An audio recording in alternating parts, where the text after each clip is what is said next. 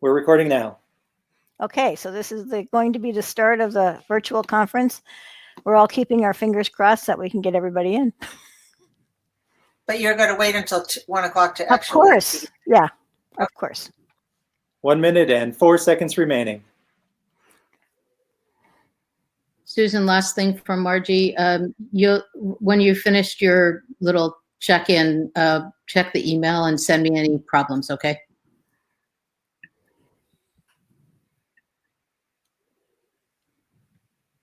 And Danny is in the other room with me, but he hasn't said anything yet. Okay. I told him that he could come in to this room for the first session, but maybe it's too complicated. I can put the link to this room into that session and he can just click it and follow us here. And maybe just say to everybody, if you're in here, the first session takes place in stage 1. Here's the link. All right, I'm going to mute my microphone now. Okay. Live in 15 seconds.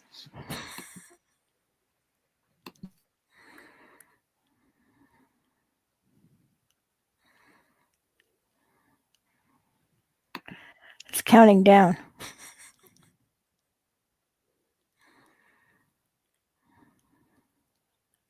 Hello, everybody. I hope we're all getting in the room well. This is your Catesol president, Susan Gaer. And in front of you, you will see the organizing team of whom I could not live without. I want to introduce Amy Pascucci, who made the logo and helped with the program. Nancy Kwong Johnson, who did all the social media. Leah Kami Stein, who worked on the program. Margie Wald, who worked on the program and other things. And Marcia Chan, who did most of the graphic design for the program that you see, minus the logo. And then, of course, there's me, your president. So thank you for coming to this conference. And I'm glad that we're able to do this. And I want to show you some of the benefits of Catesol. We have gotten rid of the language magazine, but instead we have the Catesol newsletter, which is back again. So that is really wonderful. And this is groundbreaking conference that is going to be an amazing boost for Catesol's membership. So thank you so much for participating and coming to this workshop. And without ado, I would like to introduce, I would like to have Amy Pascucci come on to introduce Donna.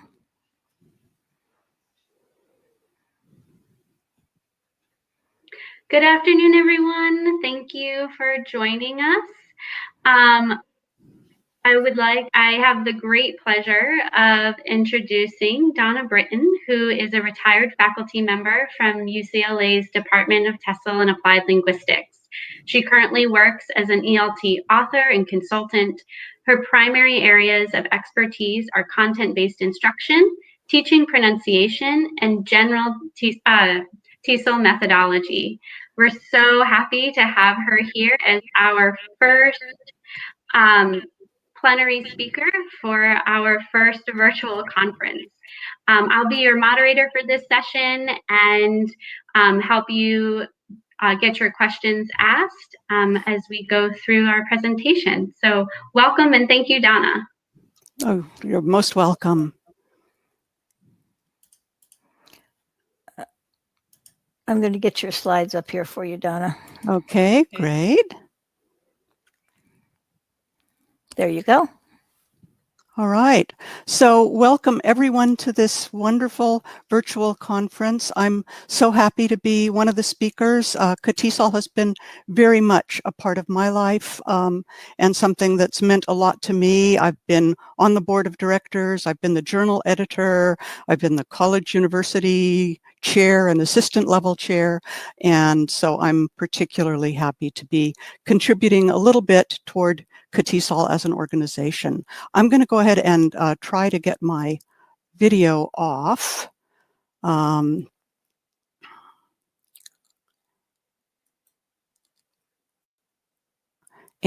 hoping that I still have mic. Can everybody hear me still? Amy, can you let me know if people can hear me? Yep, you're good, Donna. Okay, perfect. All right. So my session today is titled Achieving Coherence in Theme-Based Instruction, Applying the 6 T's to CBI Course Design. And I'm going to be covering this for all of us, talking a little bit about content-based instruction in general, but more specifically about theme-based instruction. I'll give you just a minute to take a look at the session abstract here, which is on the screen, and then I'm going to go ahead and give you an overview of what I'm going to be talking about today.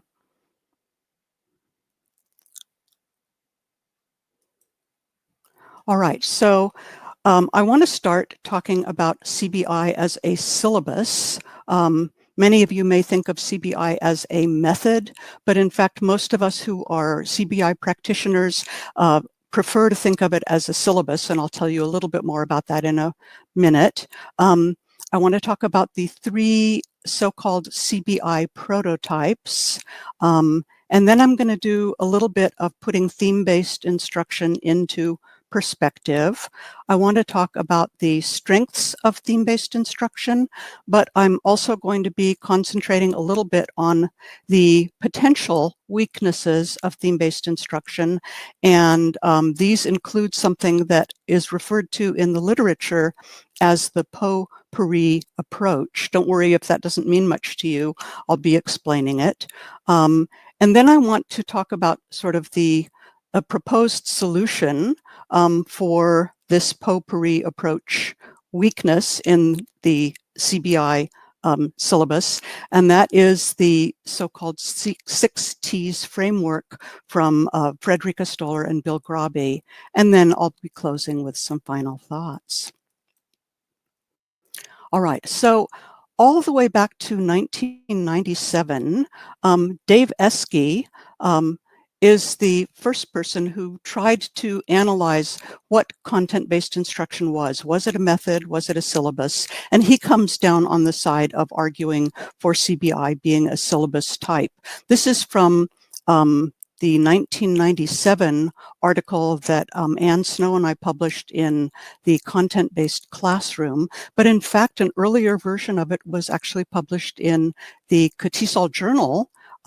1992, Catesol approached Ann Snow and myself about doing a special theme-based issue on content-based instruction. So content-based instruction has had strong foothold in Catesol for a long time. And here's what Dave Eskey said back in actually 1992 and then again republished in 1997. He says, the content-based syllabus is best viewed as an even newer attempt to extend and develop our conception of what a syllabus for a second language course should comprise, including a concern with language form and language function, as well as a crucial third dimension, the factual and conceptual content of such courses. So we're sort of entering 3 dimensions: language form, language function, and content.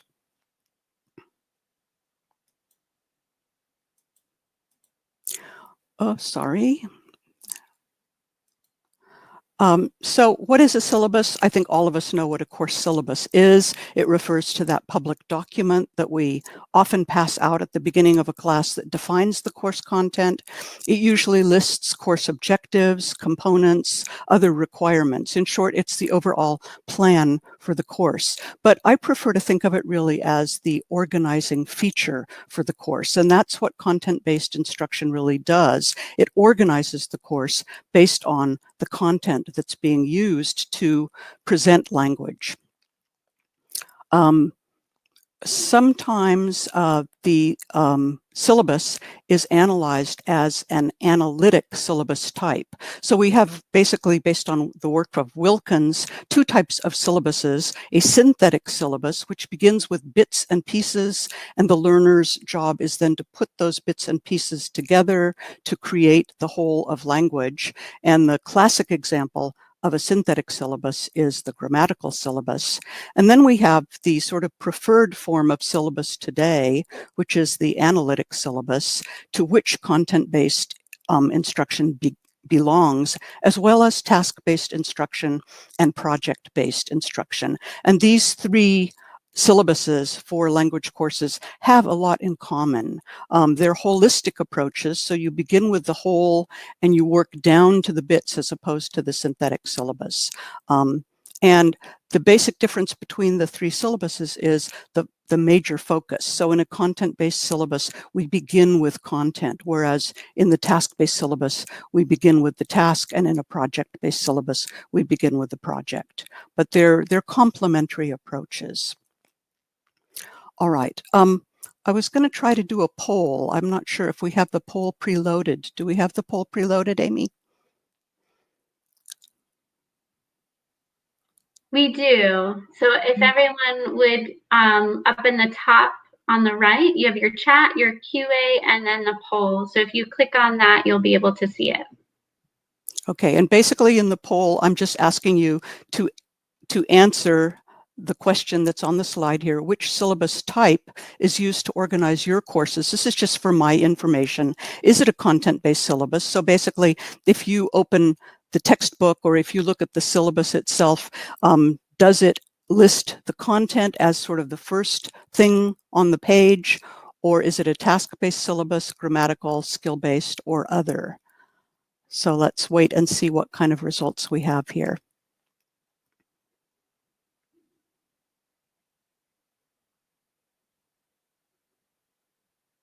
Hoping we get some answers from the audience. It just got opened, so it'll take just a moment for everyone to find it. Okay.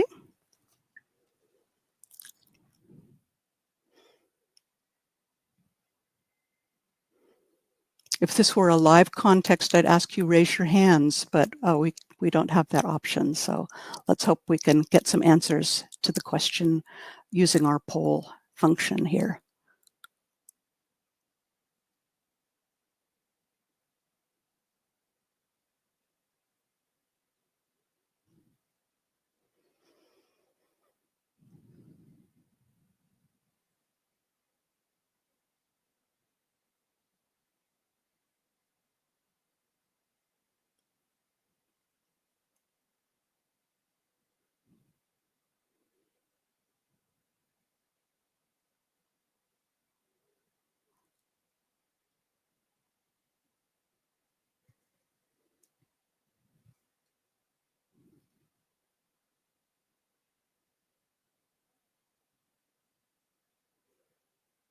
Should we continue to wait here? I'm just wondering if...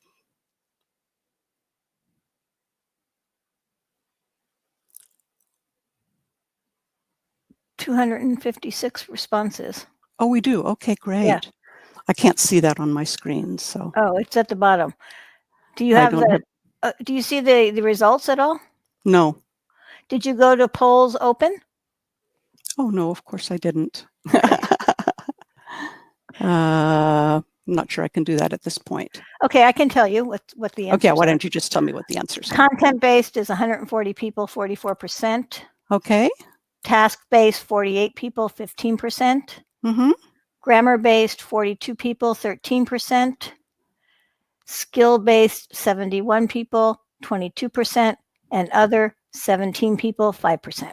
Okay, thank you very much. That's very interesting. I am still glad to see that content-based is sort of ahead of the others, since that means that the topic that I'm talking about is maybe more relevant to a lot of the people in the audience.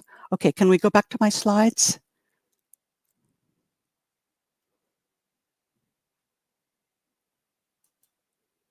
Okay.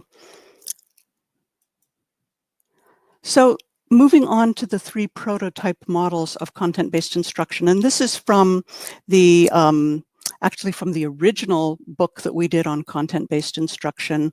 I'm citing here the 2003 edition of the content-based classroom, but a lot of this work went back even earlier. These were the models that we found available back when we first began looking.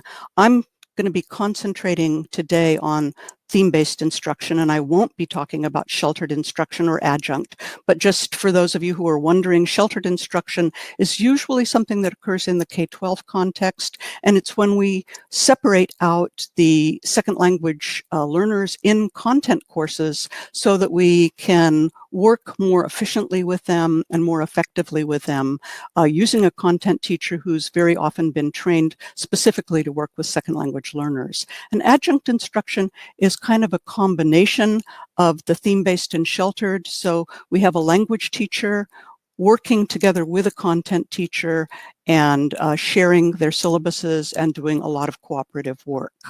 I'm not going to say more about either one of those, but perhaps if people have questions at the end, we could talk a little bit more about those.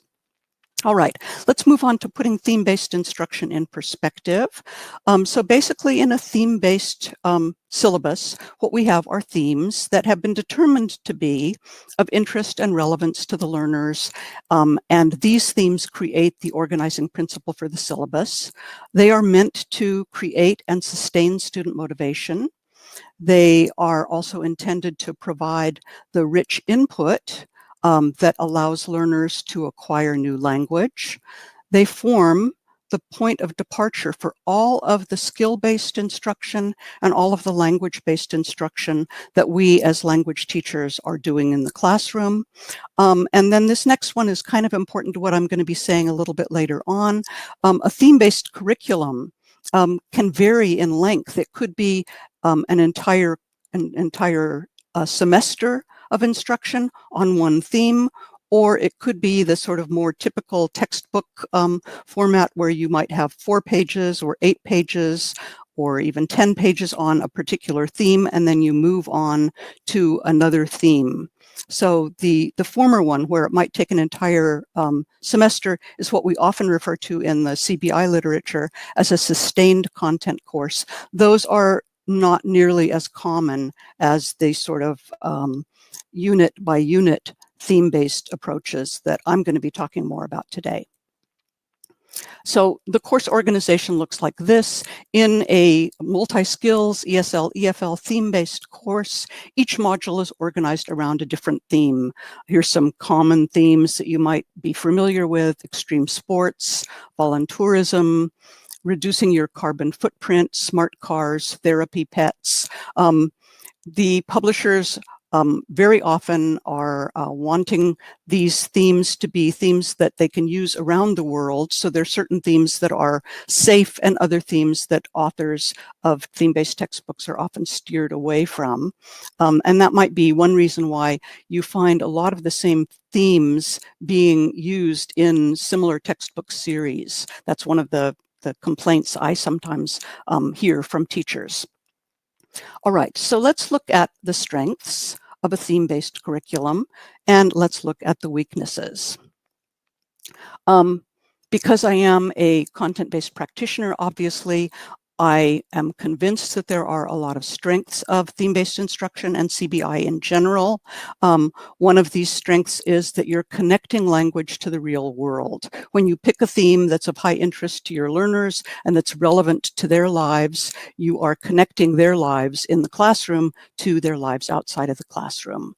We're also exposing learners to authentic issues, and then we're providing what I like to call a carrier topic for the teaching of skills and language issues. And the carrier topic is really what we used to refer to as a contextualizing device.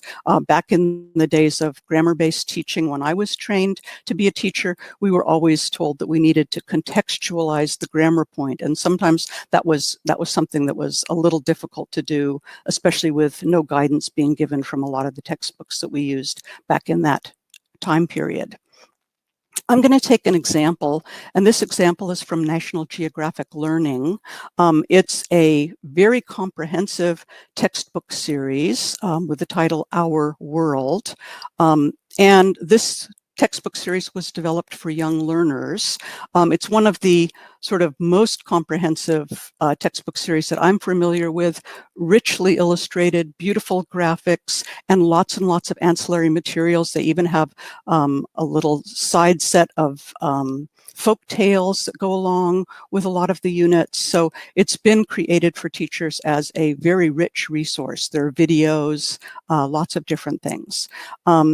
It is also a theme-based approach to language teaching. The editors of this textbook are Joan Kang-Shin and Jody Crandall, both of whom are content-based practitioners, so this doesn't surprise me at all. And here's what they had to say about their textbook series. They say, learning about the world through theme-based teaching benefits young learners as different topics provide informational structure and a meaningful basis for exploration through a variety of language learning tasks. Learning is enriched through activities that expand knowledge of the world and its culture, people, and places. So this is the sort of philosophical underpinnings of this particular textbook series. Moving on to some potential weaknesses, and here's just one of the units in this Our World series, Look at the Bug. When we're putting together a theme-based unit or a theme-based textbook, one of the things we need to do is figure out how to select themes. So selecting themes, we're looking for what would be relevant to the learners. And in this one is for young learners, so Look at the Bug might be something that's very motivational for a lot of the young learners, although maybe more for the boys than for the girls in the class. Is it novel? I think Look at the Bug is a pretty novel theme. It's not what we find is a lot of these themes being recycled again and again. I don't know a lot of content-based textbooks that have a whole unit on bugs. Culturally relevant, will it pique student interest? And then is it coherent from unit to unit? So we can look at any textbook series or any content-based syllabus that's been teacher produced, for example, and we could decide what do we think in terms of the selection of the theme, its novelty, its cultural relevance, will it interest students, and is it coherent from unit to unit? And the coherent from unit to unit is really what I want to focus on more today in the rest of this talk. When I was young, like late teenager, there was a movie that was called If It's Tuesday, It Must Be Belgium. And I remember this really well because whenever I look at theme-based textbooks and I think about the coherence, I think about this idea of if it's Tuesday, it must be Belgium. It was a film that was satire of Americans going to Europe and spending one day in each one of the major capitals, such that they really got no impression at all about what that particular country was like. And they were often even confused. Are we in Rome or are we in Brussels? And so I like to think of this idea of coherence from unit to unit kind of in terms of this film, If It's Tuesday, It Must Be Belgium. How do we make the linkage between the different places that we're going in this film or in the textbook? This is the so-called potpourri approach criticism of theme-based instruction. And potpourri simply means a mixture of things, here especially in a musical or literary medley, in this case, a mixture of things in a textbook. So how do we get this mixture of things, chapter 1, chapter 2, chapter 3, and how do we connect them so that it's a smoother transition for the teacher and a smoother transition for the learner? So what I want to do now is move into this idea of achieving coherence within and across curricular units. And this is where I'm going to be talking about the 6 T's framework from Stoller and Grabe. So here's Our World 5. I'm going to show you Our World 5 and Our World 6 to give you an idea of what the theme-based units look like. So we have extreme weather, copycat animals, life out there, amazing plants, volcanoes, cool vacations. And what you see is a lot of topics that have been chosen because they appeal to the young learner population that's using this textbook. But what you can also see is maybe there's not a lot of connection between, for example, extreme weather and amazing plants and cool vacations. And so this is the challenge for the teacher, and it's the challenge that I'm going to be addressing. Here's Our World 6. Again, a lot of different themes: exciting sports, chocolate, It's a Small World, Smart Choices, Robots Rule, Amazing Adventures at Sea, all very interesting topics. But then if we move from Unit 1 to Unit 2 to Unit 3, this is a little bit like, if it's Tuesday, it must be Belgium. If it's Wednesday, it must be Rome. If it's Thursday, it must be Paris. And what's the connection between those? What's the connection between exciting sports and histories, a mystery, etc.? All right, so moving on to this idea of the 6 T's, and I'm citing here the article from the 2017, which is the second edition of the Content-Based Classroom, where this article is found, but they also published it in the first edition. And what Stoller and Grabe are proposing is that we can use these 6 T's, themes, topics, texts, tasks, transitions, and threads, to better connect the units and to create some kind of coherence in our teaching efforts. So by themes, they say central ideas that organize major curricular units, typically multiple themes explored in a given term. Topics. Topics are the subunits of the content that explore more specific aspects of the theme. And these topics are selected to complement student interests, content resources, teacher preferences, and curricular objectives. Texts, content resources written and oral, which drive the basic planning of the theme units. So those are the first 3 T's: themes, topics, and texts. Moving on to tasks, instructional activities and techniques utilized in the classroom. And these tasks need to be connected to and need to be derived from the texts that have been selected. So obviously, if it's a reading text, we have to think about what kinds of tasks are appropriate to use with that particular type of reading text. If it's a listening text, then we probably have different types of tasks that we might get our learners engaged in.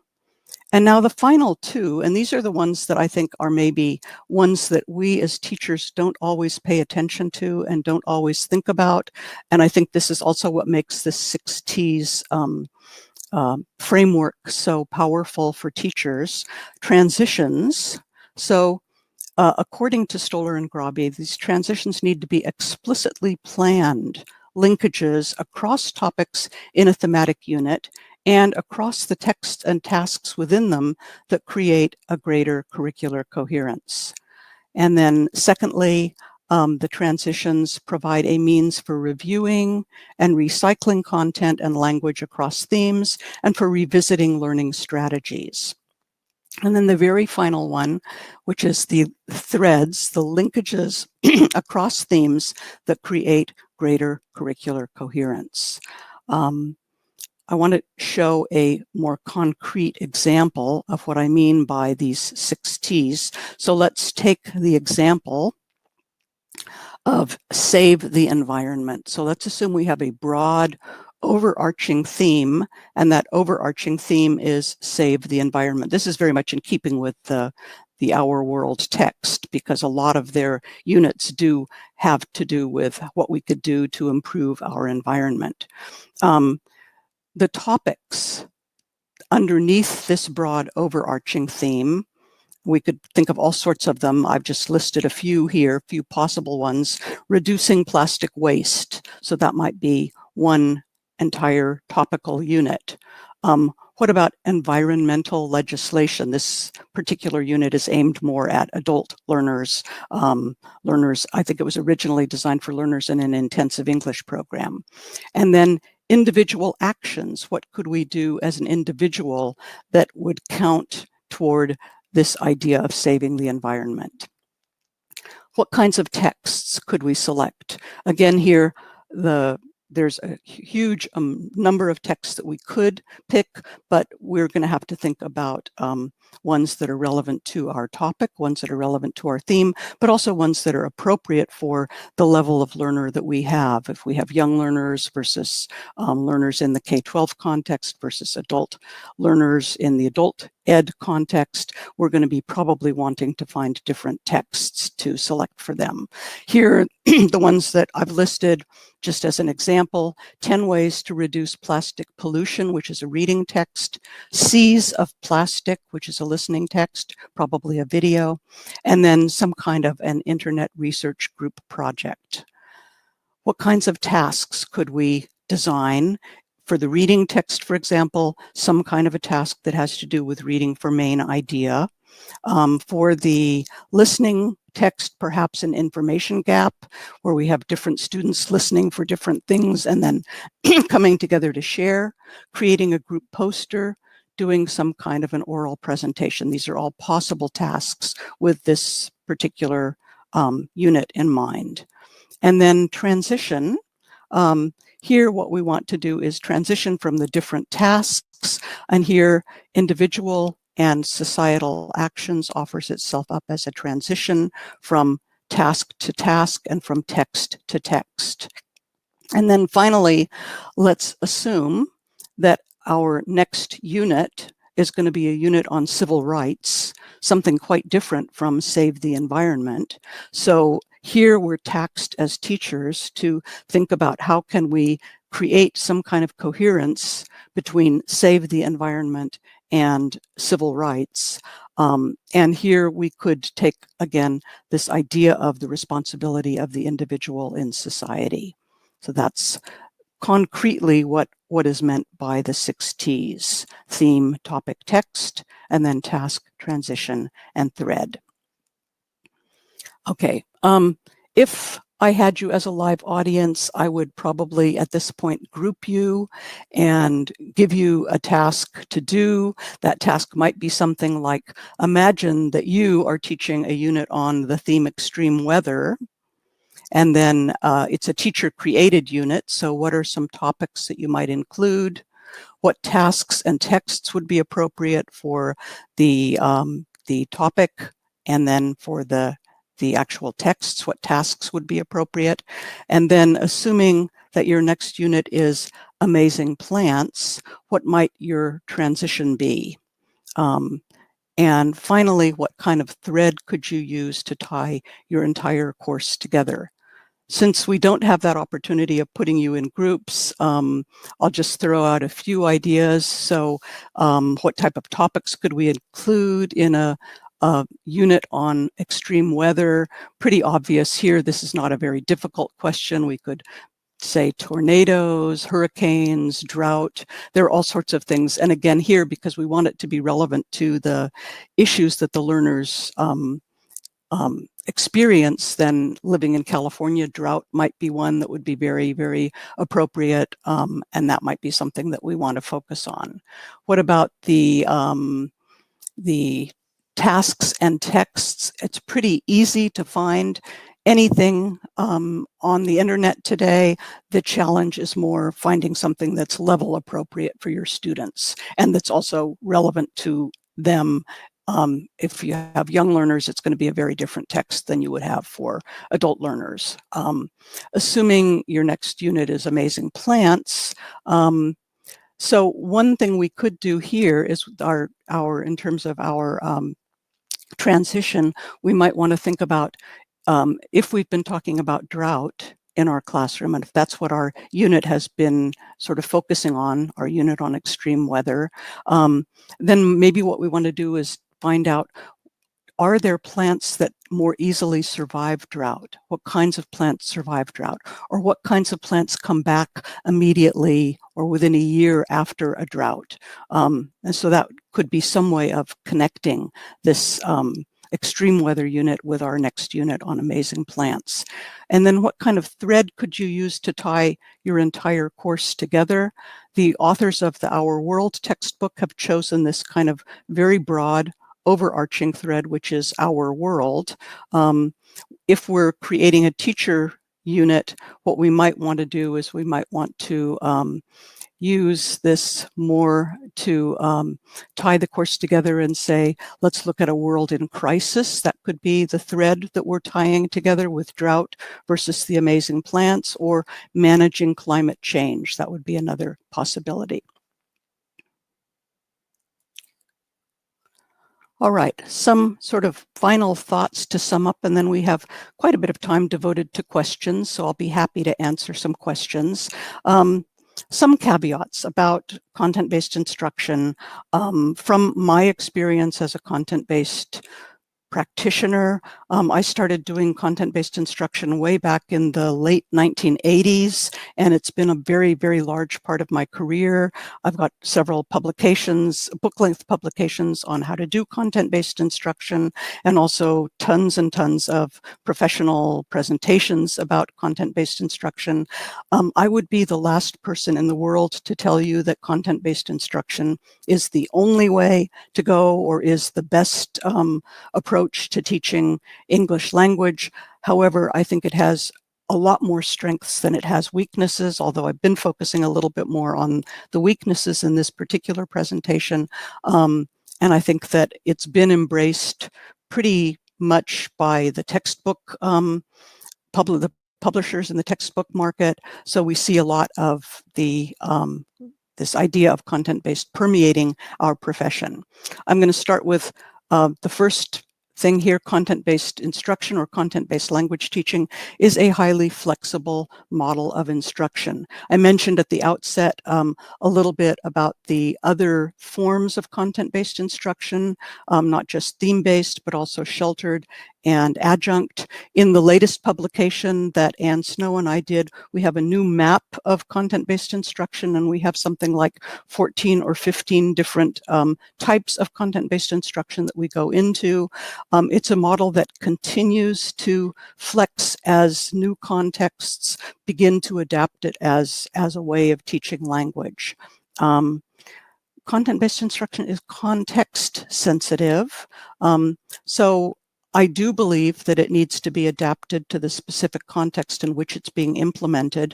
A lot of times when I talk about content-based instruction at professional conferences like this, I get people coming up afterwards or asking questions in the Q&A session, and they say, well, we're doing something kind of similar to what it is you talked about, but we're not doing it exactly the same way, and so we must be doing it wrong. I'd like to go on record as saying there is no real wrong way to do this, because it is going to depend a lot on the context in which you are working. So you're going to make changes in the way that content-based instruction is implemented in the classroom based on your specific context. Obviously, content that you choose for your units has to be age appropriate, and I think that's one reason I wanted to choose this textbook for young learners, so you could see what a young learner approach to using theme-based instruction might look like. It needs to be relevant to the lives of students, and it needs to be motivating. I recently did some work as an English language specialist in Kurdistan, and one of the things they wanted me to talk about was content-based instruction. And I had them bring in their textbooks because they told me our textbooks are content-based. They're, each unit has a different type of content or theme. And I asked them, well, which ones are relevant to the lives of your students and which ones are not? And they universally said to me, we hate the one on railroads. And I said, well, why don't you like the one on railroads? Well, there are no railroads in our entire country, and our students have never seen a train, and our students have no interest whatsoever in taking a train to go from point A to point B, which is a lot of what the textbook is talking about. So that's an example of where a theme is poorly chosen because it's not at all relevant to the lives of students and therefore not motivating. Next point, curricular goals must be approach specific. They must be clearly spelled out, and they must reflect the needs and the interests of the students. The materials that we choose have to be reflective of our curricular goals. Even more importantly, they have to be appropriate in level. And this last one this actually comes from the very early work that I did in language teaching, and my co-author on that first book was Mari Vesha from the University of Ottawa. She liked to talk about texts that were rich in language teaching possibilities. I think it's hard to put your finger on that one, but I like that idea of selecting texts that are rich in language teaching possibilities. All texts obviously have possibilities for teaching language, but there are some texts that you find that you think this is the perfect text for teaching this particular grammatical issue, or this is the perfect text for teaching a way of organizing your writing, for example. In-service education can assist teachers in better understanding the model and in more successfully implementing it. So here I'm picking up on this idea that we don't necessarily do a good job of teaching using content-based instruction, or in this case, theme-based instruction, if we don't understand the basic underlying principles of it. I'll give you another example from my experience as an English language specialist. I worked in Lebanon, and the teachers there told me, we don't like the topics at all because they're all about Lebanon. They're about the cedars of Lebanon, and they're about, the seascape. And I said, well, I think that the reason that they've chosen those topics is that they are ones that your learners already know about, and therefore they could be motivating for the learners. And also they could better understand the text because they're studying those same topics. For example, in a 7th grade class, they're studying in their science module about the cedars of Lebanon, and your textbook has picked up on that and chosen that. And they said to me, why didn't anybody ever explain that to us? It would have helped us a lot in our teaching if we'd known the reason for why these particular topics were chosen. Okay, and then finally, as with any curriculum, success in teaching is going to lie in the careful attention to all the details of implementation and to the coordination of teaching aims among instructors. I think we're at the point now where I can take some questions. So I'm happy to entertain questions or comments, and I hope people have been, I haven't been looking at the chat, to be honest. I thought that I would mute the chat so that I could concentrate on what it was I was presenting here, but I'm happy to take questions. Wonderful. So what I'll do then is share some of the questions that came up in the Q&A as you were going along. Perfect. So one of our first questions that was voted up a little bit is, what does the research say is more effective, sustained theme or several themes in a semester? Oh, that's a very good question. I'm not sure that there's a lot of research that addresses that as a question, to be honest. My own inclination as a teacher trainer, as a practitioner of content-based instruction, is that the sustained content is more effective. Simply because the learners get into the language, they acquire a lot of ways of talking about a topic, they get more into the sort of critical thinking aspects of the curriculum, and therefore I think that we get more bang for our buck with that type of a curriculum. The people who originally wrote about sustained content instruction had a lot of good arguments for why it was more effective. It's, however, not something that's been picked up by the textbook market really at all. So what you find in the textbooks that are out there are generally these shorter units that move from chapter to chapter with a different theme. And that's why this 6Ts context is, I think, pretty important. But I'm sorry I can't answer the question about what is more effective from the research point of view, because I haven't seen research that studies that. And I think it would be a very difficult research project to set up. Anytime we look at the real life classroom, and we're trying to say, is this approach better than that approach? We run up against all sorts of problems in the research design. I have designed my own sustained content units, and also was part of a project that did work on sustained content units for our advanced English language courses at UCLA. We did produce a textbook many, many years ago that had a sustained content approach. It was quite popular for a long period of time, but we never did a second edition of that. So I know that it was popular for that reason, and again, hasn't been picked up by a lot of other textbook publishers. There are a few others that are out there, especially for advanced level learners. Great, thank you. So our next question actually is from Keith Falls. And it says, like all aspects of education and language education, content-based instruction is impacted by the world we live in. In your experience, what are the most common themes or topics used in content-based instruction in 2020? Oh, that's a good question too. I'm not currently active as a teacher in the classroom, so I don't spend a lot of time looking at content-based textbooks myself. I don't think that there are a lot of new themes that are out there. I think that we see themes being recycled again and again with a slight twist on them. You know, the really popular ones have to do with the environment. A lot of them have, and it depends also on the age of the learners for whom the textbook is designed. Like I mentioned, the choice of deciding to talk about bugs in the Our World text is quite unique. I also know that, as I mentioned real briefly in passing, publishers have a list, as I mentioned, of these kind of safe topics that authors can use. I'm part of several Facebook groups, for example, where ELT authors rail against these lists that are created by the publishers because they feel that it's limiting their creativity.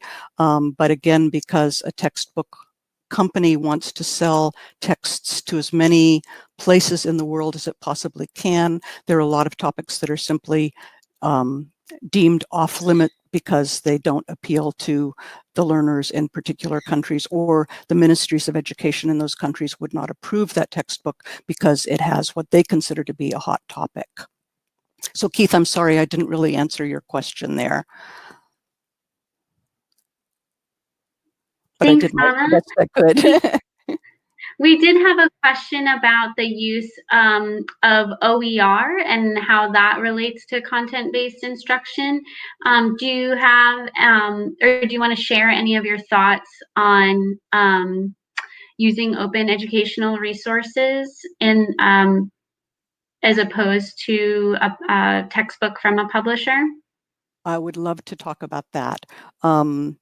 My entire life has been devoted to, sort of creating teacher units as opposed to using commercial materials. And a lot of that has been because the contexts in which I taught, very often I couldn't find the kinds of textbooks out there that appealed to the learners that I was working with. In many cases, because I spent so many years working at UCLA in the matriculated student, with the matriculated student population, our learners were above the level at which most, even the advanced materials in the textbook market were written. So we created almost all our own units, and we created these from open educational resources. One of the projects, the project I mentioned just in my last answer, was this two-text series called Insights, and we actually went around the university and knocked on the doors of professors. We taped 200 hours of actual academic lectures and then edited that down to 8 cross-curricular units And then we enhanced those videos with a lot of other resources that were available either as open educational resources or as ones that we could request copyright from. And that process of putting together a unit is something that I absolutely love. I think that's one of my first loves, is to create materials. My second love is to create texts for teachers to tell them how they can do this themselves. I think it's a wonderful learning experience. I would, however, caution anybody who wants to get into doing that generally this is work for which you won't be paid. It's a lot of extra time. It's a lot of extra energy. You have to know that going into it. We were fortunate with the project that I did with my colleagues at UCLA, that all of the work that we put into this Insights project, which wasn't originally intended as a commercial publication, did then get picked up as a textbook. And we were able to get royalties off of that project. And so ultimately we did get paid for the work that we'd done. But the first 5 or so years that we were creating these video-based units from the university professors, it was just extra work because we all believed in this project. Yeah, I think that is maybe emblematic of a lot of our work. So I think we have time for one more question. Donna, there has been a request that you put your video on while you're answering questions. I think people would love to see your I'm face. sorry, I did mean to do that. Let's see if I can do that. Can you see me now? Wonderful. Yes, we can see you. Thank you. Oh, so sorry. Yeah, I did mean to do that. Wonderful. I think our last question for today is, do you recommend theme-based instruction for an extensive reading course? See, now you're going to have to see when I'm kind of like, oh dear, can I answer that question? So an extensive reading course and theme-based instruction. Is that the question?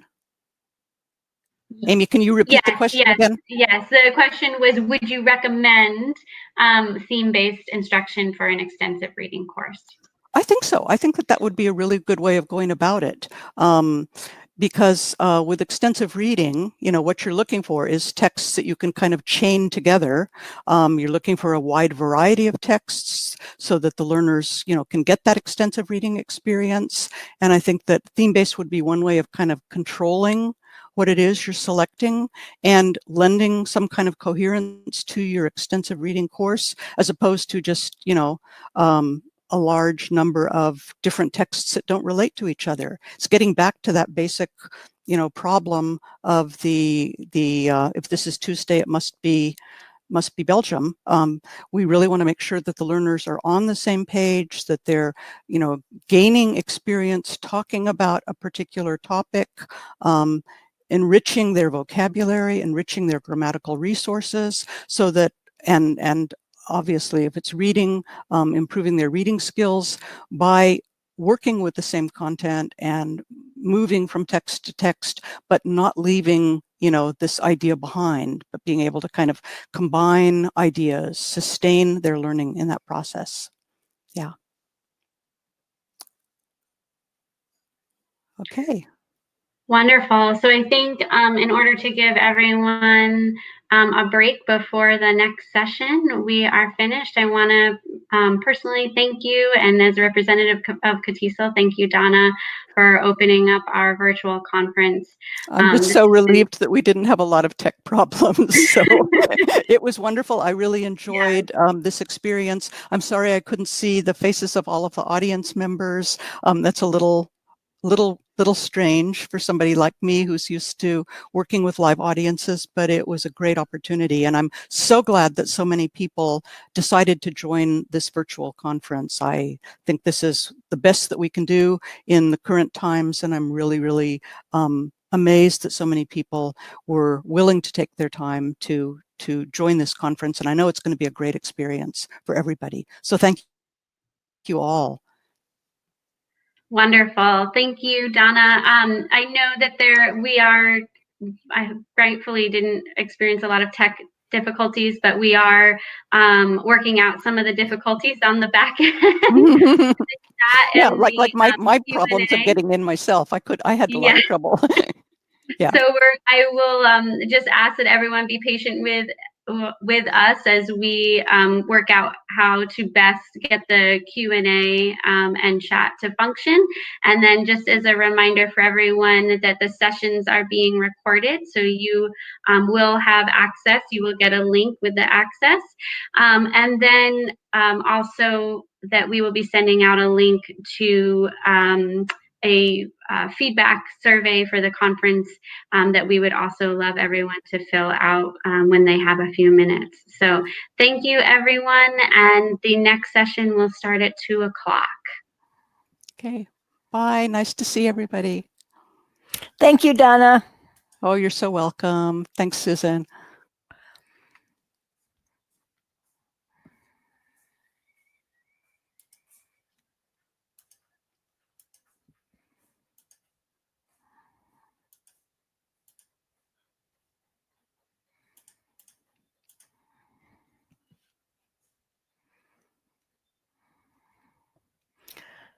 So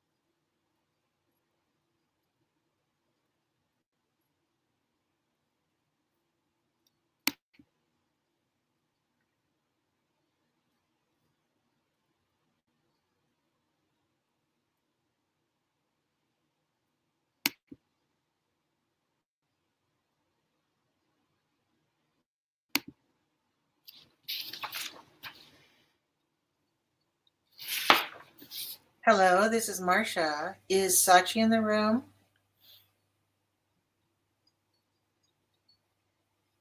Hello, this is Marcia. Is anybody in the room that can hear me? Well, maybe you can hear me. I'm here. Can you hear me? This is Kate. Hi, Kate. Hello, And Kate. Marcia, this is Margie. I I'm believe looking for Sachi, who is our techie guy, Chucky is in room because 2. I have a tech question. I believe he's in room 2.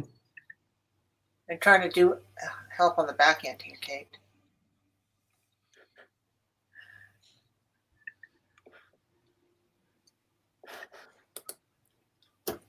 So, Kate, I don't see you in the list of presenters. Everyone can hear everything that you're saying, Marcia. Right. Okay, but are we just presenters in the room now? No. Okay.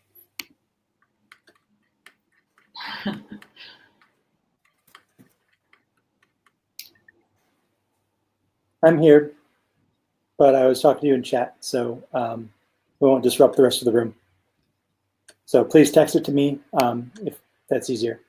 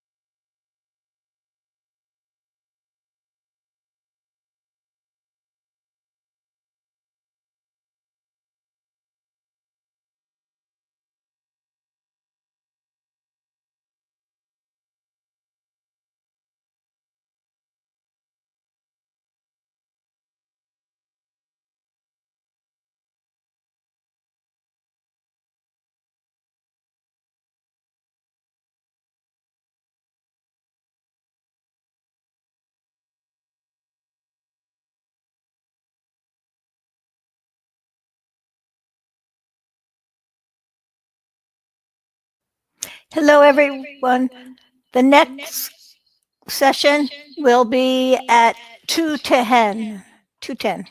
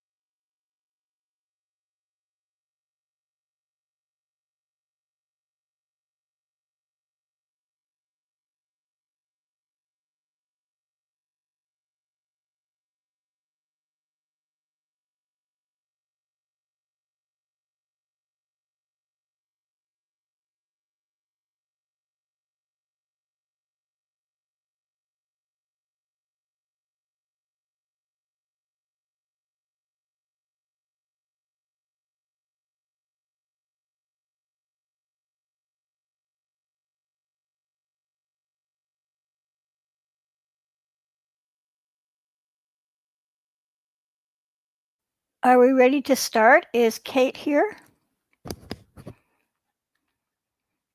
Because it is 2:10. So I guess I will start. Thank you everybody for coming. I'll be your moderator, I guess, right now, unless Kate is here. Is Kate here? Is that you, Kate? No. Okay. So I'm going to take you through some of the housekeeping slides so you know how everything works here. So we're going to be recording this selection, and you will receive a link to the recording sometime after the conference has concluded. The audio, video, and chat function is for, there's no audio and there's no video. What we're going to be using to talk to each other is the chat box. You can communicate with other attendees and the moderator in the chat box. The Q&A is where you're going to ask your questions. So you will write your questions in the Q&A, and then you will upvote question. If you read the Q&A first, that would be great. And then upvote a question that you like if it's the same question you have. If the question you have is not in the Q&A, please write it in the Q&A, and then other people can upvote it. Okay, so make sure that you're in the right program. This is stage 1, and we have stage 2. So is everybody here to see Allyson? Then you're in the right room. If you're here for Katrina, you need to go to stage 2. So with that being said, I'm going to open up the slides for Allyson, and she can get started. It'll come in just a second. Okay, Allyson. So are you able to hear me? Yes. Okay, and my co-presenter is Sanda Valcu. Sanda, are you there? I am here, and I can't figure out how to turn on my screen, my camera, but I'm here. Can you guys hear me okay? Yes. Okay. Yes, I think we're good. Okay, so Sanda, if you want to go ahead and start with just a brief introduction to ARC and our ESL program. Sure thing. Hi, everybody. My name is Sanda Valcu. I'm an ESL faculty at American River College in Sacramento, California, and I'm also the department chair. It is good to be with you here today. I am one of 17 full-time faculty in our program. And we also have about a little over 30 adjuncts teaching and serving about 2,000 students. Our ESL students, our program is a large credit program. We don't have a non-credit component. And we are part of a district, the Los Rios Community College District, that is formed out of 4 different colleges. And they are all providing ESL programs. And however, ours is the largest in the district. We have a very comprehensive program with 6 levels of courses below transfer level composition. We also offer our own version, our ESL version of transfer level composition. In our program, it's called ESL W340, and it recently just got IGETC approval as well as CSU transfer.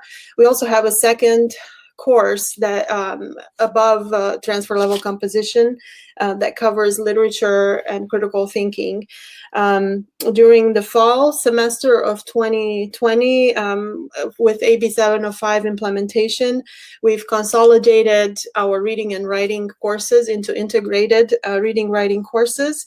We're also going to offer integrated listening and speaking courses and grammar courses.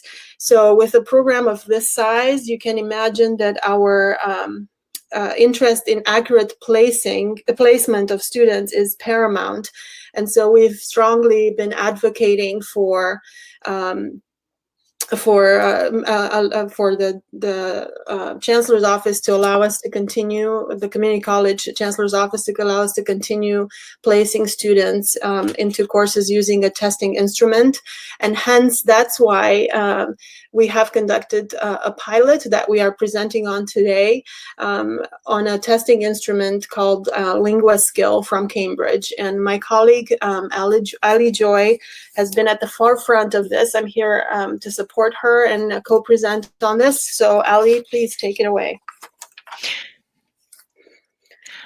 Okay, so for today's agenda, we just want to give a really brief description of our pilot to date.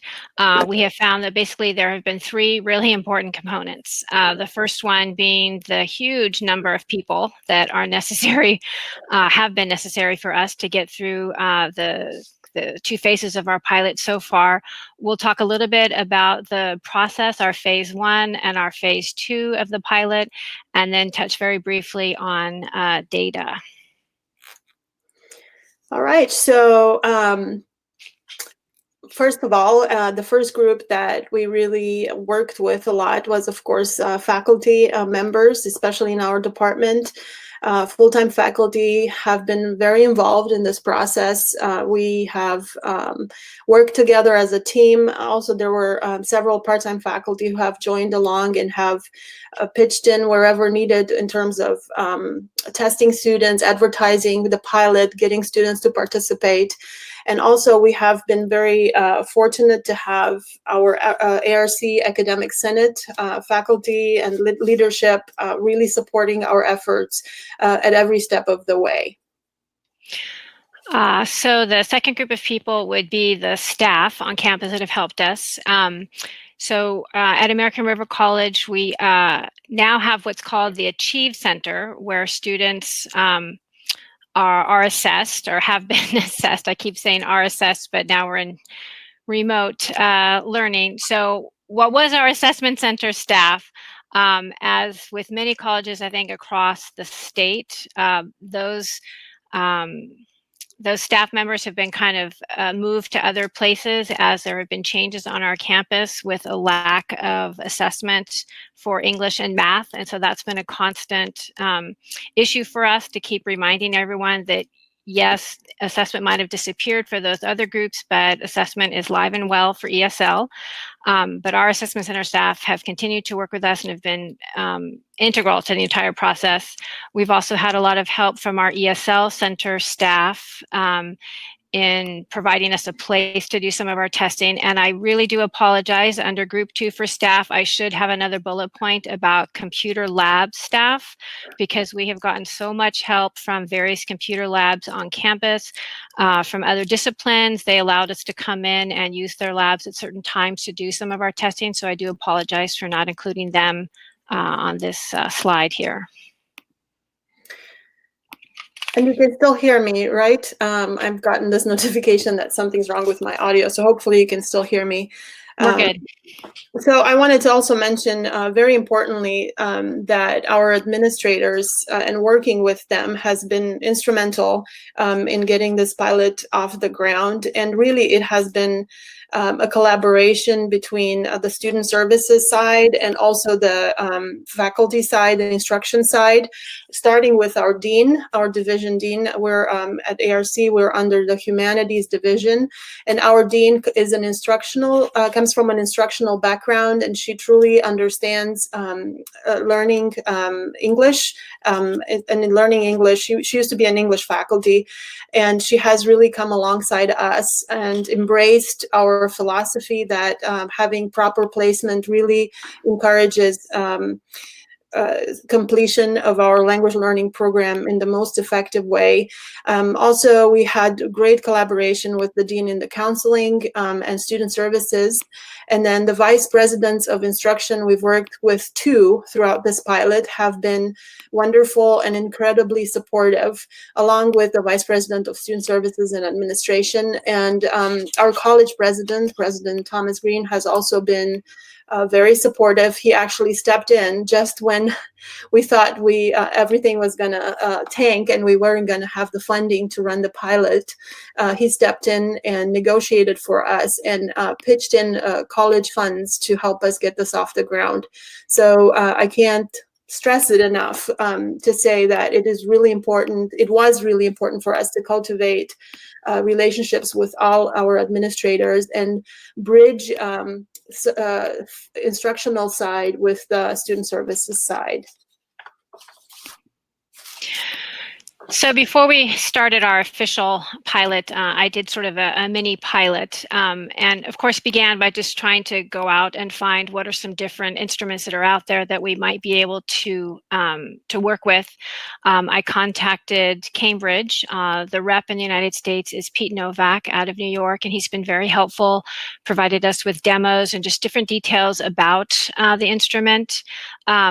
We at American River College decided that we wanted to try this pilot with Linguaskill because it is an internationally recognized instrument, and very importantly, it's adaptive. And we felt that that was a very important component of this one part of our assessment process.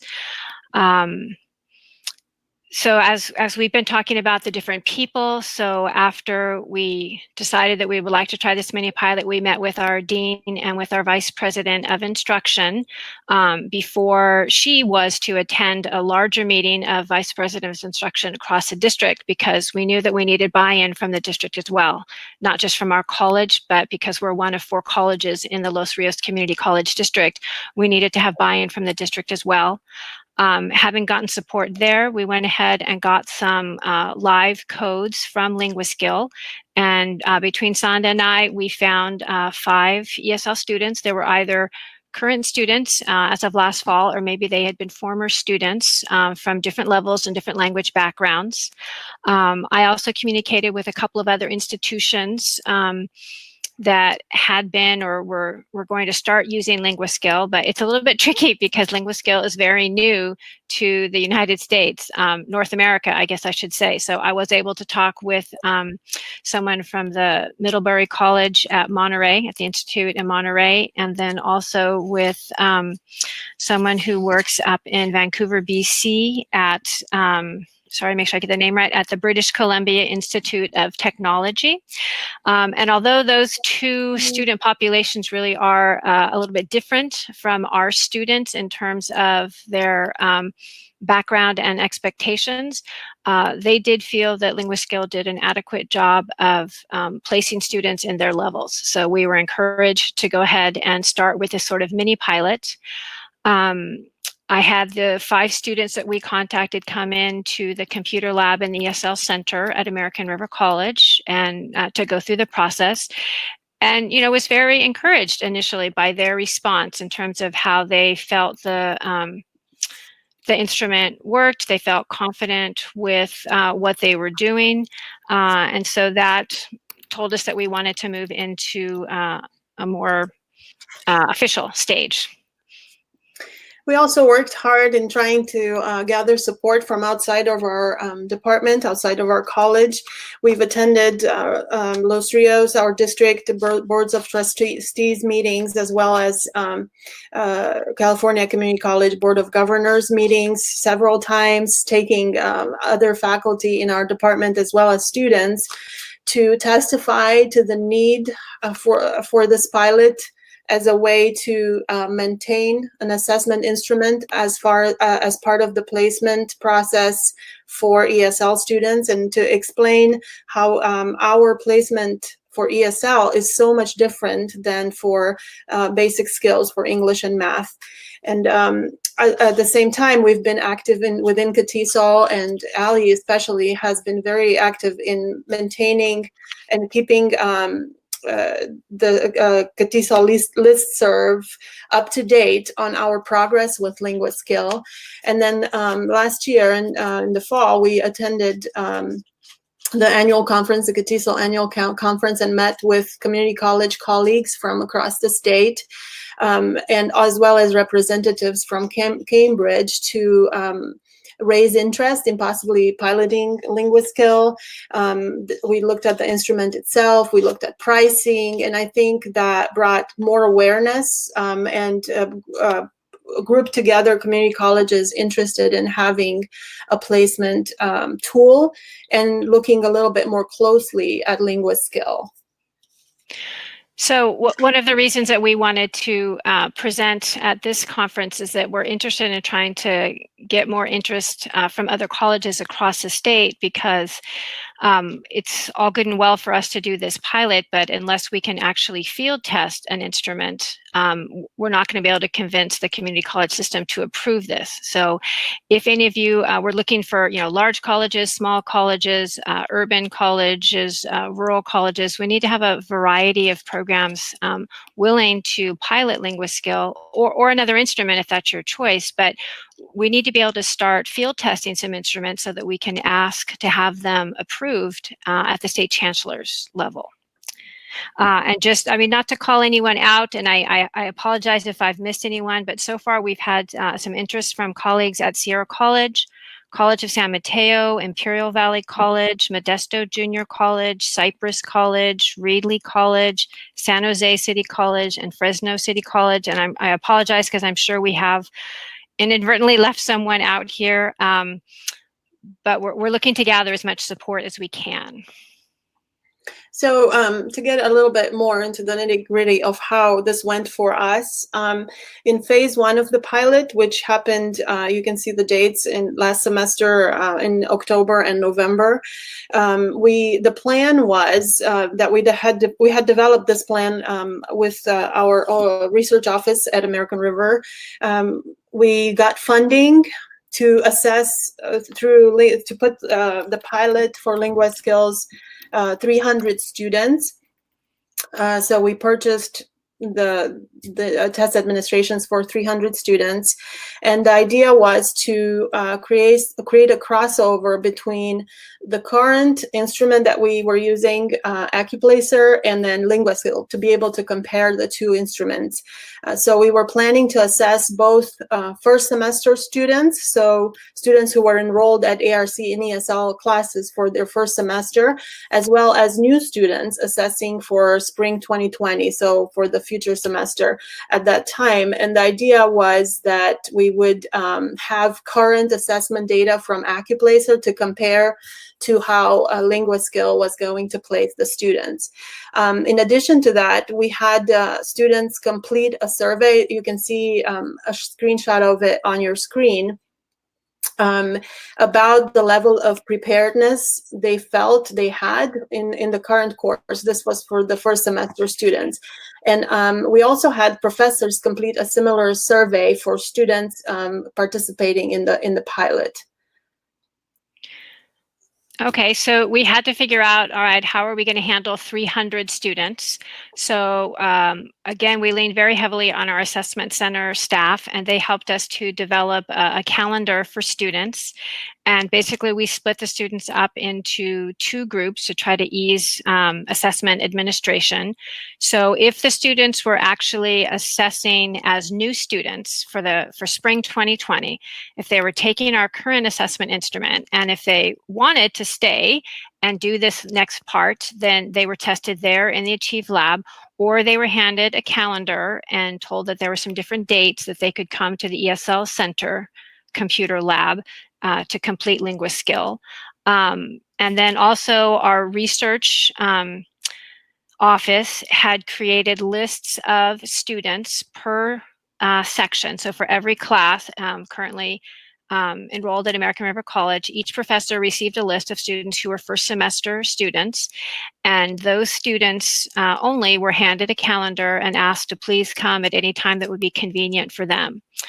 As an incentive to get students to come in, students were told that they would receive a $20 gift card, and we chose Target just because there was a Target close to our campus. And although that does involve a fair amount of paperwork from the district and from the college to appropriately track those gift cards, students really did seem to appreciate that. So I think it did help us get some students into the process. So this is an example of the form that students filled out when they came in for the pilot, for the first phase of the pilot. You can see we have some of their identification information, and then also a list of our courses within our program, as well as kind of the time frames where we were testing students. They could come in anytime, whenever we were within the time frames listed for the various days. Also, it was important to us to make sure the students understood, if you look at on the right side towards the bottom, that this is not an official placement, but it's a research project, and that's why they're receiving the $20 gift card for participating. But again, it was important that they understood this is not an actual placement. It's just research and a pilot for us to try. All right, so some of the challenges that we faced in phase one there, we had these big plans to test 300 students, but unfortunately we were only able to test 100 students. As it turns out, it just seemed that new students who were testing for spring 2020 were already somewhat overwhelmed by the whole assessment process and just were not interested in continuing on with Linguaskill. And continuing students they were just very busy. And so asking them to come outside of class time, even with the incentive of the $20 gift card, just didn't turn out to be enough of a draw. So our very carefully laid out planning and staffing kind of all went to naught on some days, because even though we were trying to make it as accessible as possible to students by having assessment staff there several hours in a day, sometimes they only had a couple of students. And then getting our financial system at ARC and in the Los Rios district to communicate with a publisher who, the Linguaskill portion at least, is new to California, was and has been a little bit rough. The two systems just work differently. The vocabulary is different within the two different systems, and so that negotiation has been a little bit tough. All right, so after phase one ended in the fall semester, we embarked on phase two this semester in January. And in early January, we actually had the rep from Linguaskill meet with us at ARC, and we all sat together with research and the rep from Linguaskill and redesigned the pilot to better address what the information and the kind of data that we needed. So on the second phase, we didn't limit the pilot to first semester or new students. We actually changed the entire focus from a crosswalk between AccuPlacer and Linguaskill to focus on continuing students to create an initial a set of cut scores. So we redesigned it so that we can look at our program and compare to the cut scores or the placement that they were getting in Linguaskill. We asked professors if they were willing to bring their entire classes into a computer lab to test during regular class times, which provided us with a lot more volunteers. And so we ended up reserving computer labs across campus, and it reduced the amount of assessment staffing that we needed, because we were doing much larger groups of students who were participating. So to do that, I worked with the different computer labs around campus to find labs that were available at the same times as these different professors who had volunteered to bring their classes in. We were also able to get some help from ESL student tutors who work in our ESL center to come in and help keep students on track. So we were able to assess 250 students by March 11th, so much better than during phase one. So those students came from a total of 12 sections, plus a few individuals here and there. We tested students, I'm supposed to say assessed. We assessed students from 5 levels of reading and vocabulary courses and 2 levels of speaking and listening courses before we were forced to put everything on pause. Yeah, and I don't know if we need to say any more, but basically the greatest challenge that we're facing right now is remote learning, and it basically put a screeching halt to our pilot before we were finished collecting data to be able to analyze it. In terms of other challenges, so we have had some continuing contract negotiations between the publisher and our district. And I want to stress that there is goodwill on both sides. Again, it's just about a system from the UK working with our system and us understanding each other and figuring out how to do this all remotely. Has just taken some time, but I'm hoping that we have sort of smoothed the way so that if other colleges are able to start their own Linguaskill pilots in the future, we'll kind of have already established some processes that can help us get through it. Reserving enough computer labs at the appropriate times was difficult, but I would highly recommend trying to do that if you can work with labs that are on your college campuses, because it just makes it so much easier to bring in a whole group at one time. That said, each computer lab and the technology in each computer lab seemed to be just a little bit different. I was the one that was doing most of the testing along with the professor of record and then the ESL tutors that I mentioned. So it was just a lot of time for me to figure out the different login systems in the different computer labs. Details down to what sorts of headsets were available. Were they Bluetooth versus wired headsets? Which ones were easier in terms of keeping things charged, and just lots of little details like that. And then finally, coming up with a way of collecting student data in a way that more effectively facilitates later analysis is something that we're going to have to think about. So we have all of this data from 350 students now, but we're having a hard time figuring out how to pull out all of the information, because depending on, for example, how students type their names into the Linguaskill pilot, if they use capital letters or no capital letters, if they accidentally use their personal email instead of their ARC campus email, just means that we're having trouble figuring out how to get the software to find and match the different pieces.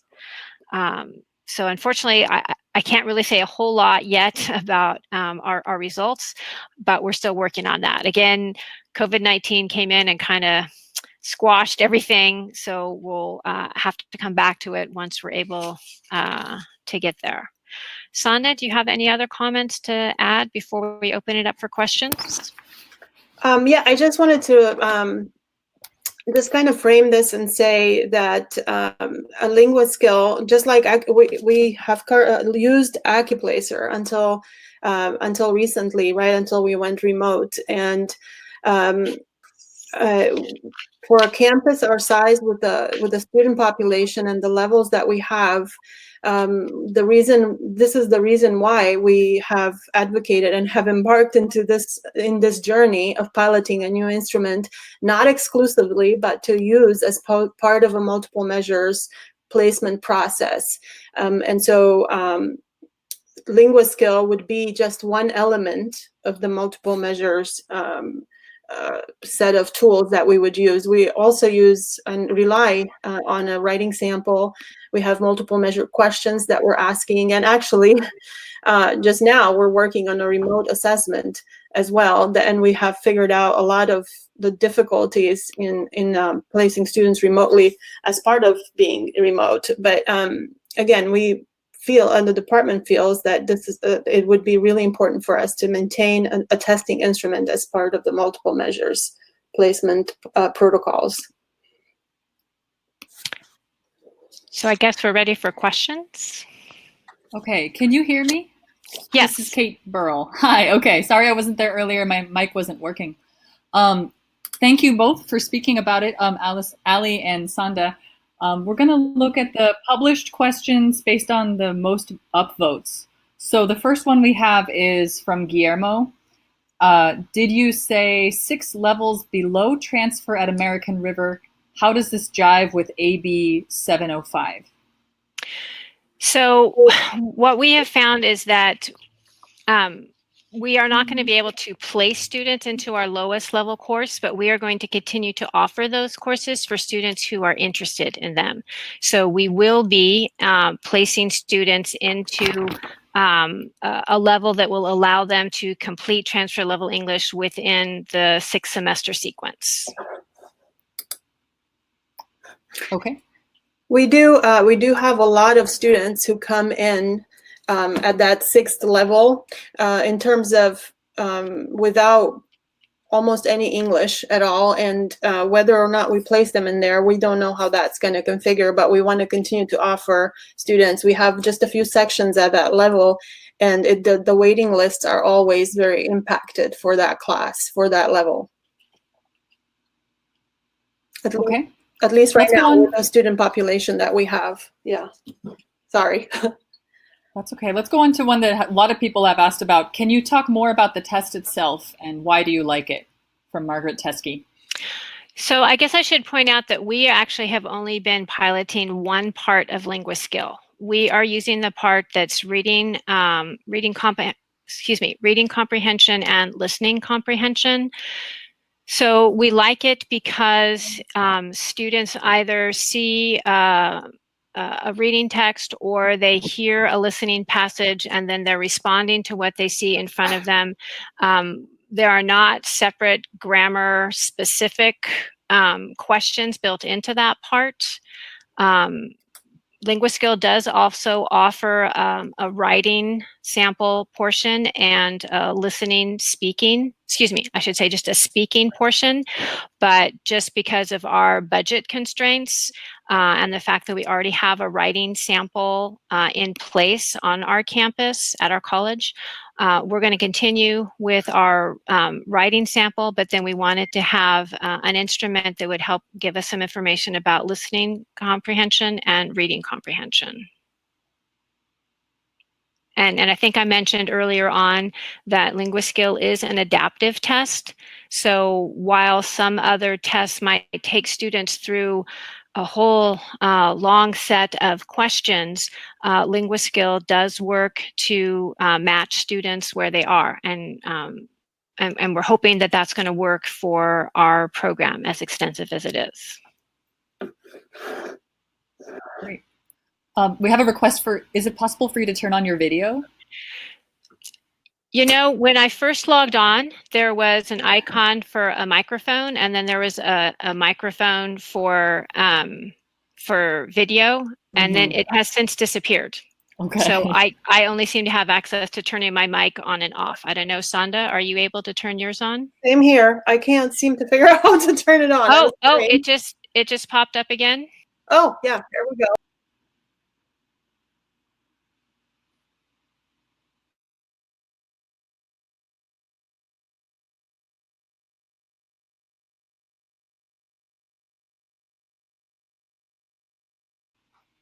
We're not seeing anything.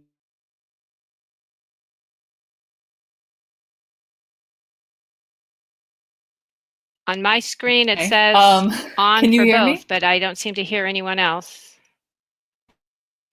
Weird. I believe it's going to there they come. are. It just takes a minute, okay? Is that? But now they probably turned it off, so. No, okay. I still. There you go.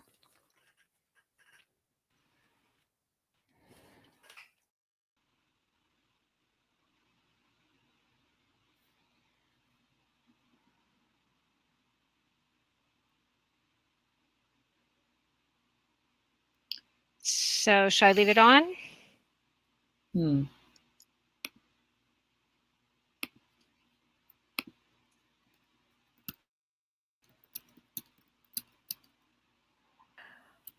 We can see you. You can see me. Can you hear me? Yes, I can hear you, so Yes. go ahead. Oh, okay. Yeah. Sorry, Okay. I wasn't sure. We've got Okay, now at least Kate- one of you. Let's go to the next question. Okay. Okay. So Megan wants to know, can this be in place of CASAS? Can it be done remotely? Okay, so we had not looked into that before because we weren't interested in doing it remotely, but I did just hear that Linguaskill will be able to be done remotely for an additional charge per student. So it might come down to total costs. But I would want to put you in touch with Pete Novak, who's the Cambridge representative in New York, because he would be able to provide more specific information about that. Okay. Can it be done in place of CASAS? We don't use CASAS, and so I'm not sure I can really answer that question because I know, I believe CASAS is used at a lot of adult schools in the state. I don't know if many of the community colleges use CASAS or not, but we do not. So I'm unable to answer that question, I'm afraid. Okay. I think you've already answered Barbara's question. She just asked if you could share information about the assessment instrument itself. Could I have more specific questions? I mean, there are the different components, but the part that we've been looking at is just about reading comprehension and listening comprehension. Because it's an international instrument, for the listening portion, I know that some of the people who've looked at the who have looked at the demos, were a little bit concerned about some of the different accents that are included and some of the vocabulary. But at least where we are in Sacramento, in California, we have a very, very diverse student population. So our students come to us having learned English a little bit in different parts of the world and from teachers who have different accents and come from different countries. So at least to this point, we have not found that to be an issue for us. Good. Okay. We have a question from Bahi. What I'm sorry, Kate, you're cutting out there. I can't hear the question.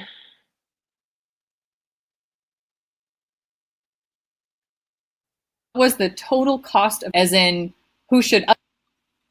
You know what? Bahia asked, I think Kate's going out. What was the total cost of trying out this assessment and who in your college pays for it? As in, who should other colleges ask for funding to support a similar pilot? Does that make sense? It's a long question. Right. So Linguaskill, so I should say Cambridge, has given the California Community College system a very special deal that I'm not able to say would necessarily translate to other educational systems within the state, but they have offered us for the listening, reading and listening comprehension portion. It's about oh my goodness, I should know this number off the top of my head. I think it's about $7.37, but please don't quote me on that.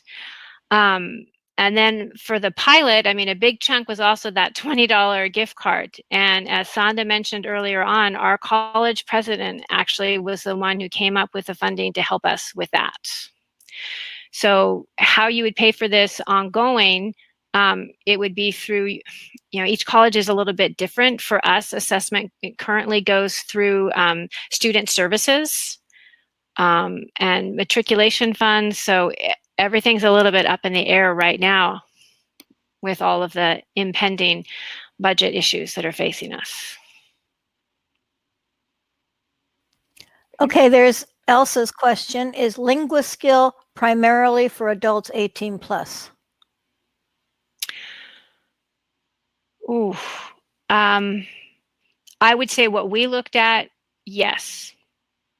But I cannot say for sure that they don't have material that would be appropriate for lower levels. You can see my email address on the screen now. If you'd like me to send you contact information for the Cambridge rep in New York, I'd be happy to send his name and information along to anybody who's interested. Okay, there's just one more question, and then we'll be finished because it's 2:49. Oh, we go to 3, right? So you have time. Is the content in British English? Some of it is, so there is some vocabulary that's in British English, but not all of it. You will hear some accents that are from different parts of the world. It's an instrument that's used in many different countries and by different governments, school systems in different countries, businesses in different countries. So it's definitely not written for an American English population. But up until now, we have not found that our students have listed, have mentioned really big issues with that. I have to admit, there is the occasional vocabulary word that kind of catches my ear because it's not one that we would normally teach. But once again, we have a very diverse student population for our college, and so that hasn't really seemed to have been an issue to now. Okay, you have another question from Christine about if it can be used to place high school students. Again, I don't know if I would be able to answer that question. When you say it can be used, do you mean content appropriate, or do you mean do the high schools allow it to be used? I mean, the content is fairly innocuous, but it might not be appropriate like for younger kids. Is that, I'm not sure I'm answering that question correctly or not.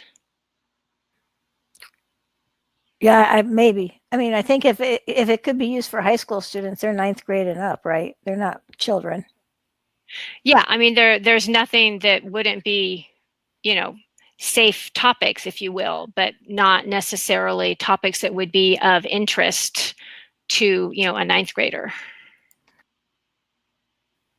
So the next question is, again, about test security. How do you ensure test security, and do you do it online? It is all done online. So just the same way that AccuPlacer was done online. Students come into the computer lab, they sign on with their student ID and password to get into our system. So we specifically haven't had to deal with security. But again, this is something that we were doing pre-remote assessment. So I haven't actually communicated yet with Linguaskill about the possibility of using their proctoring service, but I did just get an email saying that they now do have a proctoring service available, but I'm afraid I can't give any details about that yet. Okay, another question from Donna Herzing is, what is the time commitment for the students? It depends a little bit. I would say for just the reading and listening portion, maybe the fastest time was about 45 minutes up to about an hour and a half. But most students would finish somewhere in between. Okay, and then this one's a long question. I heard you say you are comparing Linguaskill to AccuPlacer as a standard. What do you think about all the data being supplied by the Multiple Measures Assessment Project in California showing how very unreliable these placement tests are? Okay, so actually maybe we either misspoke or there was a little bit of a misunderstanding. That was sort of the reason that we moved away from how we did it in phase 1 and what we're doing now in phase 2. What we're trying to do now in phase 2 is to identify, so we're going to look specifically at our continuing students. So students who took a course in the fall, and we know what their grades were from the fall.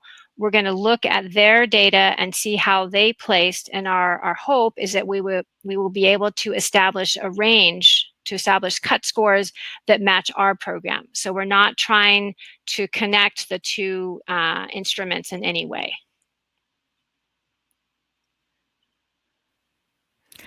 Okay, and a question from Elsa Hess. How does Linguaskill relate to the European Union language assessment test, including the English version? And I think thank you. Yeah, she's referring to, I assume she's referring to the Common European Framework, and thank you, that's something we should have mentioned before. That actually is one of the reasons that we were interested in trying out Linguaskill, because that's what their scores and ranges are going to place students according to the Common European Framework. Okay. And then we have, oh, there was one more in here. It looked like it went away.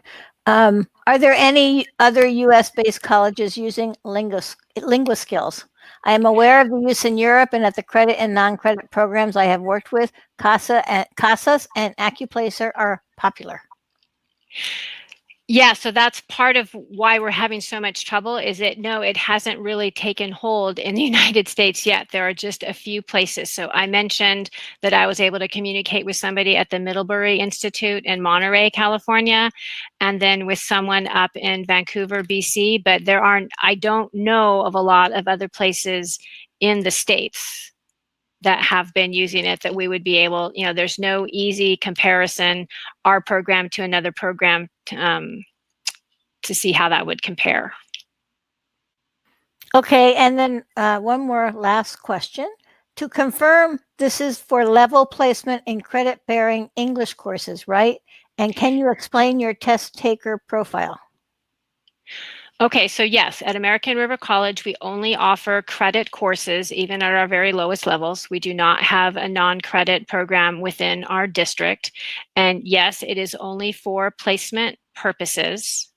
I'm sorry, what was the second part of that question? Can you explain your test taker profile? In terms of our student population, do you suppose, is that the question? Go ahead and give it a try. Okay, so if you're interested in our student population, we have now a much larger Afghani population over the past few years. We have a lot of students from Iran and Iraq, Ukraine, and Russia are also heavily what's the word I'm looking for, present in our student population, as well as many other students from the former Soviet republics who speak Russian. We do have some Spanish speakers, but they're a smaller portion. At American River College, in our part of Sacramento, we don't have as many Southeast Asian students, but we do have some Southeast Asian students as well. The other colleges in our district have slightly different student populations. Excuse me, and of course, what am I thinking? We have a lot of Arabic speakers as well. I mentioned Iraq specifically, but we do have students from other countries who also speak Arabic. Okay, I think you can answer one more. What is the process for getting a test like Linguaskills onto the approved test list at the CCCCO? Well, that is the $20 million question that we're all waiting to get answered. We are working in the hopes that soon the State Chancellor's Office is going to provide us with information. Back when we started working towards the Common Assessment Initiative, at that point there was an assessment committee that was part of the State Chancellor's Office that was responsible for approving new instruments and for revalidating current instruments. But my understanding is that that committee stopped working 5, 6, maybe more years ago. So at this moment, there is no committee in place, but that was one of the reasons that we kept attending those meetings of the CCC, the Board of Governors meetings, was to try to request that that committee be reestablished so that we have a process in place. So right now, we're working in good faith. Linguaskill is working with us in good faith that we're all assuming that we're going to be able to have a process in place, but it's actually the publisher, Cambridge, that has to present their instrument to the state of California and ask for it to be approved. But at this point, as far as I know, at least, there is no process in place for that to happen. So we're just working in the belief that if it is now part of Title V that we're allowed to use an assessment instrument for ESL. So we're assuming that they're going to have to provide us with a process to have new instruments approved, since they're telling us that Accuplacer is going to disappear. Hey, and it's 2:59, so perhaps you would want to, any last thoughts? Sorry, no, I don't have any brilliant last thoughts. But again, we're happy to talk with anyone. We really hope we can encourage other colleges, even in these really difficult times. Once we're back to on the ground, or even just in the meantime, if you want to contact us so that we can be working together in the meantime. So as soon as we are able to be on ground again, we can kind of get a running start. You can see my email address and Sanda's email address there. I believe you have this handout as the slideshow is part of the handouts that are available. So we'd be happy to talk with anyone who's interested. Thank you very much. We really appreciate your time. Okay, thank you very much. Okay, the next session will start at 3:10, and it will be the Freemans on translanguaging.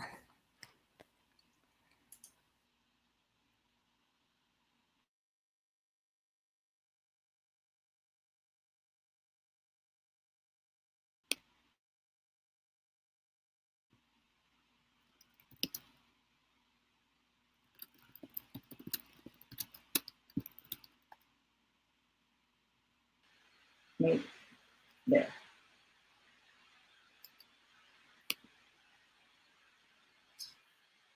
Are we there? Yes, we were there. There we go. Let's see. Hello? Hear you and see you, but you don't start for 10 more minutes. No, we know that. Okay. Is that all right, or do you want us to You We need just to- wanted to make sure the technology was good to go. Yeah, I think you should wait because there's people coming from the other stage. Okay, so turn it back off. Oh, if you want to, you can keep your video going. Just, I think, mute yourself. Okay, good.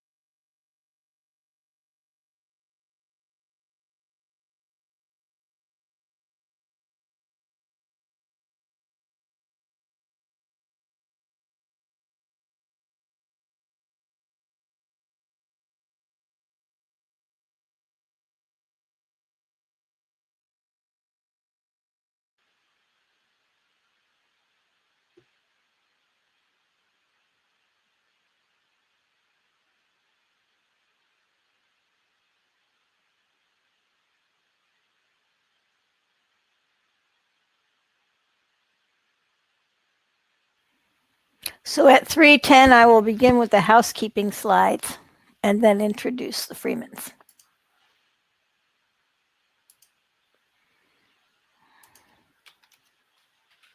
Yeah. Yeah.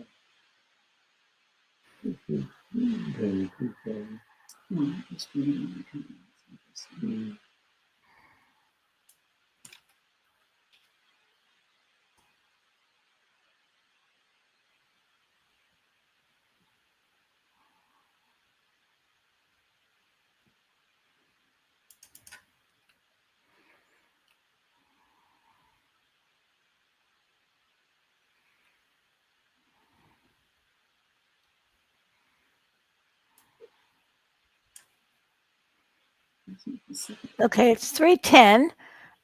We have 204 people in here. I think we're going to get a few more, but I'll start with the housekeeping slides. Some of the people have seen some of these already before. My name is Susan Gaer, and I am the moderator for this session.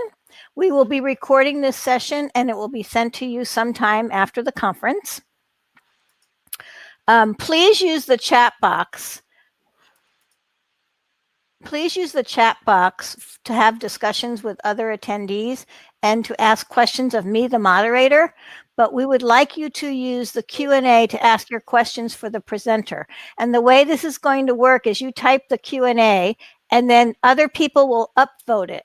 And then we will use the questions that are the most upvoted to answer the question. So hopefully that's clear. Also, there's a handout for the Freemans. If you look at the chat, the Q&A polls, you'll see a tab that says handouts. If you click on that, you can download all the handouts from the sessions in the stage today, including the handout from the Freemans. This is the only, we don't really need this slide. Let me introduce now our plenary speaker on translanguaging. So Dr. Yvonne Freeman and Dr. David Freeman are professors emeriti at the University of Texas, Rio Grande Valley. Both are interested in effective education for emergent bilinguals. They present regularly at international, national, and state conferences. They have worked extensively in schools in the U.S. They have also worked with educators in Ecuador, Mexico, Colombia, Venezuela, Costa Rica, Argentina, Uruguay, Hong Kong, India, Indonesia, Lithuania, Mallorca, and Sweden. The Freemans have authored books, articles, and book chapters jointly and separately on the topics of second language teaching, biliteracy, bilingual education, linguistics, and second language acquisition.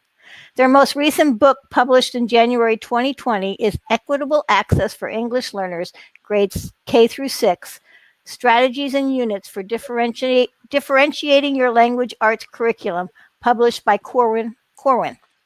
Their other recent books published by Heinemann include Dual Language Essentials for Teachers and Administrators, 2nd edition, 2017, ESL Teaching Principles for Success, 2nd edition, 2016, Essential Linguistics, What Teachers Need to Know to Teach ESL, Reading, Spelling, and Grammar, 2nd edition, 2014.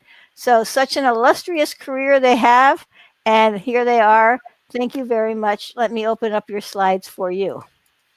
Thank you. Thank you, Susan, for that introduction. We're glad to be here. We've been in different places and we have done virtual seminars before, but we're all in a rather different setting now, aren't we? I should begin by saying I don't always look like this. I had a terrible fall and I am pretty well over it, but my face is still showing the results. But I'm doing fine. And I didn't hit her. Right? Yes. Nothing like that. We want to make that clear. I do want to say that as we go through this talk with our virtual reality now, our reality of in this conference, but our sheltering in place reality, teachers we know are having to teach remotely, and this has been a real challenge.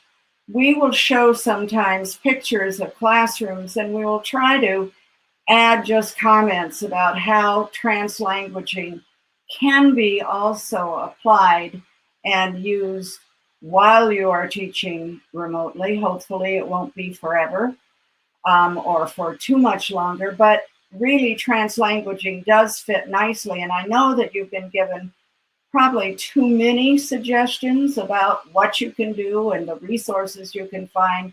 So we will just very briefly comment on several of the strategies that we show later on. Well, we want to welcome all of you. Susan, is it possible to just show the slides without showing us? Yes, you just have to turn your camera off. Turn the camera off? Yeah. Okay. I think I can do that. Then they don't get in. We'll come back on for questions. But it's okay, good. Yeah, you've seen us.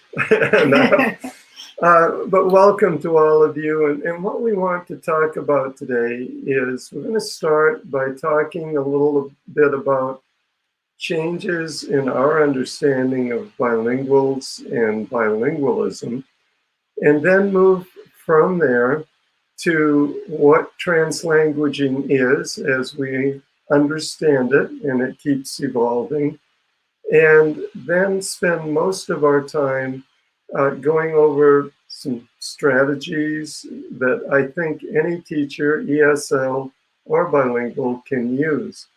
And the handout has all the key ideas. And at the end, we'll try to answer as many questions as possible.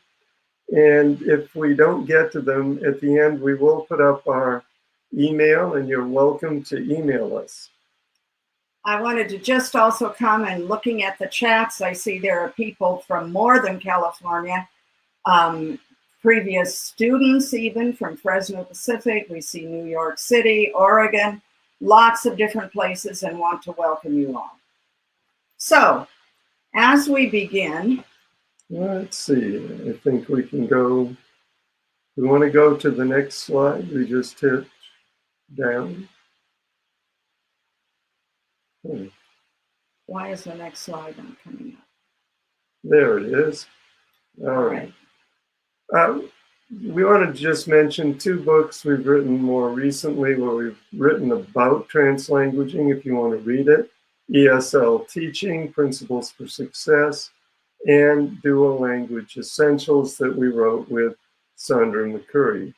And so if you want to read more, we're happy to have you look at those books. Now, Susan, I'm not sure how to get the next slides. There it is. What did you hit? This one? I didn't hit anything. I think Susan did. Okay. So when we talk about translanguaging, it's important to understand that it's complex in the sense that we have to think about bilinguals and bilingualism differently than we have in the past. We have changed our understanding of bilinguals and bilingualism as we talk about our students. So the next slide, we've got to be able to do this ourselves. There we go. In the past, we have thought of bilinguals, and those of you who are bilingual kind of think of yourselves. Do you think of yourself as 2 monolinguals in one person? It's kind of a strange idea, but in a sense, in education, we must have thought of bilinguals as sort of 2 monolinguals, because then we could only direct our teaching, for example, of English in all English, kind of ignoring the fact that we have more, and we are working with a bilingual. Now, that was the view in the 20th century. Whoops, got to go back one. We'll figure this out, sorry. In the 21st century, we have a more holistic view. Krashen wrote, "The bilingual is not simply the sum of 2 monolinguals. Instead, the bilingual is an integrated whole who cannot easily be decomposed into 2 separate parts. It has a unique and specific linguistic configuration," and we'll talk about the linguistics. Krashen is a sociolinguist, And from his observations, you can't just break it down into two monolinguals, because in reality, the bilingual is a little different from that. And I like his example that the bilingual is like a high hurdler. If you think of a high hurdler, they don't have to jump as high as a high jumper or run as fast as a sprinter. They have a unique combination of skills, and that's how bilinguals are. Unfortunately, we sometimes treat bilinguals by comparing them with students whose home language is English, and that makes it quite difficult. It would be like asking the the sprinter to compete with high jumpers part of the day and with sprinters the other part of the day. I think one of the things we really feel is a good thing to remember is in the 21st century, rather than thinking about additive or subtractive, adding or subtracting a language, maybe it's better to think, as Ophelia Garcia writes, that it's a dynamic kind of process. Bialystok and others who look at neurolinguistics say that both languages are always active in the mind of a bilingual person. It's sort of like your smartphone, where programs are running at all times, whether you are looking at the weather on your phone. Meanwhile, your email is running in the background. For bilinguals, both languages are constantly running, and this has been compared to a kind of corriente, or a current that runs through classrooms. So even though you're teaching in one language, both of those or all of the students' language resources are available. And these form what Garcia and others have called a linguistic repertoire. We want to talk just briefly about that concept. Rather than having two separate linguistic systems, what she says is that you have a kind of repertoire of language features. Think of it, maybe if you're into linguistics a little bit, phonemes. Okay, you have a set of sounds, and that set of sounds might include sounds from more than one language. But if you want to communicate, say in English, you pull on the English sounds. And if you want to communicate in Spanish, you pull on the Spanish sounds. The same is true of sentence structure and all the other parts of language. And we do see that sometimes inadvertently, we pull on the wrong set of sounds. But it is a repertoire, a resource. And I think the whole idea of translanguaging is how can we draw on that resource to accomplish what we want to accomplish. So if we think about this linguistic repertoire, so what do we mean if we're talking about translanguaging? Well, translanguaging is a strategic use of two or sometimes more languages during instruction. And the word that's so important here is strategic. It's not random. It's not when somebody feels like it. It's well planned. So when we use translanguaging strategies, we are actually supporting students' cultures, we're supporting their bilingualism, but we're also helping them to become more proficient in the case of something like Catesol in English by drawing on their first languages. Now, some of you, I'm sure, are thinking, well, isn't it just code switching? And in a sense, it is, but it isn't, because we're thinking of the bilingual differently and we're thinking of the rich linguistic repertoire. So let's look at that for a minute. Translanguaging is what many people may refer to as code switching, but code switching, code switching has been a process that bilinguals or multilinguals use when they speak to each other. And code switching serves a function, a social function. You use words from one language because they have a better way of expressing what you're talking about. But in the past, people had thought that code switching was a crutch, and that this crutch meant that, oh, they just don't speak either language well. But in from a translanguaging perspective, code switching is a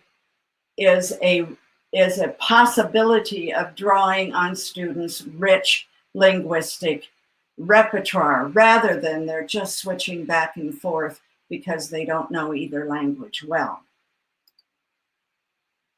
Perhaps this visual might help also clarify that. Earlier, we talked about the two monolinguals, the 20th century view of bilingualism. And in that sense, if we look at code switching, it's switching from one language to another. But from a translanguaging perspective, we're considering the rich linguistic repertoire that exists within the bilingual, and our goal in translanguaging is to draw on that to support learning. But we want to look at that carefully, because we're certainly not saying you're doing it all the time. Cummins, if we look at Jim Cummins, he has been very influential in our views. And he says there are times that we need to keep the languages separate, and we would like to emphasize that. You need a certain amount of time in a language in order for you to gain proficiency.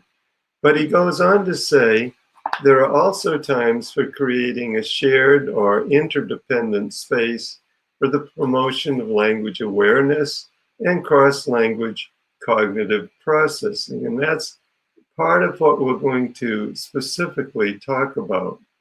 Now, one other thing we want to talk about briefly, I think it helps to think translanguaging is the strategic use of all the resources a student has. It's not just the traditional idea of code switching, but in addition, it has its place. If you look at ESL and bilingual classrooms, in bilingual classrooms, there are often macro alternations at the program level. For example, today is Spanish Today, or today is Mandarin Day, or this morning we teach in Mandarin, this afternoon in English. Maybe it's by subject, maybe math is in English, but science is in Korean. So that's at the macro level, and you need enough time for each of those languages to develop. But at the micro level, in either bilingual or an ESL class, there are some translanguaging spaces, if you use them strategically, that allow you to scaffold instruction and to differentiate instruction. And one strategy, for example, would be previewing in the student's home language for a lesson in English, let's say, and then reviewing it in the home language. We did this in Venezuela. I convinced the adult ed teachers there to take a 5-minute max at the beginning of the class to explain what they were going to be teaching. Maybe it was present perfect tense. I would hope they might be doing something a little more, but that's what they were teaching. And then they would teach the whole lesson in English. They'd come back in Spanish and say, okay, do you have any questions? And they were quite hesitant to try this in an adult ed class with everybody being Spanish speakers. They came back the next week and said, wow, they actually understood the lesson better. because they had that advanced organizer, that preview. So that would be an example of a translanguaging strategy. Now, when we talk about using the home language, we're not suggesting concurrent translation. In concurrent translation, the teacher translates everything she says. So she might say something in English, today we'll study the reasons for European exploration, and then immediately translate it.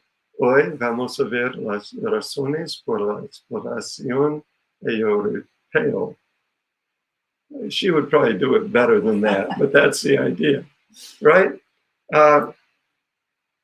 And concurrent translation is very much like what the banks do when they put the temperature in Celsius and Fahrenheit. Students will systematically ignore the language that's more difficult, and they won't really develop either language to any great extent if the teacher is going back and forth. They'll just take the easy way out. That's how the human brain works. But translanguaging, to give you a similar example, let's say the students read and discuss in English European explorations, reasons, expansion, colonization, and then the teacher simply, in this case, the teacher was teaching in a class where the students spoke Spanish as well as English. So the teacher put some key concepts up on a chart on the wall. Not the teacher taught this unit in English, but put up these key concepts in Spanish, and it was just a help, a scaffold for the students who could speak Spanish. And this is the kind of thing that could be done in even when you're having to teach remotely. You could have students try to create these to share with the class. So we do want translanguaging, but not concurrent translation. So why should we use translanguaging strategies? As we mentioned before, it's a way of valuing students' cultures, identities, and bilingualism. But it's more than that for us as teachers, as language teachers. It promotes metalinguistic knowledge and helps teachers look at and compare and contrast. I'm sure many of you already compare and contrast what different languages that you have in the classroom. And it's a linguistic scaffold that helps emergent bilinguals make sense of the content. Let's look at just some examples of what teachers have done, educators have done in different schools. This mural welcomes high school students into the school. The entire school then understands that there are many different languages and cultures. This could also be something that an ESL teacher could do virtually, having students create lists of words that are welcoming words and then share those, even use pictures or drawings, because students do this even much better than we do. Another example at an elementary school that was very powerful, there were students who at the school who spoke Bengali, Arabic, Urdu, Spanish, and other languages. And the staff in the office and the parents who would come to the office were very frustrated. So they created this list of key ideas or key events that happen. For instance, what is your child's name? What language do you speak? Are you here to take your child home? And they gave those signs so parents could point to the information that they were looking for, and that at least started a conversation if it didn't solve all the problems. The hallway should also reflect that there are many different languages in a classroom. In this case, The students drew their hands, and then they colored them many times, representing the flag of the country, and then they graphed it. So they were also learning about graphing. Bangladesh and Mexico were the two main countries there. And finally, another example of the multilingual ecology that we want to create in a dual language setting. Students from Peru, Honduras, and Mexico in the United States in kindergarten filled out a form of information. Again, this could be done at home when parents are there helping their kids. They filled out the information and drew pictures of themselves. The Cool Country Report is kind of another interesting example that supports culture. The students talked about their countries that they were from, or their parents or their grandparents were from. Again, now that kids are home with parents, this could be a project. They researched their country, and again, they could ask people at home for information. Finding out about the flag, finding out about food, finding out about sports, and even making a travel brochure. These are a couple of examples. This Cool Country Report can be downloaded from the internet, and as you see, students are filling out the information.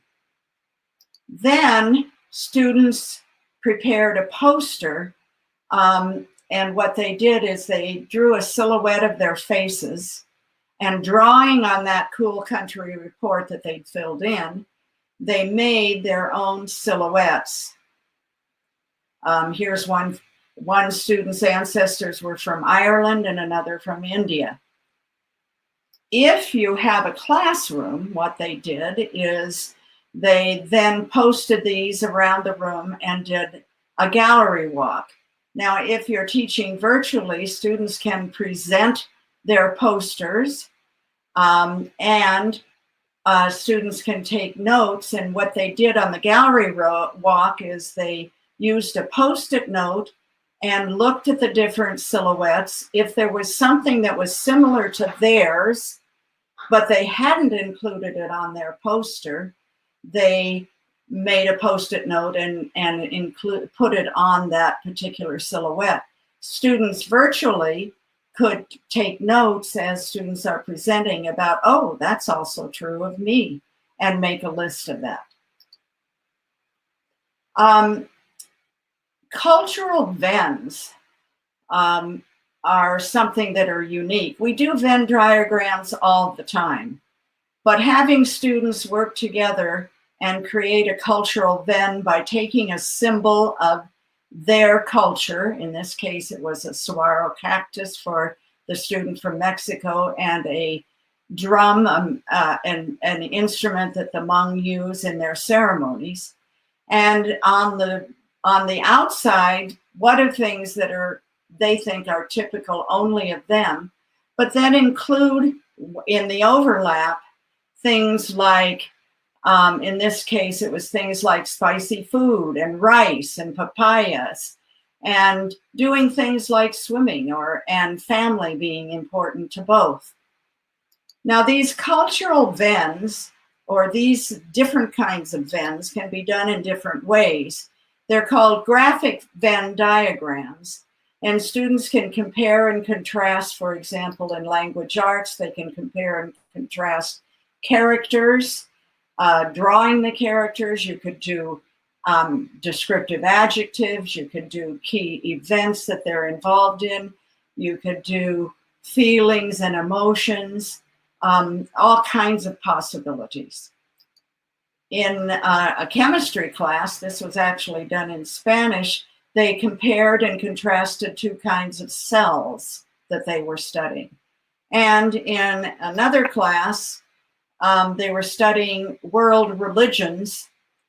Students first did the artwork and included characteristics of those religions, and then in the middle, similarities between Buddhism and Hinduism, for example, in this case.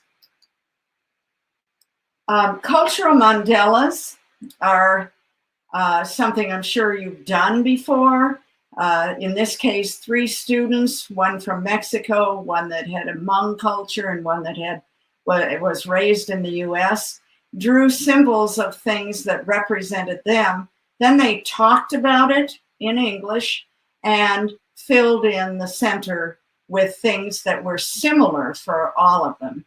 And finally, if you have a classroom, you can take those cultural mandalas that the students have done in smaller groups and make a full classroom cultural graffiti board. And this is what the students did here. So you have words in different languages, you have different kinds of cultural events throughout. And so we did a close-up of that. So our first idea was to really recognize students' bilingual identity and culture. And I think that's an important use of translanguaging. A second, more commonly thought of use is metalinguistics. For example, accessing cognates. Here, the teacher is looking at spelling patterns in Spanish and English, and words that start with S followed by a voiceless stop, the PTK sounds in English. In Spanish, you put an E to start it because Spanish doesn't start words with, for example, SP sounds. Marsano and Pickering and Pollock, in their book on what works, found that similarities and differences, finding those is one of the most effective strategies for improving instruction. So we can certainly do that for languages when you have students who speak a variety of languages.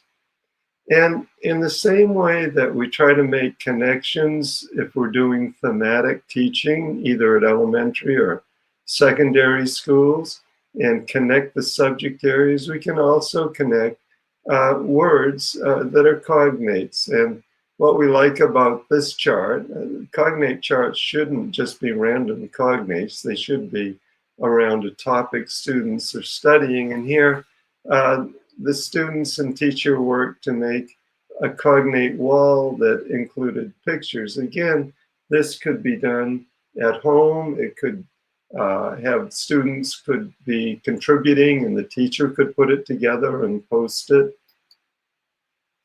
And here you see some in science, some specific words to science, and then some more general academic terms like original or effect. In this class that had students who spoke a number of languages rather than a bilingual or cognate wall, they did a multilingual word wall and then looked for cognates, and the students were able to represent the words in their languages. And we thought that was a really clever way to get the students to think about those key words, but to have them represented in their languages as well. In this case, the teacher simply put in some keywords, for example, physical state is estado físico in Spanish, and the chart is in English, and science was being taught in English, but the teacher did choose some key words to highlight and to reinforce those concepts. One teacher was doing math, and I liked what she did. She gave them a short reading on measurement in English, but using Google Translate, you know, and it wasn't perfect, but it was pretty good. She put the Spanish translation next to it. So the kids read the English, and then they looked at it in Spanish and highlighted words that looked the same. They found quite a few cognates, and they created a class cognate dictionary. For more beginning students, could be a picture dictionary. and they had this class cognate wall. So you had words like leader in English and litro in Spanish.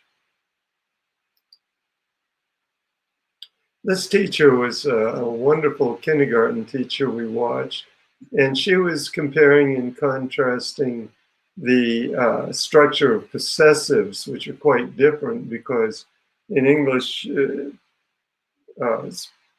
India's notebook becomes the notebook of. And so she had the kindergarten students, and they were really getting it. The difference between the Spanish structure and the English structure. Notice she did use students' names and everyday objects like their backpack. You can also, if you have access to bilingual books, even in an ESL class, certainly you'd want to do it in a bilingual class, but in an ESL class, you could use one book as a preview, for example, in the home language of a book they're going to read in English. Now, we talked about the idea that drawing on that linguistic repertoire provides a linguistic scaffold. And in a classroom, certainly a quick and easy way to provide that kind of scaffold is a turn and talk, allowing students, encouraging students for whatever topic.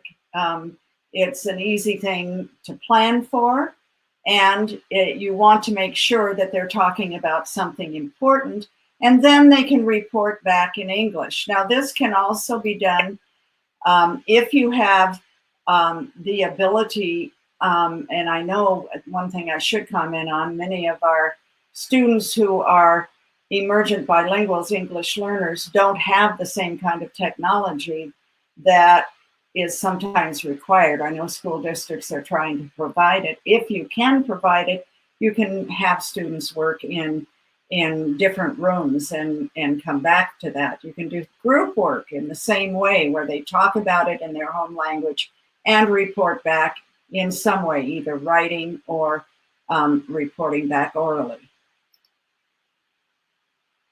Using texts that have translanguaging.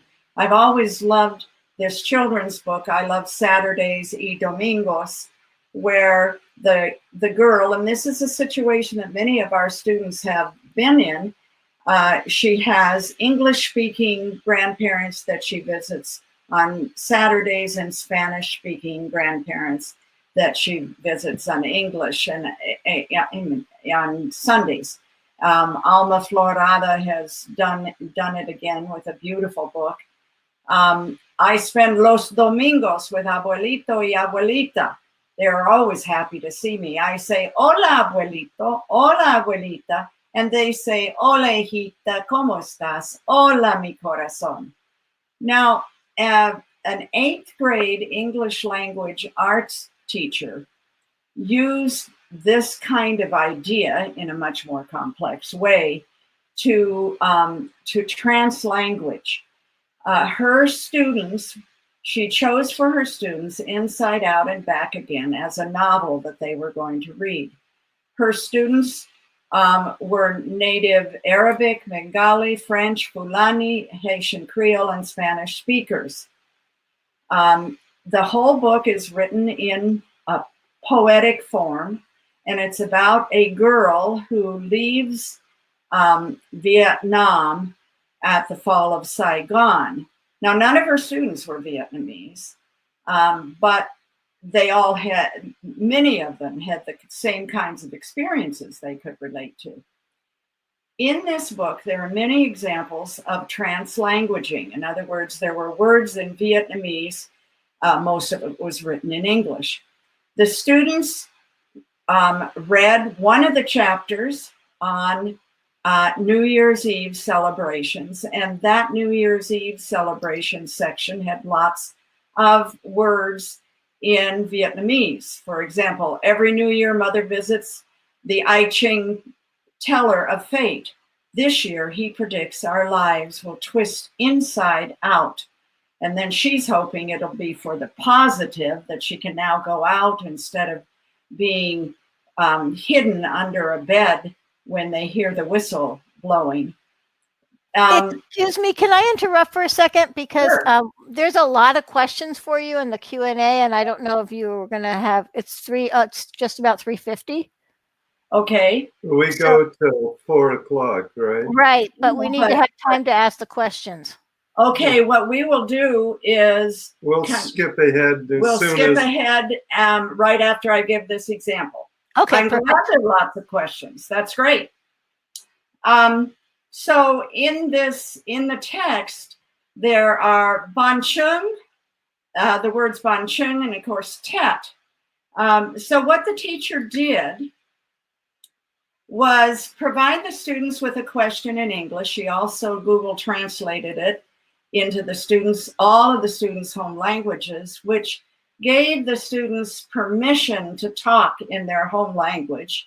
And she asked them, explain your thoughts to why the author didn't use all English words. So the students discussed the idea of why the power of using their first language within the writing, and then they wrote their own New Year's traditional poems. And with those poems, they talked to their parents, who talked about their New Year's culture if they didn't know it, and also corrected their language, and then they made a poetry book. So translanguaging could be used for these kinds of things. Let's move on a little bit. Let's see if I can get toward the end. Let me move forward, maybe. I guess I have to just run through. I thought you could. I thought I could. Oh, here we go. Yeah, there we go. How do I? Then click on it. I'm trying to get forward, sorry. Yeah, well, zip. Almost done, sorry. So just to summarize, we're trying to draw on the students' full linguistic repertoires, and we talked about 3 main ideas here. Value students' cultures, identities, and bilingualism, promote metalinguistic knowledge, and serve as a linguistic scaffold. Now, I wanted to just point out there are translanguaging guides available. I really encourage you just to Google Translanguaging Guide.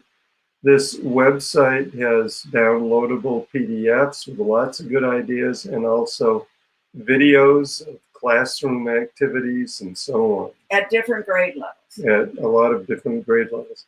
And finally, I will, as we go to the question and answer, just have up our emails so that if there's something that we don't get to answer, you can, let's see if I can turn my, yeah, there we are. You can always email us. So let's take the remaining time, and thank you, Susan, for mentioning that. We get carried away. Well, everybody was enjoying your your presentation so much. It was a question whether I should even interrupt to do this, because you've got great reviews going on in the chat box. So here we go. The first question with 31 votes. How can we support translanguaging in the classroom when we have students with different linguistic backgrounds? How do we prepare teaching materials that account for this variation? Okay, now the last example I gave was definitely a teacher that had different linguistic backgrounds. So that was one example that you could use. Certainly multilingual word walls are another resource, or another thing that you can do. You can build those with the student support, take key ideas, key vocabulary that you want to teach, and build multilingual word walls, have the students help create those. Maybe just 2 things I'd also really push. One is, remember, this needs to be strategic. So you could allow times when you specifically say you can talk, or you can read, or you can, well, let's say talk in your home language or in English. I always try to give that option. but will report back in the target language, assuming it's an ESL class, that would be English. You don't have to, really, I would encourage teachers not to spend extra time preparing a lot. Now, the math teacher in that one example did it with one reading, just to really get the kids looking at cognates and making them aware. But if you really need to draw on the students, for example, for the word walls, because I'm not wanting teachers to spend a lot of extra time preparing things. I think it's teachers have enough to do. And turn and talk, of course, putting students in same language groups. Now, I remember somebody asked Steve Krashen, well, so what do I do when I only have one student who speaks that language? And he said, I can't solve everything. But you can put students in same language groups. And in that classroom that I just talked about, that 8th grade classroom, there was only one Fulani speaker. The teacher did do some Google Translate to support that student, at least so that student could understand what was being done. It's a good question, though, and I'm glad several people asked that. Those translanguaging guides that David showed you do work with multi-languages, many languages, so look at them. Yeah, those come out of New York, and they did a big study in a number of schools that had multiple languages. Okay, ready for another question? Sure. Okay, this one had 25 votes. How does this apply? How does this apply to older adult students? I think it definitely applies to older adult students. I think the kinds of strategies we're talking about, key concepts that you are trying to teach, key vocabulary. I'm hoping that for older adult students that you are doing readings, a preview in their first language, or having students of the same language brainstorm together on the topic in their first language. There's been research if they're doing writing assignments to allow them first to write their first draft in their first language and then write it in English. That research has shown that their English, that draft really produces much better English in the end, because they're getting their ideas down, and they're also beginning to see that really my first language is a resource here. Yeah, okay, another question. This has 26 votes. How can a monolingual instructor utilize translanguaging in their classroom? Okay, go ahead. I think some of the examples we've shown. You don't have to speak all their languages, of course. That's the whole idea. It's more saying, okay, I'm teaching a class that has speakers of languages I don't understand and I can't speak. And I need to think about ways that I can help them get the content I'm trying to teach. And I guess it's always about the content. Steve Krashen once said that the most comprehensible input is a student's home language. Now, if it can't come from the teacher, it can come from other students. It's strategically giving that permission, because the last thing you want to do is having, and I've certainly seen this with older students, where they're turning and talking to each other in their first language when you're doing a really nice lesson with visuals and hands-on in English, that you're trying to get them to focus in English. And they're really paying more attention to their neighbor who's speaking in Spanish to them, because that's so easy. So it's a question of kind of planning for it and kind of giving them the key, like, okay, for the next 2 minutes, talk to a neighbor. And I found too that if the teacher specifically allows those times, then students will kind of hang in English.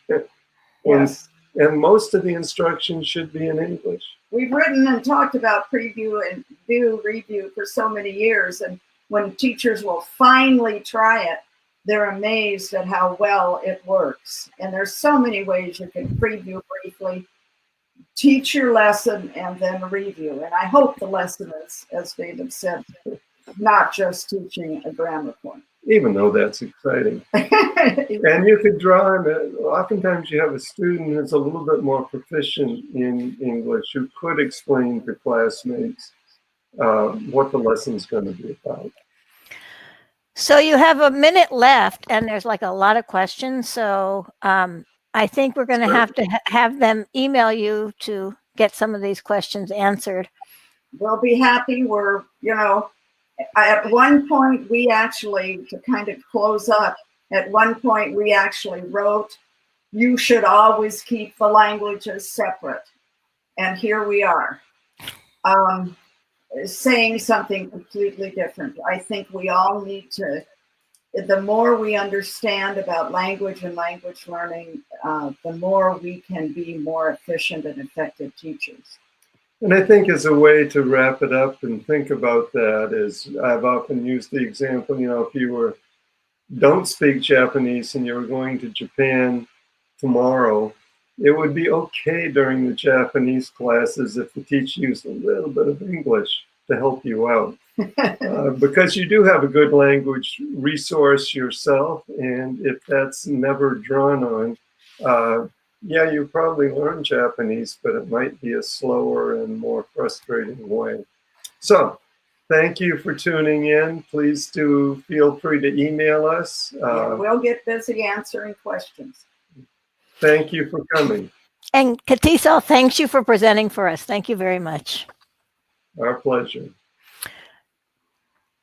So at 4:10, we will be having 2 sessions, one in stage 2 and one in stage 1. And then Stephen Krashen will come on at 5 o'clock, 5:10. So thank you very much. And now is break time. Go get a drink, get up, walk around, do something fun. Bye.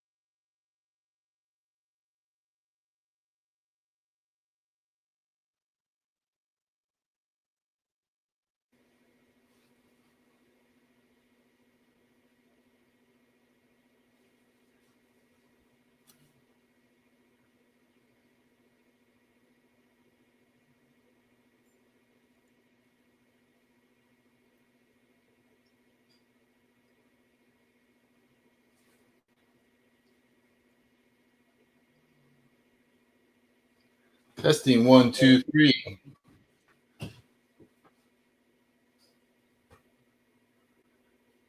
Hello and welcome to Catesol's first virtual conference. My name is Ryan Detweiler. I'm the moderator for this session.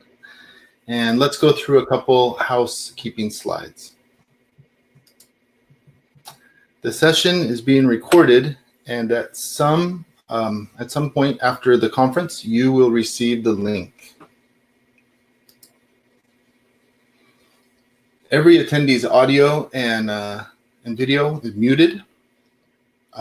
Go ahead and use the chat window to ask any questions to me, or if you have any problems with the audio or the slides.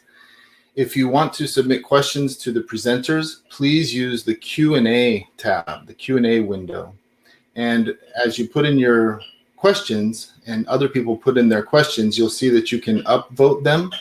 So please go ahead and upvote the questions. Let's see what else here. So let's make sure that we're in the right spot. If you are here to see strategies for going online with non-credit ESL, then you are in the right spot. If you're looking for Nicole's presentation, then please go over to stage 2. So what Erica and Jessica and Monica have prepared is a series of videos. And guys, are you live? Do you want me just to go ahead and push this first video live? Do you want to introduce yourselves or set up the videos? Yes, yes. Please go ahead. So our introduction is actually in our video. So if you would like to go ahead and play those for us, Ryan, that would be great. But yeah, today we'll go ahead and show you 3 videos that each of us has made, and then we'll be open for the Q&A afterward. Hi everyone. In this presentation, we are going to talk about strategies for going online with non-credit ESL, specifically in the areas of teamwork, writing, and assessment. We are Monica Cueva, Eric Miller, and Jessica Varnado-Swall, and we all teach with San Diego Continuing Education, and we've been teaching online and hybrid classes for a few years now. And while teaching online and teaching remotely, it's important that we don't view our online teaching with the same lens of how we normally teach our face-to-face classes.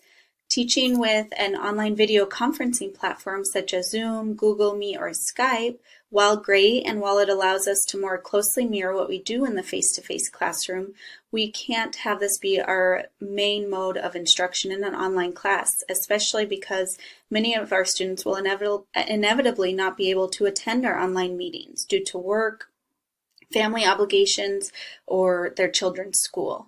And we just simply can't have 3-hour Zoom meetings. It's not good for anyone involved. So we need to make sure that our coursework and assignments are also available outside of these Zoom meetings, and that we're providing opportunities for students to collaborate and participate if they can't attend these meetings as well. And you might have students right now that say, oh, teacher, I only want to attend the Zoom meetings. Or maybe they are just only attending the Zoom meetings, but not doing anything else. And I think this is because this is what students are used to. This is what they're familiar with. So we also need to help them transition from tradition, and we need to make sure that our outside assignments, outside of the online video meetings, is exciting, engaging, and simple enough for students to access and participate in, so that then they will hopefully want to participate in both parts of the class. And especially now in this chaotic time, it's important to remember to keep it simple. You have probably been bombarded recently over the last few weeks with emails and professional development, introducing new online tools and resources for you to use. And at this point, you are either suffering from option paralysis and you don't want to try anything new, or maybe you feel like you want to try everything new and see what sticks with your students. But just as in a face-to-face class, it's important right now to remember to keep it simple. And you don't want to pick a really cool tool and allow that to dictate what you are going to teach your students. Instead, just as always, we want to make sure we are starting with the learning outcome. We're thinking about what the learning outcome is, and then we need to decide what we will use and how we will help students achieve this learning outcome. So what is the simplest tool we can use, and what's the most equitable tool we can use to help our students achieve this learning outcome? So you'll first want to think about your learning outcome, determine which tool or website will help your students meet this learning outcome. And then I would recommend starting with your district or school's learning management system. This could be Canvas, Moodle, Google Classroom. But if you're using this, then your students are already familiar with it. So there's no need to take them to another tool, give them another account login. If your learning outcome can be achieved through the learning management system, then there's no need to go elsewhere. But if you're maybe not yet using a learning management system, or you're just looking for an alternative to spice things up, then when you're looking at another tool or resource, make sure that you're evaluating it for ease of student use. So test it out on your phone. Is it compatible? Is it free for you and students? If there are videos, do they have closed captions or an interactive transcript? So these are some of the things that need to be taken into consideration when deciding whether or not to bring in a new online tool into your class. So if we look at a learning outcome, for example, students will communicate effectively on a team to solve a problem and report information. You would normally see this and say, oh, I can definitely help my students achieve this in the face-to-face classroom, or even in a Zoom classroom, a Zoom meeting. This would definitely be something we could do with breakout groups, and it would not, it's not going to be anything too challenging. But we also want to look at other ways how students could achieve this outside of those Zoom meetings. And so we know we first want students to brainstorm, discuss, and report the information. And so now we know after they've completed these three things, they will have achieved this learning outcome. So we need to determine which tools will allow them to do each of these tasks. And so for brainstorming, a good tool that you could use for this would be a shared Google Doc.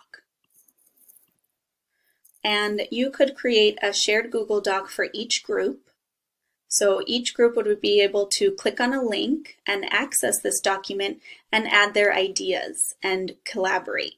And you could, as a teacher, you could add comments and provide feedback, or students could also learn how to add comments for their group mates. And so you, as the creator of this document, you would need a Google account to create this, but you would share it so that your students would not need an account. And in order to do that, when you share this, you would need to make sure that you select that anyone with the link has editing rights. And then after selecting these settings, you would then just copy this link, and you could send it to your students in an email or on the learning management system. So students would just click on the link to be able to access the shared document. For a group discussion, you could use your learning management system discussion board. You could do this on Zoom, but an alternative would be Padlet. And Padlet is mobile friendly, as you can see here. You could, for this purpose, you could create a Padlet for each group. So each group would have their own Padlet, and they could share their information. They could upload photos, videos, links, text to share with their group mates. With a free account, you can create 3 Padlets. So if you have the free account and you're limited with your Padlets, then you could create 1 Padlet for all groups. So all groups would access the same Padlet, and they would just collaborate in 1 column on the Padlet. They would click this plus sign, and then they could add whatever content they would like to share. And for Padlet, students don't need to create an account or log in. You just simply share a link with them. They click on the link and they will be taken to the online multimedia bulletin board.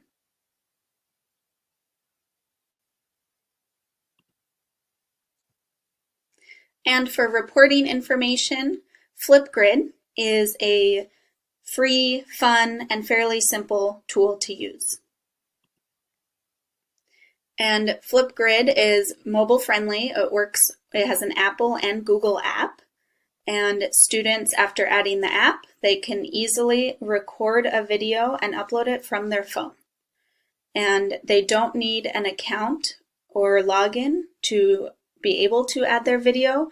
They would just need a link that you would provide to them. And for this task, you would be able to create a Flipgrid for each group so that only those group members would add their videos to this Flipgrid. And then after you have all the different Flipgrids from each of your groups, then you could share all the Flipgrids with your entire class so they can see each group's report. Students upload videos with Flipgrid, and then the teacher can provide feedback on each video that will be sent to the students via email.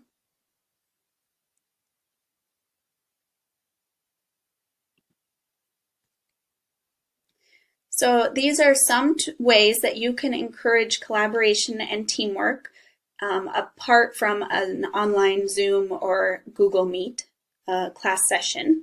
And don't feel like you would need to use all of these tools at once or even use all of these to achieve this one learning outcome. Maybe you decide you would like to just explore one of these tools for this purpose, or maybe you decide that you want to spread this assignment out over the course of a few weeks and you spend 1 or 2 weeks with each of these tools with your students. So just remember to keep it simple for you as well as your students. Okay, thank you.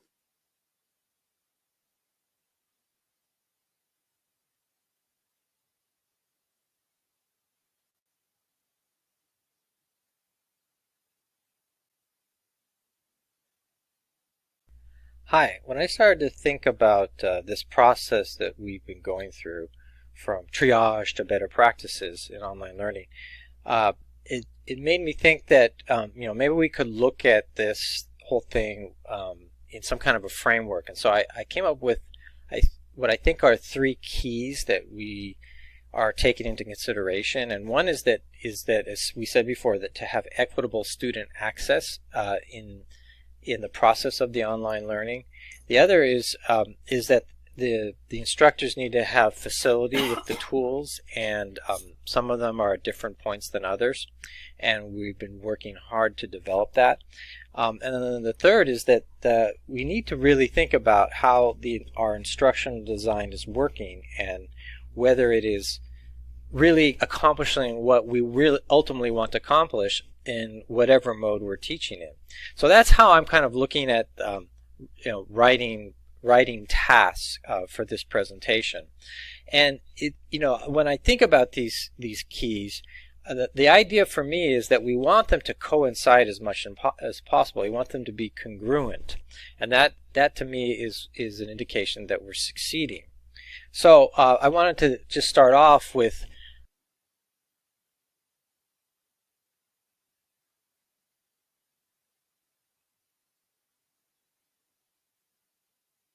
like what is the kind of the worst case scenario, and it's happened to us, and I think it's happened to many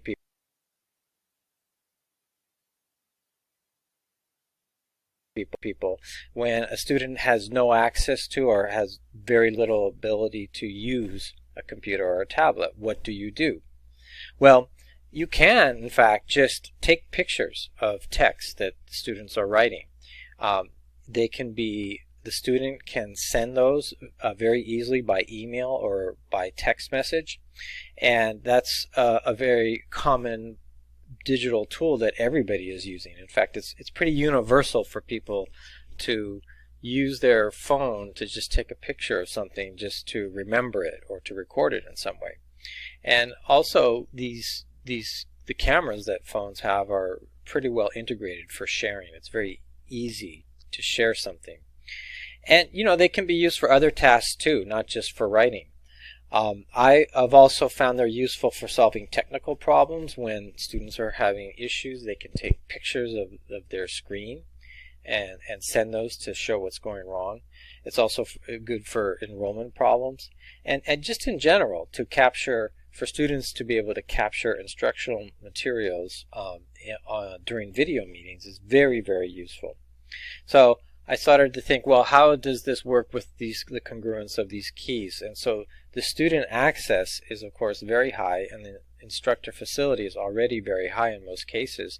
The design is pretty good, considering it's not the most ideal. It's not there isn't the most flexibility with the materials, and it takes a lot more effort to exchange the information, but it's still very effective. What about a way when there are only cell phones available to do this with another tool, which is Google Forms? This is something that it's like a survey that has questions with fields that you can input information as answers, and it has the option to provide short answers or for paragraph length answers. So this is something that students can really take advantage of. It also can just function like a test or kind of simple exercise.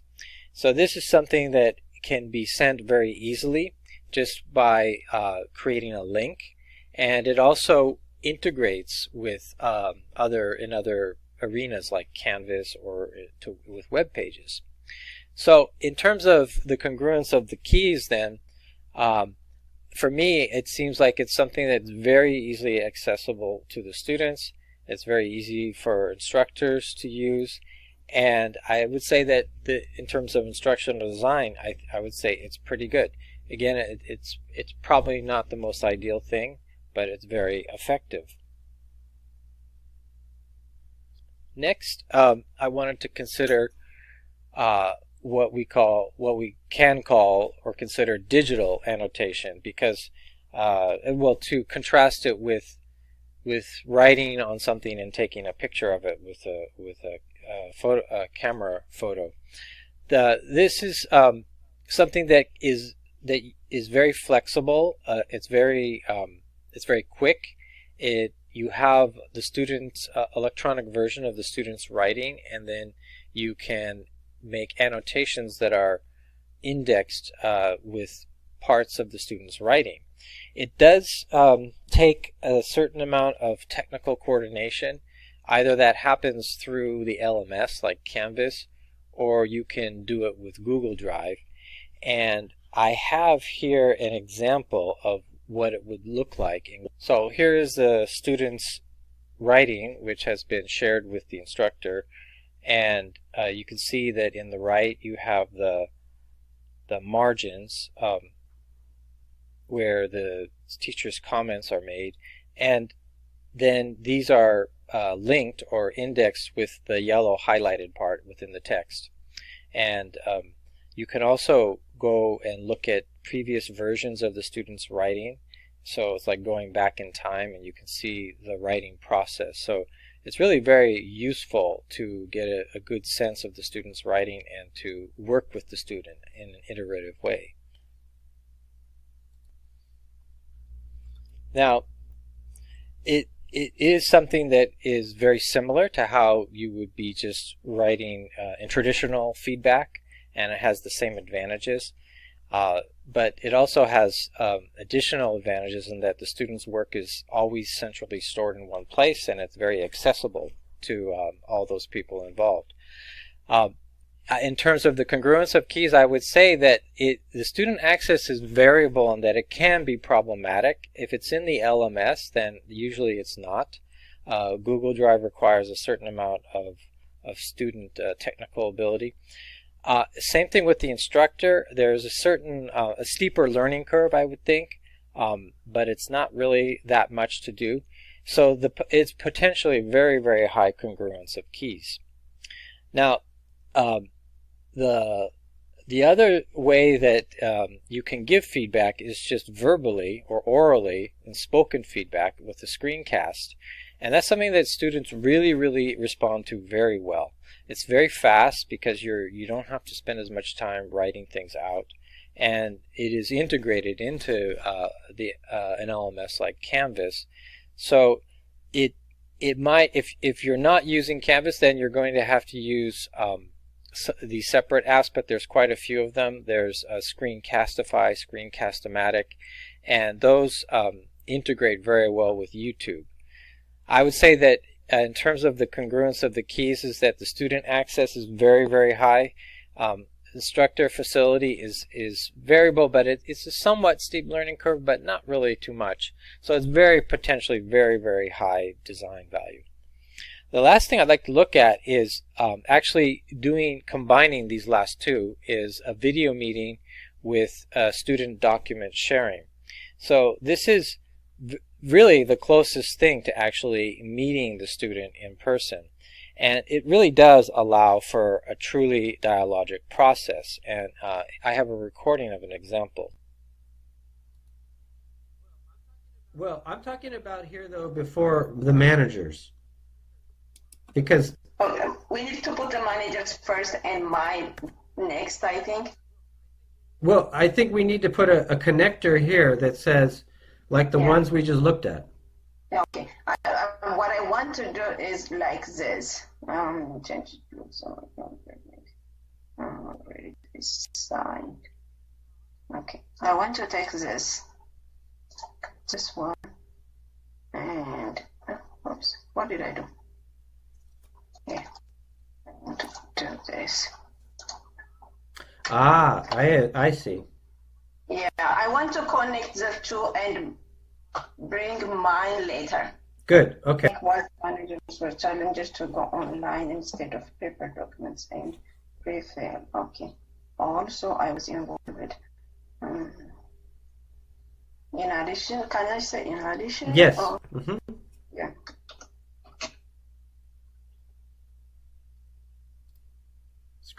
So I would say that this is something that really is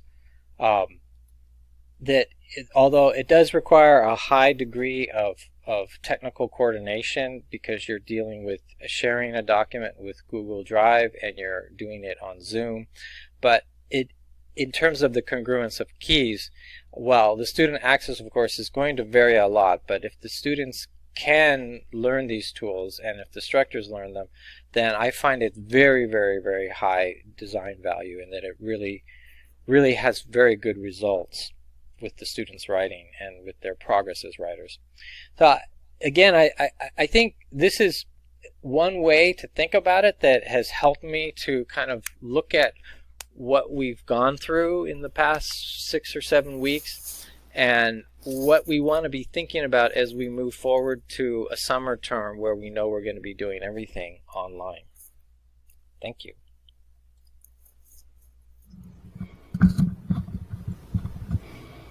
I got to tell you guys, I was a little bit nervous about pushing these videos out, but it seems to be working well. I just wanted to remind everyone, if you have questions for Erica, Jessica, and Monica, please use the Q&A window and go ahead and enter those. Let's continue with video number 3.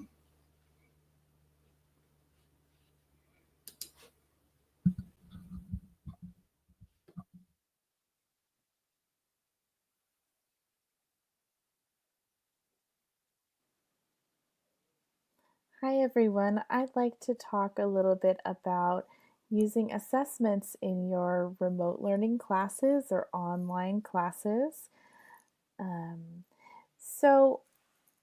I know that many of us have been using Zoom a lot these last few weeks, and I find that this sort of synchronous mode of being able to see each other's faces and everything is wonderful for the students who are able to preserve that classroom community and connection and being able to see each other's faces. And I think it has proved to be of great benefit for many of our students, but I do worry that some of our students are being left behind, many students are living in a situation where they have their children at home from school, and if they do have a computer at home, for many of them, their children are using the computer for their own education, or there isn't a computer at home. Also, there are some students who either have been laid off from their jobs or are essential workers. As we know, a lot of the essential workers are among the lower paid jobs, and a lot of our population of non-credit ESL fits in with that demographic.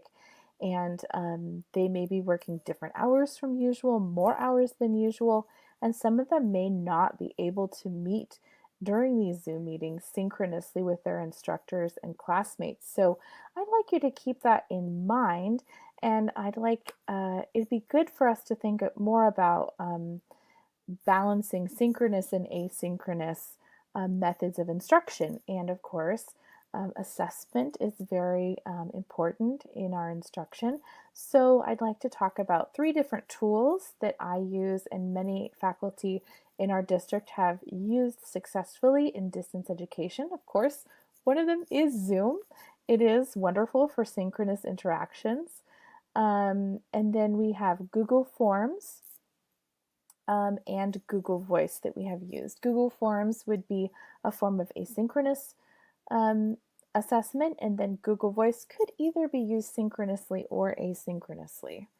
So starting with Zoom, I think that this is the one most people are most familiar with these days. But if you're going to give an oral assessment, this can be a really good tool for conversation or pronunciation classes. I've often used a spreadsheet or a doodle poll for students to sign up for assessment times. So a doodle poll is it's a website where people can schedule things and find out people's availability. But if that's a step too far for either the students, you don't want them to have to get used to yet another website, or as a teacher, you may not have the time to learn a new tool effectively immediately. So you could even just use a Google spreadsheet and just write down your available times, and then make sure to make this spreadsheet editable by the students so that they can write their names in the slots when they're available, and that would be very easy for them to schedule their assessment times.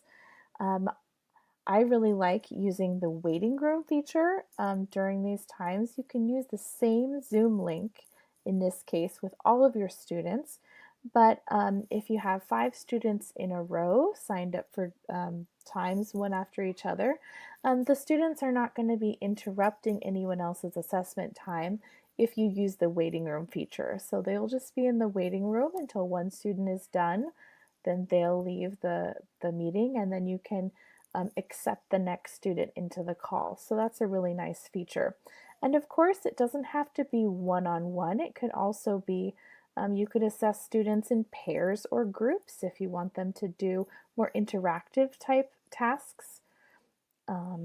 So definitely Zoom is a good tool for us to use, but it is a synchronous tool in this case. I also have used a lot of Google Forms successfully. Google Forms has the advantage that you can use it with a learning management system. So you can embed a Google Form into Canvas or Moodle or whatever other learning management system, or you could just give your students a link to it. But you don't have to have a learning management system in order to use it. So you can plug it in to whatever website or learning management system you have. So it also doesn't require students to have an email address. You can make that feature available so that you can reply to your students from the Google form, but it's not a requirement. One thing that's really nice is that they have a quiz feature. So you can use this feature to create multiple choice questions, true-false questions, short answer questions. You can have like a checklist style question where students will check all that apply. And then they can write I don't know that I would necessarily assign an essay question via Google Forms, but you can have them do a short answer style quiz as well. It's not as rich in testing question types as a learning management system like Canvas or Blackboard or something like that would be, but it does have a number of different question types and it gets the job done. So for example, in my face-to-face class that has now been converted into a remote learning format, the students, many of them do not have email addresses, they do not have computers, and because of that, they don't have access to a learning management system to Canvas, which our district is using. So instead, I have been relying heavily on Google Forms to get feedback from the students and to do formative assessments. So that is a tool available to you, particularly if you do not have access to that learning management system. Also, of course, Google Voice. This is a tool that I have used a lot during my time teaching online, but also for my face-to-face class. I don't always want to give out my personal phone number to students, although I've never had anybody abuse it before. But it is really nice to have a number that's not associated with your personal cell phone. Students also don't need a login to use this software. The person who needs to sign up for it is the teacher. So the teacher will need to have a Google account, and then they can ask to be assigned a phone number to their Google Voice. Teachers can use this to text or call their students, and then students can also text or call their teacher when you give the number out. It can be synchronous. You can have a regular style phone call in real time, or you could be texting back and forth in real time, but it could also be asynchronous. The students can text you at 10 o'clock at night, and if you don't have Google Voice linked to your phone, then you won't be woken up in the middle of the night when they respond to a text you sent earlier in the day, for example.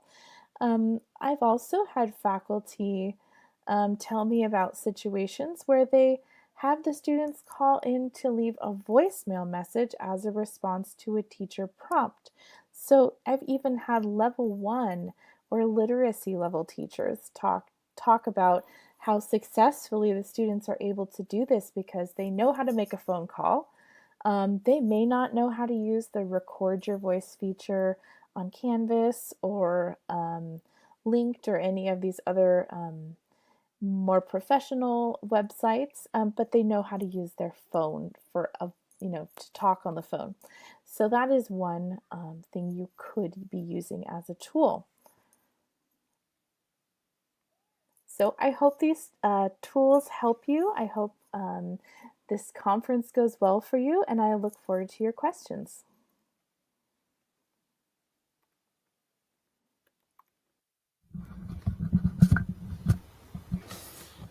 Thank you, guys. Hey, just real quick, a shout out. I'm in the chat room. Can you guys hear me right now? Yeah, I can hear you. Yes, I can hear you. Wonderful. Can you hear me? I can. Yes. Okay. How about me? I can hear you loud and clear. We hear you. Great. So I was monitoring both the chat and the questions that were coming in, and there did seem to be some discussion around breakout rooms. Yes. One of the questions was more or less, do you use breakout rooms? And if so, what are some of the ways in which you do use Zoom breakout rooms?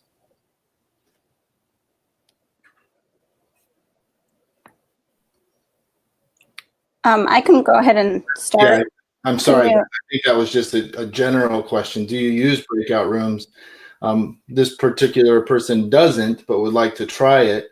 And they want to know if you have any success stories. What are some of the ways in which you use breakout rooms? Yeah, so hi, I'm Monica, and I teach an intermediate high vessel class with San Diego Continuing Education. And in every Zoom meeting I have with my students, we do breakout rooms, and It's once you get the hang of it, it's very easy for the teacher to set them up, and it's very easy for the students to, all they have to do to join a breakout room is just click a blue button on a pop-up window. And we do all kinds of activities where students either are participating in discussion questions and talking with their classmates, they're doing problem-solving activities, they're working together and writing a dialogue. At first, when we started, we just did conversation activities. But once students got more comfortable, we began exploring screen sharing and helping students learn how to share their own screen with their classmates so that then they'd be able to collaborate on documents within Canvas and with other online tools and resources. And we also, in our ESL program, we do have beginning level teachers that are also have success stories with using breakout rooms with their beginning level students. Thanks, Monica. Just to Eric, add to that, we've been very lucky to that our instructional assistants are still busy and working with us, and a lot of our beginning level instructors work closely with an instructional aide, and they usually will have maybe 1 or 2 aides with them, and so the aides will be in the breakout rooms with the students just in case any questions arise, although we're very fortunate to have that support.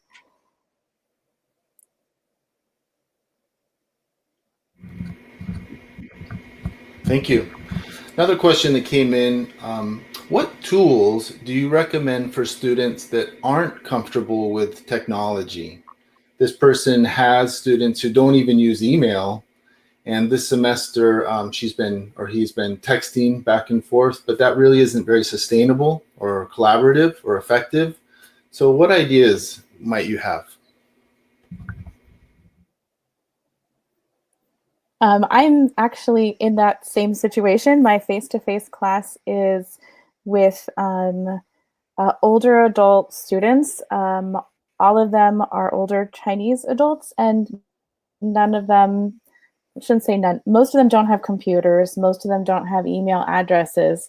So I have been sending texts every day. I made my own website that does not require a login, a Google site, but I agree it's not terribly sustainable, and in fact our district is mandating that everybody should move towards those online best practices, and if possible using the learning management system. So I'm kind of having to do it on the fly, introducing very, very gradually, hey, I'll try to walk you through getting an email address just to get them into Canvas so that they have the opportunity to take more classes in the summer. But it is a challenge.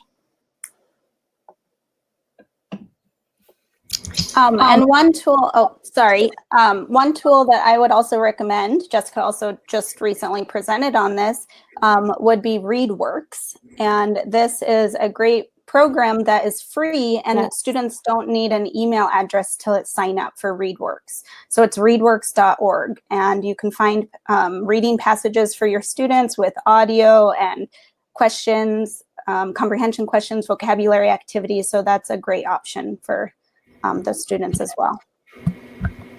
Thank you. Hey, Eric, I think this one came in for you. Question is in regards to conferences with an individual student. When you have 100+ students per semester, how realistic would it be to Zoom and document share simultaneously with students one-on-one? How often in the semester would you attempt that, or did you attempt that? And is that an example of feedback on a particular assignment for all of the students, or was it specific help, during office hours for just a few students?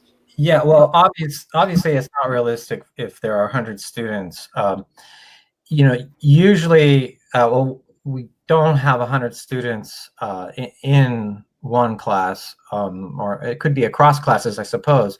But the way I approach it is that I use the Google Doc feedback, and that for most students that's enough.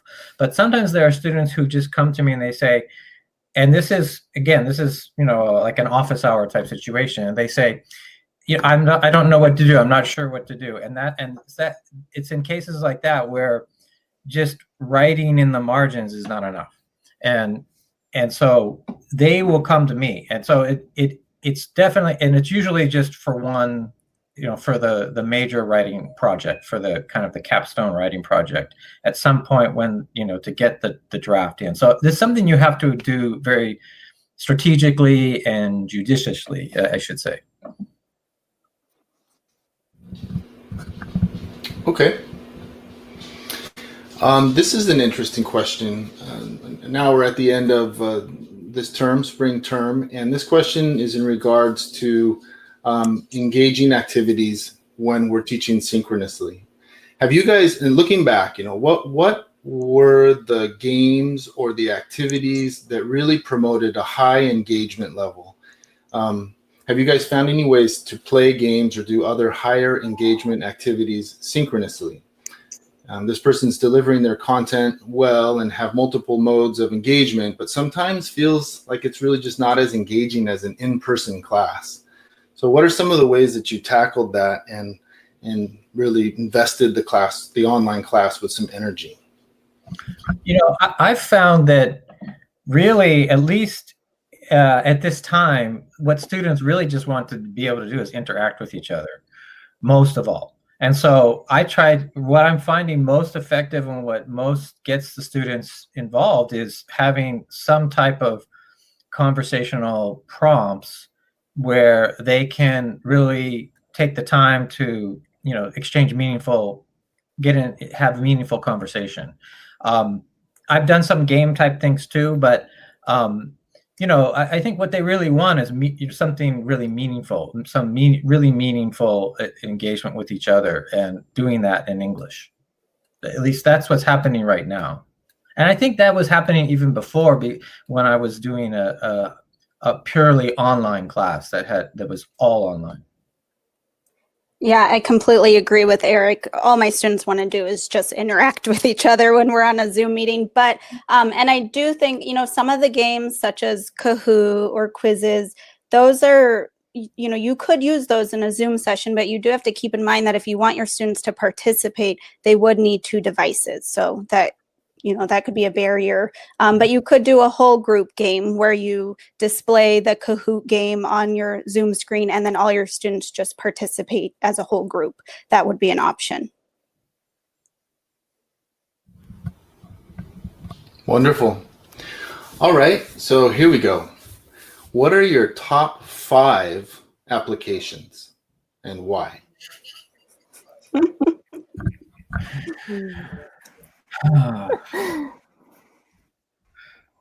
Google Voice and Remind are definitely like the only way that I can get back with some students is through texting. So those would be big for me.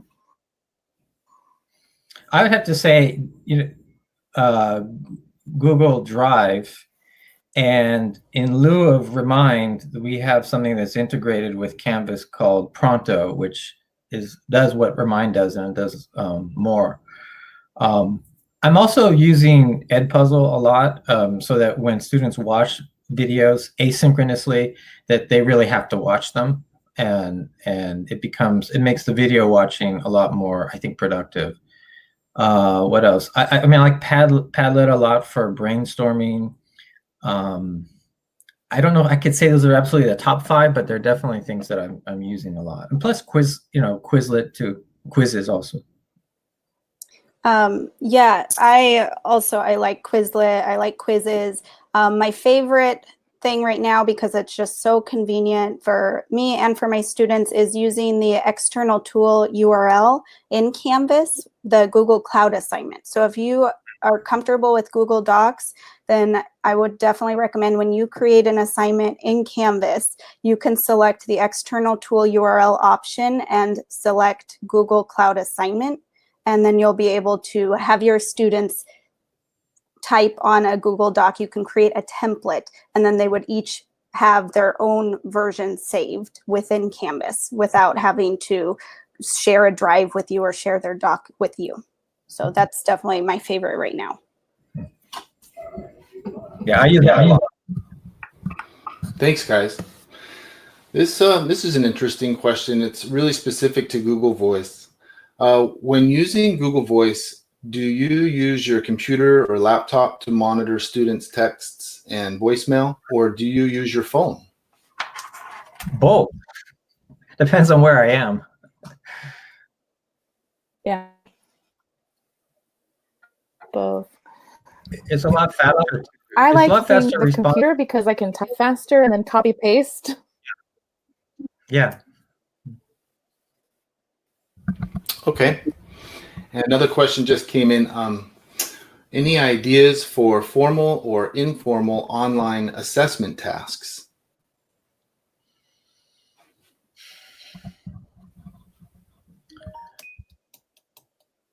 You know, I've been thinking about that now that we're in this position where students, you know, if we, how would I approach something that otherwise I would have been doing in class in terms of an in-class writing? And I was wondering, what if I just gave an in-class writing in order to, as a form of assessment, a timed writing? What if I did that during a Zoom session? And you know, you might think that, well, that contradicts everything you guys just said. Maybe not, because in a way, one thing our students really need, at least students that are considering transitioning to college, is to have that experience of doing a timed writing. And if we just put it on Canvas, you know, you could have a timer on it with Canvas, but it's not really the same thing as, you know, having a single time where everyone does it at the same time. That kind of replicates that classroom experience. So I've been considering that. I haven't tried it because, you know, Zoom time is really precious. I mean, that time can be very productive in so many other ways that I'm kind of debating myself about that. Okay. Here's a good question for you guys. To comply with CEA accreditation, I need an assessment solution that protects the assessment itself and identifies the student who is completing the exam. What is the most efficient and secure assessment or proctoring capable technology available nowadays for online remote environment that you guys are using or maybe have heard of or know about or use? Jessica? Monica? I don't know. Yeah. I would like. Yeah, because I right think now we our have accreditation is a little different. Yeah. Yeah.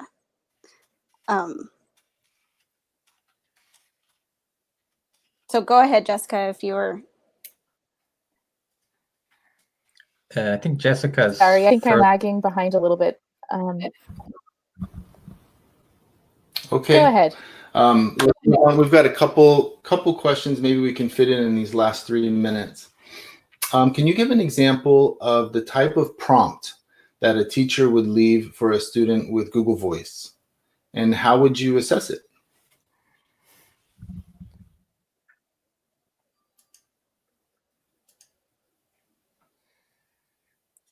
Well, I haven't tried that, but I might do something like a telephone call that would be like a phone message in which the student that requires the student to respond in some kind of writing in a formal way, like with an email.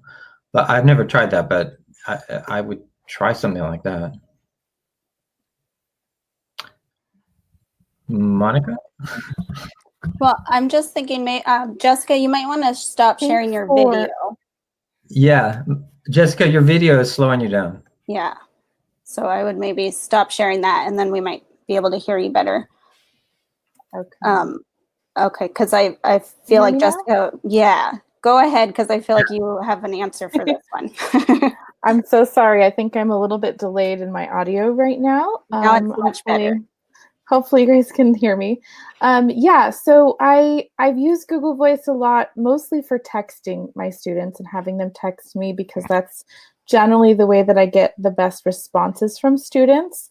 But I have had like level 1 teachers and literacy level teachers demonstrate how they use it. And a lot of people just have their students call in, and maybe they're practicing just greetings.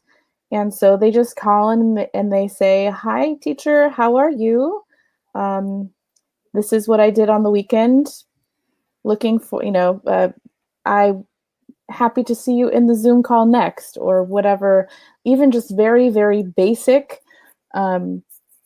whatever you're studying, have them leave a short message about it. And then you can even play the recordings, the voice messages in your Zoom chat, and go through them together. And the students appreciate hearing each other, and it brings more of a sense of a community in. But it really just depends on whatever you're teaching and whatever your goals are at that time. I mean, it doesn't have to be like a very a summative assessment at the end of a semester. It could just be a comprehension check, or, hey, I hope you're still listening to my class.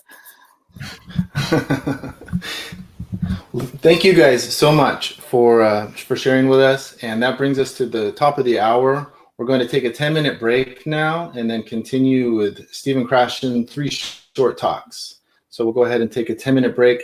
Thank you again, Eric, Jessica, and Monica, and we'll see you later. Bye. Thank you. Thank you so much, everybody. Thank you.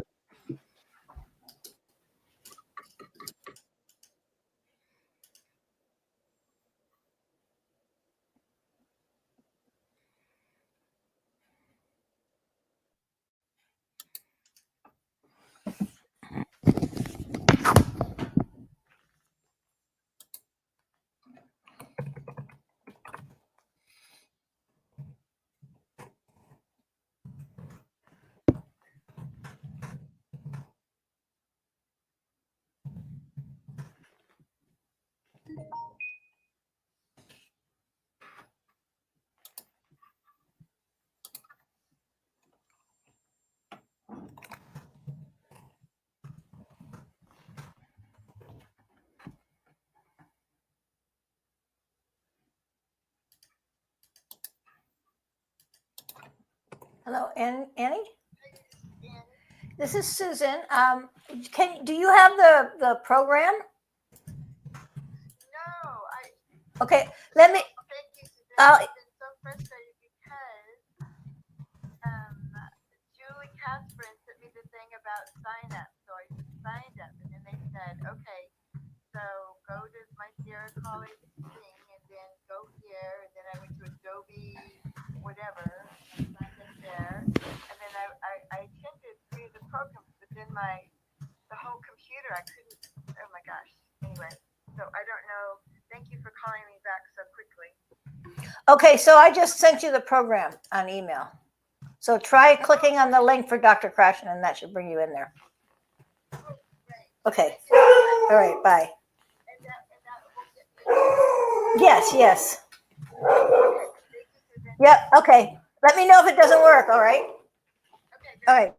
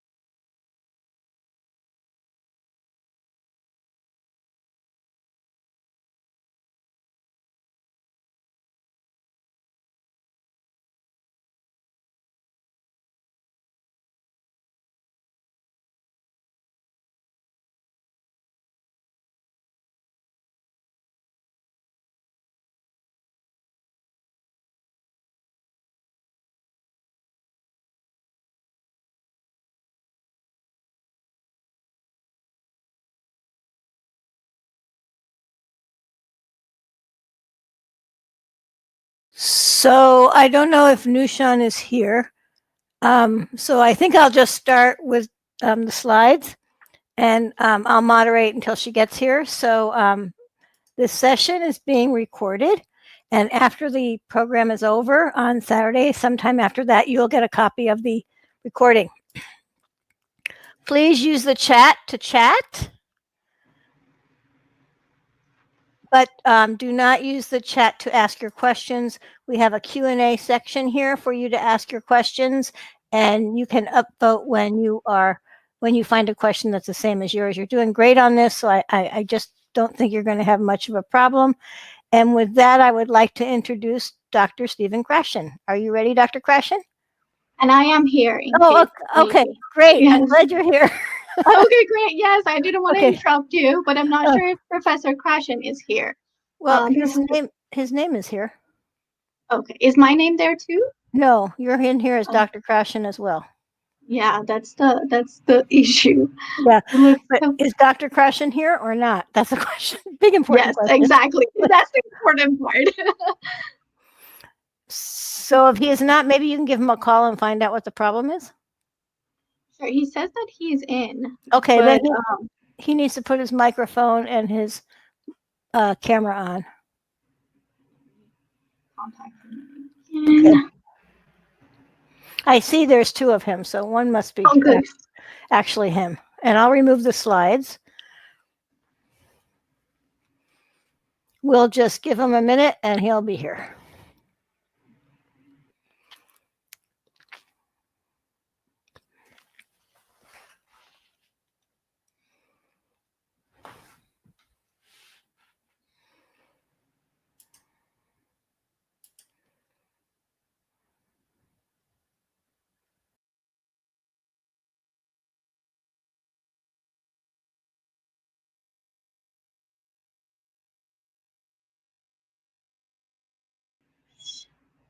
Should we wait a few more minutes, or should I start with the introduction? Yes, please. Absolutely. Okay, so hello everyone, and welcome to Catesol's first virtual conference. So I'm going to begin with the introduction, and we will keep our fingers crossed that Professor Krashen is here and can continue afterwards. So it has been said that you should never meet your heroes because you may be disappointed, but that cannot be further from the truth when it comes to Professor Stephen Krashen. From inspiring the readers of his more than 500 research articles and more than a dozen books in the fields of literacy, language acquisition, neurolinguistics, and bilingual education, to meeting him in person for the very first time, he makes every single old and new language acquirer, instructor, and scholar feel welcome and significant. As the most frequently cited scholar in the world in second language acquisition, he always invites everyone to remember that we're all in this profession for the common good, and it is our responsibility to reduce suffering in the world when it comes to language education. Also, as the holder of a black belt in Taekwondo, a form of martial arts that we both have in common, the 1977 Incline Bench Press Championship of Venice Beach, and one of the best senses of humor, he sure knows how to make the world a better place by encouraging everyone to optimize their potential as well as their comprehensible and compelling input. Yay, Dr. Krashen is here. Okay, perfect. I can go on and on, but unfortunately have to keep the introduction short due to time limits for someone who we all know needs no introduction. So, dear attendees of the Catesol Virtual Conference, please join me in welcoming Professor Stephen Krashen to give his 3 short talks, perspectives on individual differences, writing, and pronunciation. We're waiting for you, Professor Krashen. You need to turn your mic on, I think. I'm going to turn off my camera and mic and the floor.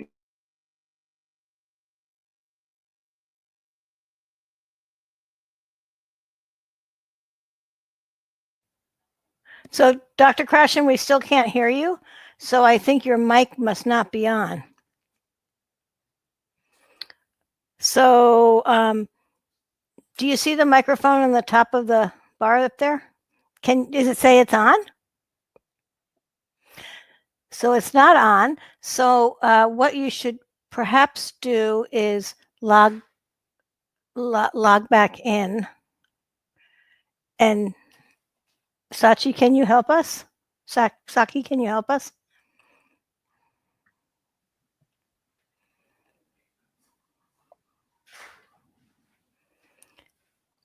I think something is muted.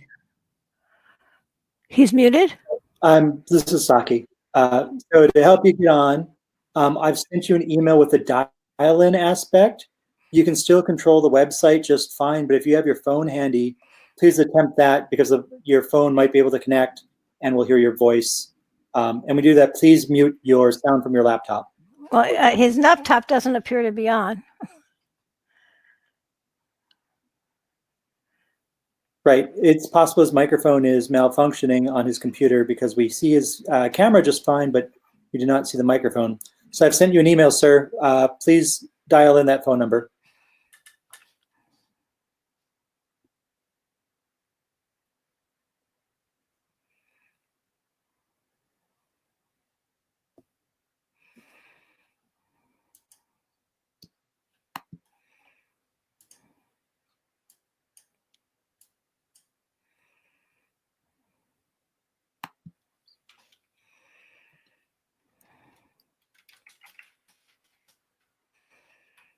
Did you get the email?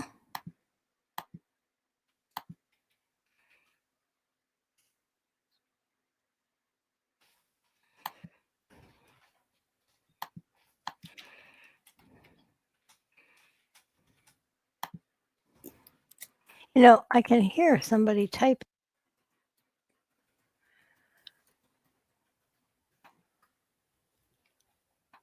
That's me. Sorry, I was just sending him a fresh email rather than the old topic. It might be forwarded weird. So now you have a fresh email, sir, with the link. And everybody is very happy to just wait and be patient, so no worries.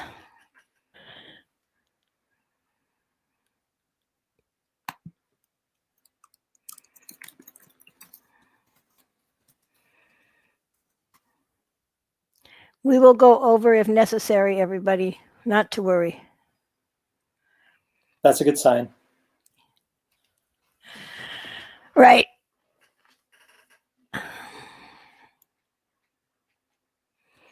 You guys are just too nice. He will love to hear all this.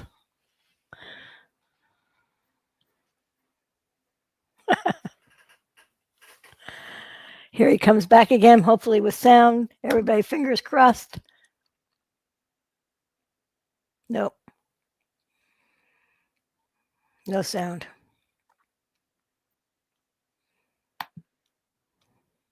So it might be an issue with Safari, sir. Do you have Chrome or Firefox? Please try one of those. Thank you. And not to worry, Dr. Krashen, everybody is so patient. They all want to wait for you, and don't stress out.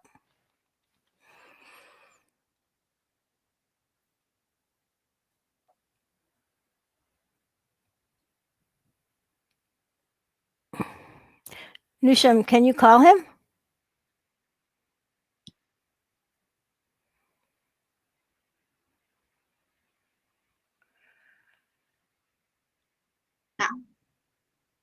Do you have a class on reading lips for English as a second language? Exactly. Yes, we could do that. Maybe No you worries. could call him because we sent him the phone link.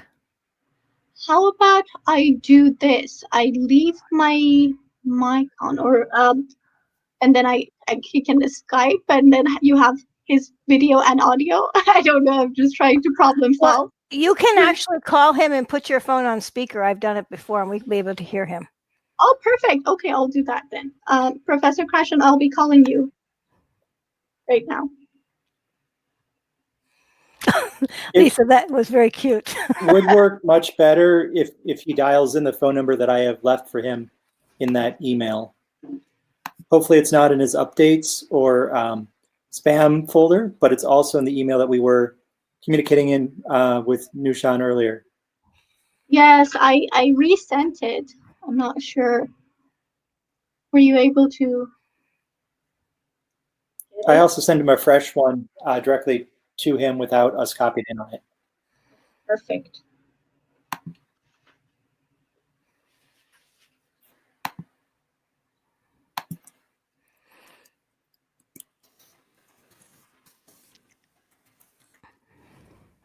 I see a light in his eyes. It's not screen sharing, but with the right glasses. He's calling. Yay! Thank you so much, everybody, for your patience. I'm going to duck back out. I'll come back on if you need me. Okay.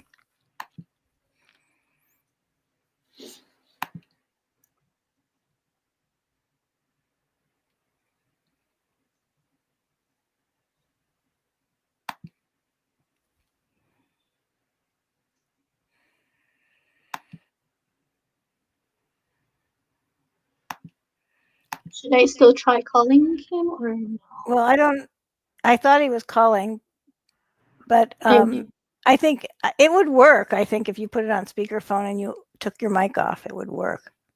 Okay, sure. Did Professor Krashen leave? No, he's still here. I think he's calling, and the video. He probably turned the video off. Oh, I see. Oh, Marsha did. Okay.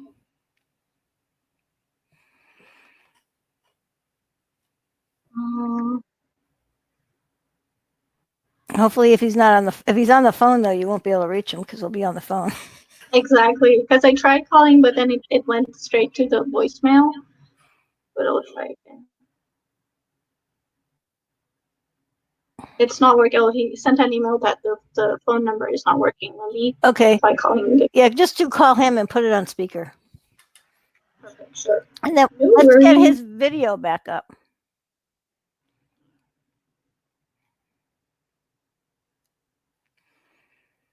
Hi. Okay, so no worries at all.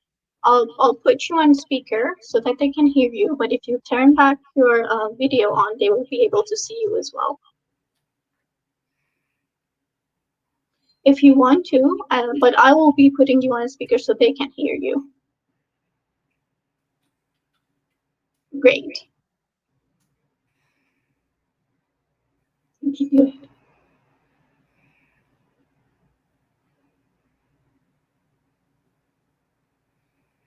So yes, exactly. We're all there. Do you see the camera right up there? So it says off now. Oh, sorry.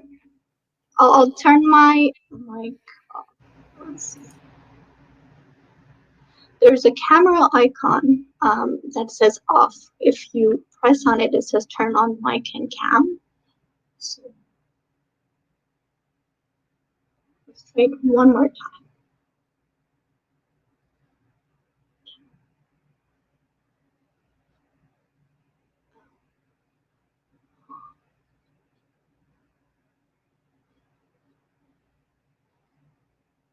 Can you do that?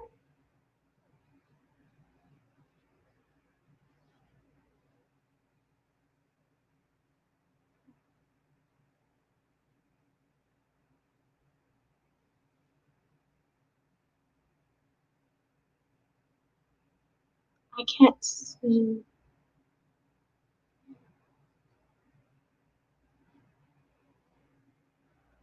Oh, is it? Are you doing it on your phone or on your computer?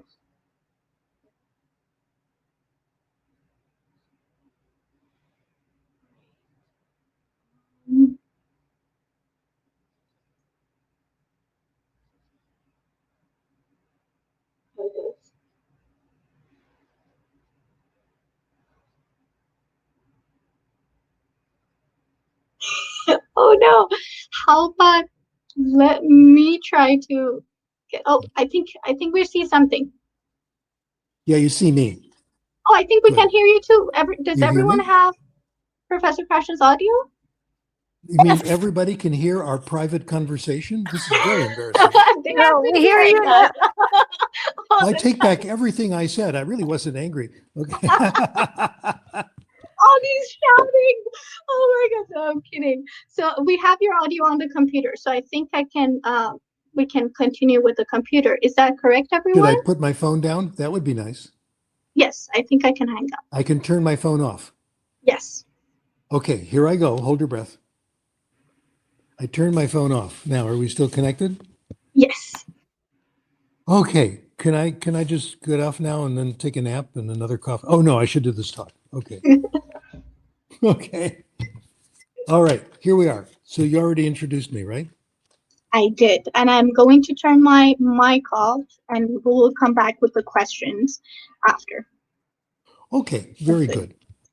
So here's the question. Do some people have special talents for language acquisition? Okay. Actually, I have another set of notes. I don't think I'll give one is called How to Get Rich Through Real Estate. I don't think I'll give that one here. Okay. This is about special talents. That's the first one. And let me tell you how I got interested in this. I spent about, 10 days in Hungary. This is, a number of years ago, probably 10 years ago. And I was invited to give a short course at the university. And I gave my lectures. And after one lecture, one of the students said, while you're here, you should meet a lady named Lomkato, Lombkato. She explained to me that Lomkato was a national treasure in Hungary. Everybody knew all about her. She spoke, the claim is, she spoke 17 languages. And I said, I would love to meet her. She said, fine, I will call her up and see if I can make an appointment. So she told me what happened. She called Lomkato and said, Steve Krashen is here. And Lomkato said, who is that? And that was the beginning. And yes, I'll see him. Okay. And I was in a city called Page, which is about 2 hours south of Budapest. And I went 3 times into Budapest to visit Lomkato. It was absolutely wonderful. Oh, my colleague there said, you better hurry. She's 86 years old. So get down there. So I went there, spent a lot of time with her. And she was the real thing. She told me her story. She was born and raised in Hungary, monolingual Hungarian, and only got interested in languages when she was in her 20s. She was teaching. She started out with French. She had gotten a PhD in chemistry from the university at Page, and then decided she was more interested in learning some languages.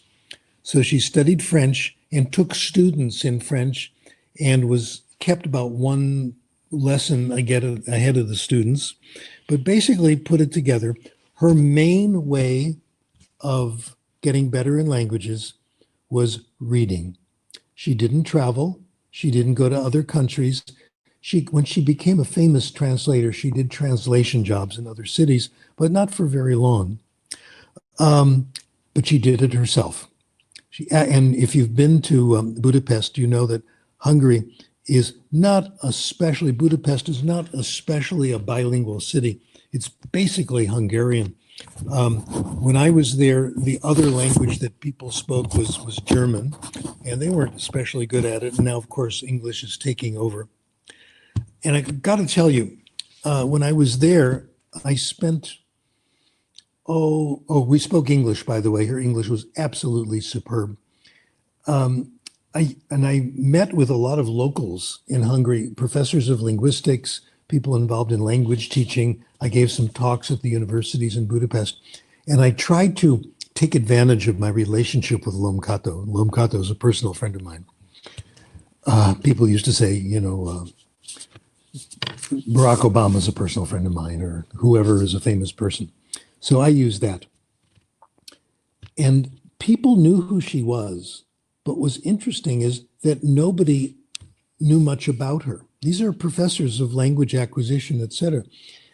They hadn't read her book, which she wrote in Hungarian. They hadn't heard her speak. They hadn't read any of the articles. All they could say was, oh, she's different. She has a different brain. I said, what could be different about her brain? Does she have a more fluid corpus callosum? Does she have 2 left hemispheres? or what, and they never could come up with any details. In other words, people just decided she's different, but couldn't say why. I think Lom Kato is an excellent example of the correctness of what we call optimal input. Let me tell you what this is and why she was a good example. The version of the theory I'm working with today, heavily influenced by my colleague Benico Mason. Benico has convinced me that comprehensible input is not the whole game. It's there and you need it, but it's only part of it. What we really want is optimal input. And optimal input, we've sort of decided has, this is our hypothesis at the moment, has 4 components. First of all, yes, comprehensible.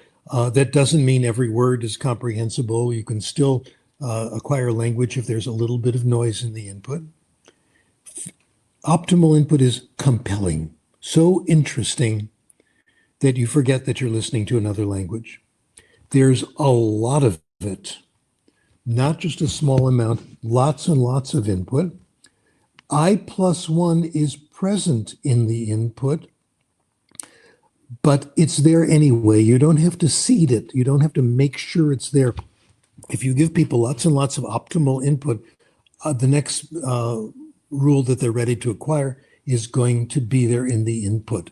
And my hypothesis was, still is that Lom Kato got a lot of optimal input. She generated it herself. She made sure she got it. Her main method, as I mentioned, was reading. She would always buy 2 books at once because not both of them might not be as interesting as she'd like. So she wanted truly interesting input.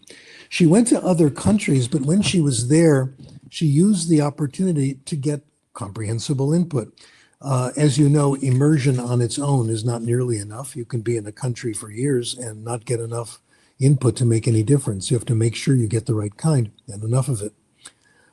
She would go on guided tours in museums and go on the same guided tour with a different tour guide on the same topic, on something she was very, very interested in. She went to the movies. She did everything she could to convert this immersion experience into an optimal input experience. So I think this is the name of the game now. For me, it is anyway, a few of us. What happens when people get this optimal input? The claim is that when you get optimal input, everybody makes about the same progress at the same rate. When you have optimal input, individual differences disappear. I've talked to Lom Kato about this. You think so some people are gifted for language? She said, no, some of us just know how to do it. I've gotten similar answers from Steve Kaufman, another very, I was going to say gifted linguist, but that's not true. Another highly proficient polyglot. They all say pretty much the same thing. Anybody can do it. You just have to find the right situation. Well, I think we found a way to start this out, to look at some data that really comes out very, very neat. It's not the only one, and it's one of several sources of input we have. My colleague, Benico Mason, as I've just mentioned, for many years taught English as a foreign language in Japan. And the core of her course, once you reach a certain level, is reading. Pleasure reading that's self-selected. In the early stage of the course, the students, she helped them find books when they needed help, etc. If they got books that they wanted, it has to be self-selected, things they genuinely want to read. And on the handout, wherever it is in your portion of the universe, you can see what they read. They read somewhat different things. A lot of young people's literature, which I think is some of the best, but not exactly the same. Here's one subject who was fascinated by Judy Blume, probably the greatest living author in the English language, in my opinion. Some of them read graded readers. They combined graded readers with what we call the classics now, Harry Potter. Some of them read Louis Sachar, other things, Holes, another one, Twilight. One guy read basically Harlequin romances. I want to meet him. That should be quite interesting. And he made terrific progress. We then what Benico asked the students to do was to keep a log of what they were reading. All we wanted was the book, the number of pages in the book, amount of time, etc. From that data, we could, and we gave them pre and post tests. These are students who asked Dr. Mason for extra help when the course was over that she taught. And she said, I'll be glad to help you. I'll help you find books, but keep this log for me and take pre and post versions of the TOEIC test. Those of you who know about the TOEIC, you know that this TOEIC fever all over Asia. People in Japan, Korea, Taiwan, all take the TOEIC, and everybody knows about it. You need a certain TOEIC score to get jobs. If you get a high TOEIC score, you're excused from the English requirement in the school you're at, etc. When you get a job, you need to gain a certain amount in the TOEIC. Okay, so everybody knows. There's one guy in Japan who, this guy has no life. He takes the TOEIC every year and always gets 100% and always gets his name in the paper. This is not a great hobby, if you ask me. So we had these TOEIC scores, and what we did was do correlations with how much time they put in and what their TOEIC scores. Here's the big result, and then I'll get to an even bigger one. The correlation between the amount of time put in and TOEIC scores was nearly perfect. For statistics fans like me, correlation of 0.94, which is about as close as you can get to perfection. The more they read, the more they did pleasure reading, self-selected pleasure reading, the better they did on this examination. We did the analysis, the regression analyses, and we looked to see if it mattered if they did other things. Didn't matter if they did test prep. Didn't matter if they studied vocabulary on their own, if they listened to the radio. What counted was the TOEIC score. The others made minuscule or nearly zero contributions to their proficiency. Okay. Oh yeah, here's their ages. Age 21 to 78. One guy 78 years old. That's really encouraging. Anybody can do it at any age. I then did an analysis that allowed me to judge the amount of variation. And what I found was I divided into the slowest, people who made the slowest progress, and the people who made the fastest progress. Not all that much difference in their progress. We found for our students, for the average student who did this reading gained a little more than a half a point for every hour they read. They gained a little more than a half a point on the TOEIC. And as you can see, if someone reads an hour a day for a year, 300 hours, 2 hours a day, 300 hours a day, this predicts that you can make quite spectacular progress. You can go, as we say, from 0 to 60, probably 0 to 90 these days. You can go from the lowest levels, just barely good enough to read, all the way to the top. Acquirers. If we looked at just lowest acquirers, they still made very, very good progress, and it was easy for the slow readers to catch up to the fast readers with like a year of reading or so. Conclusion. Not that much individual variation. Gifted does not exist. Language acquisition, Chomsky is right. Language acquisition is natural. It's something that we are born to do, that the brain does very, very well. And when the conditions are right, everybody goes quickly. The trick is not grim determination. The trick is not motivation. Trick is getting the right input that's so interesting that you forget that it's in another language. I'm very interested in this idea of self-selection. I'll give you my favorite example of this. This comes from Garrison Keillor, a radio commentator. He says that when people find out that I was an English major, they always give me classics, gifts. So on my shelf is Charles Dickens and the Bronte sisters and all these things. All of them great with a capital G. None of them read by me. He says every time he passes the shelf with all these gift books, he feels them staring down at him, making him feel guilty.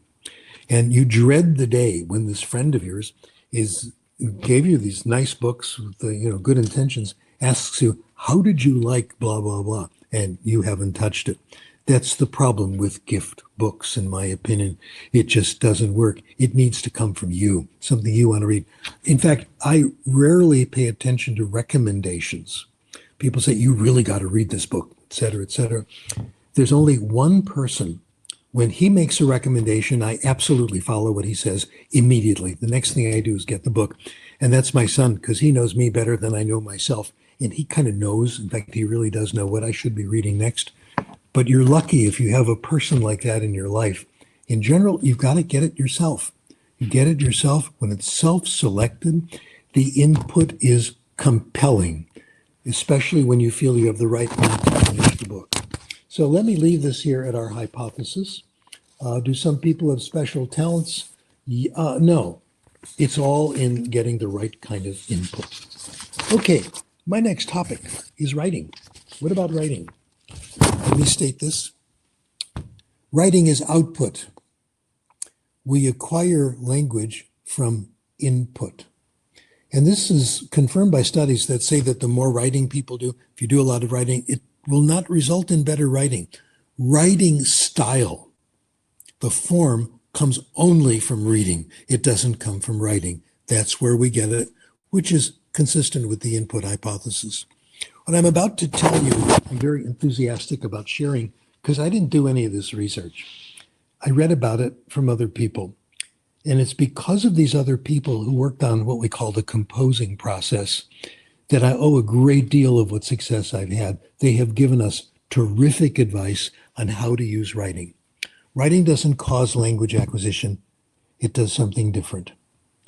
Writing helps thinking. You put something down on the page, you look at it, and you come up with a better idea. The brain just can't help it. We use writing to solve problems and make ourselves smarter. One of the leaders of this field who worked in the composing process was Peter Elbow, and it was so nice. We presented together at a conference, and I got the chance to thank him for helping me with all my work. They came up with the composing process, and all of you have heard of this. I think it's wonderful.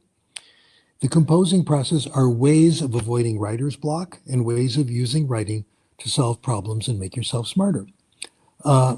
Revision is the main component. Here's Neil Simon. Mediocre writers write, good writers rewrite. Kurt Vonnegut. Writing allows even a stupid person to seem halfway intelligent if only that person will write the same thought over and over again, improving it a little each time, like inflating a blimp with a bicycle pump. Anybody can do it. All it takes is time. The single most important sentence here, which has helped me in all aspects of my life with any writing, was Ernest Hemingway. And when I recite it to you, this is not me talking, this is Hemingway. The first draft of anything is shit. That is so unbelievably liberating.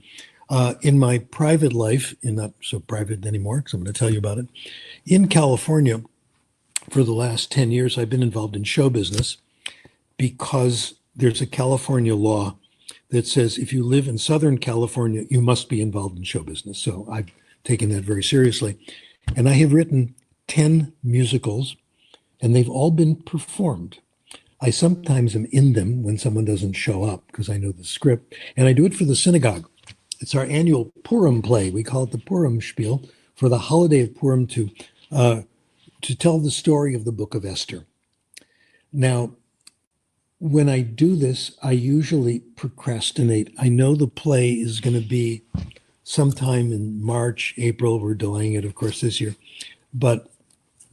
And I have the story is the same. It's the book of Esther. And I always procrastinate. When am I going to start? When am I going to start? We take it from a movie, usually. Like one year we did Frozen. That was really fun. And of course, we did the Queen movie, etc. And we changed the words around like Weird Al Yankovic does.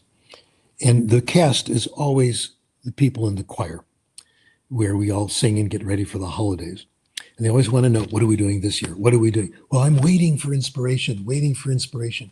Nothing happens until I remember Peter Elbow, until I remember Vonnegut, and I remember especially Hemingway.